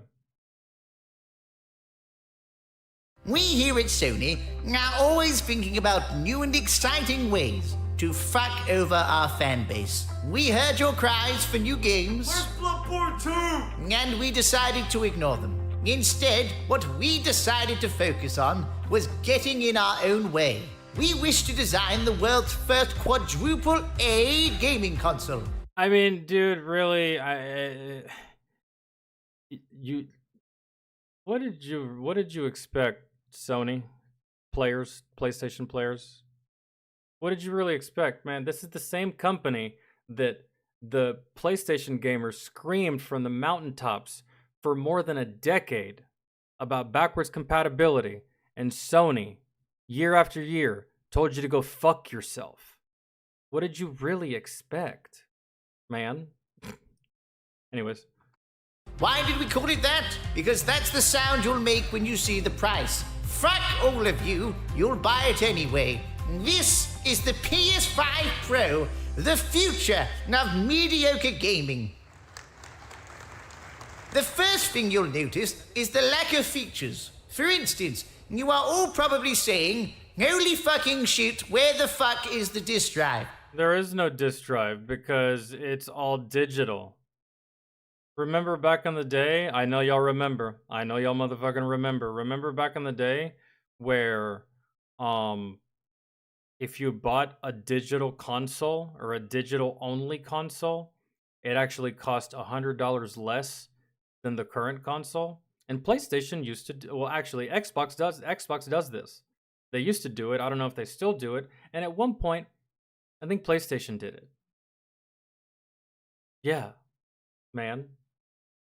And naturally, if it doesn't have a disk drive every single time, that's why I always bought digital consoles, man, because they were always $100 cheaper. And I didn't really care about a disk drive either way. So I was like, okay, you know what? I'm going to be getting the same product. It doesn't have a disk drive. I don't fucking care. I'll download digitally, save myself $100. Not this. We don't know. But you might also notice these lines right here. What are these? Well, these were meticulously designed to replicate the lines of coke that we were doing in the back when we designed this thing. I did several lines of a hooker's clunge that day. It was fucking awesome. But unfortunately, we didn't stop there. Look here. This is a 3D composite render of an NPC on the PS5 currently. And here is that same model on the PS5 Pro. Amazing. Oh my god. Oh my god. Yes. See? Yes, the only thing higher than our pixel count is Lizzo's cholesterol. But how do the games look in motion? Well, look here. And you know what? When it comes to all this, I blame the gamer. But Falcon, how is it even possible that it could be their fault? Well, I remember a time where every fucking gamer, every fucking YouTuber, every fucking Twitch streamer, they see a video game, they see a trailer, they see E3, they see all this shit, they're just like, oh my god, the graphics, it looks so good, the game is so beautiful, blah, fucking blah. And then the game comes out and same shit. They fire up their live stream on Twitch. The game is so beautiful. It's so amazing. The fucking art team deserves a goddamn Nobel Peace Prize. And then you completely forget about, I don't know, the story, the content. Is the game good? Does it work? Is there glitches? Nope. All you're talking about, it looks so good, bro. Wait till you see these graphics. Fuck the graphics. 30 years ago, graphics were shit but games were great. Now, graphics are great, games are shit. Make that make sense. It doesn't. Fucking dumb. I blame the gamer, honestly. And Sony sees this, they're just like, oh man, look at these brain dead buffoons. All they care about is the graphics. Well, they want graphics. Let's give them graphics and nothing else. Fuck the game, fuck the stand, fuck the controller, fuck exclusive content, fuck backwards compatibility. You guys want graphics? You got it. I blame the gamer, to be honest. Here is a game pushing our PS5 console to the limit. And now here it is on the PS5 Pro. Look at that. Why would you even use Minecraft to do this? Minecraft is already an ugly game. You could put Minecraft in 50 million K. Fuck 4K, 50 million K. Minecraft still looks like garbage. Why? They didn't actually use this. This must be Skeletor. And also, here is some gameplay of PlayStation 4 games that are more than 3 years old at this point for our brand new system. No, we don't see the irony in this. The future of Sony is going places. Not far, but places. So please stay tuned as we continue to create things nobody asked for. Yep. The PS5 Pro, $2,000 from your local scalper. Now, is there any questions? Hi, yes, I'm kind of confused. Who is this for? Like, anyone who's a fan of your games already owns a PS5, and if you cared that much about graphics, you could just buy a high-end PC. And the fact too, that you cheap-ass motherfuckers at Sony, the fact that you couldn't even be bothered and or fucked enough or care enough to bundle this. PS5 Pro with 2 exclusive games or 2 already existing games that are remastered or whatever the fuck.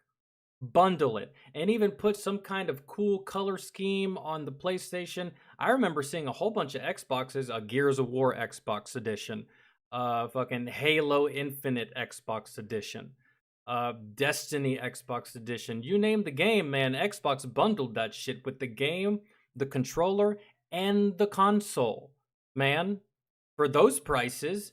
And here you are just selling the console. Fucking nothing extra, nothing unique, nothing special. It's just like, hey, are you a fan of Sony? Cool. Fuck you, give me money. That's basically what they're telling you. PC for cheaper, and it will probably run better. I'm here for the games, so, where is Parappa the Rapper free?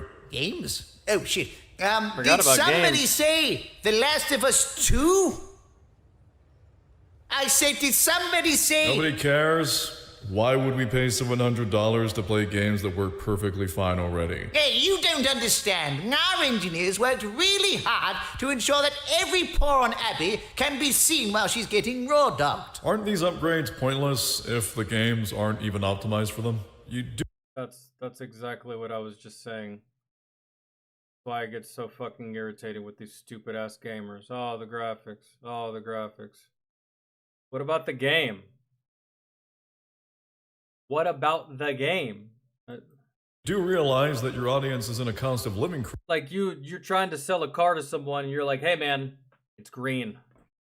Green's a great color. You're gonna love green. My sister's favorite color is green.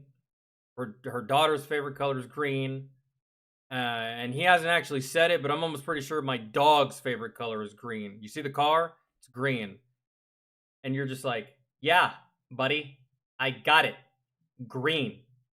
How many miles? That's all I want to know. How many miles? Sony.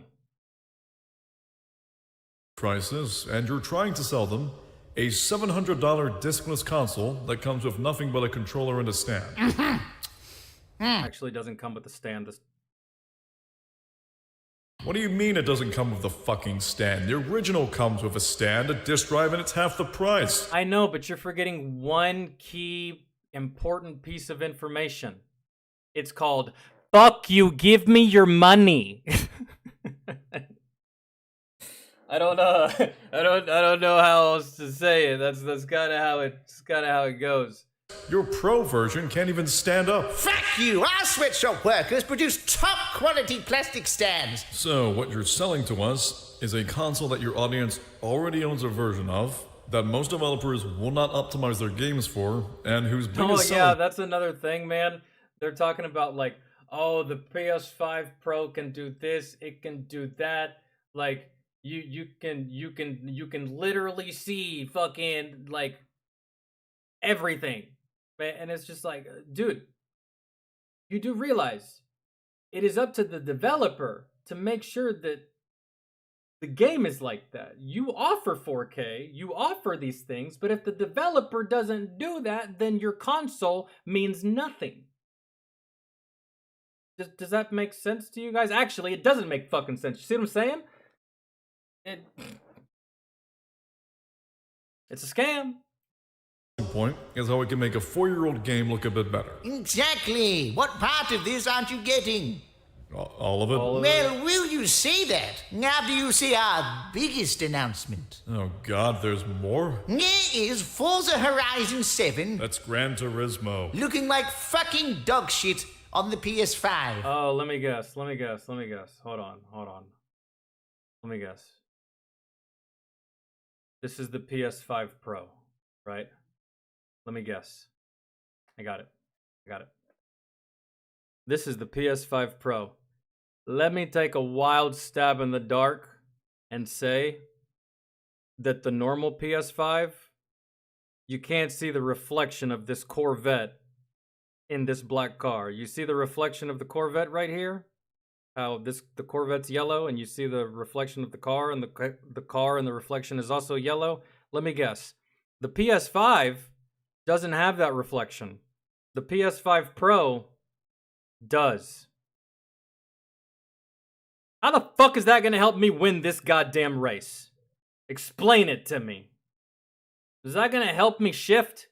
Is that gonna help me drift? Is that gonna help me brake and accelerate when I need to? No.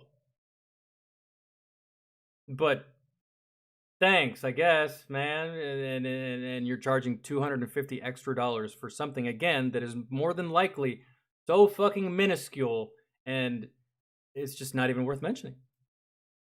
And here it is on the PS5 Pro. Oh, we're not.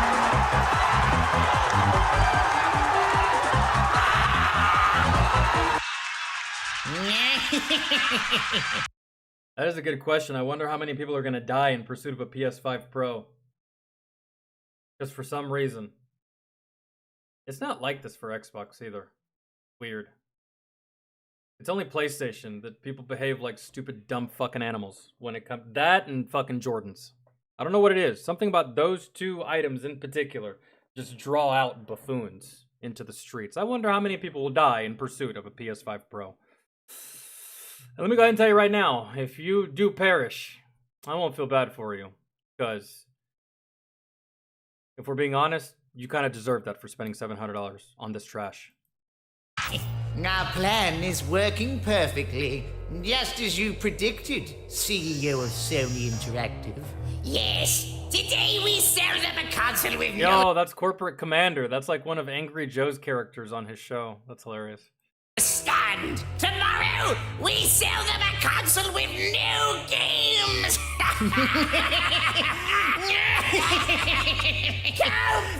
Skeletor and Corporate Commander on the same team is fucking diabolical.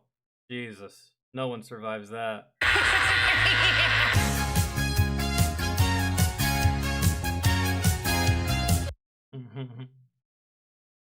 Yeah, that's I already knew quite a bit about this because whenever it first got announced, the first thing I did is I went and looked for Angry Joe's reaction to it. Like, one of my favorite pastimes is just to watch him scream at developers and shit, because it's funny, because I know these developers see it and I know they get butthurt. I know they get butthurt, and I know they feel a certain kind of way.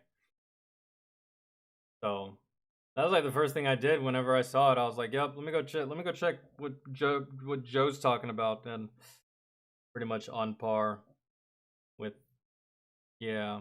So Just so you guys know, the PS5 Pro is not actually worth $700. They're just trying to acclimate you to what the price of the PS6 is going to be. And if I just so happen to be right in the future, someone screen record this and send it to me so that I can relive me being right, because that always feels good. So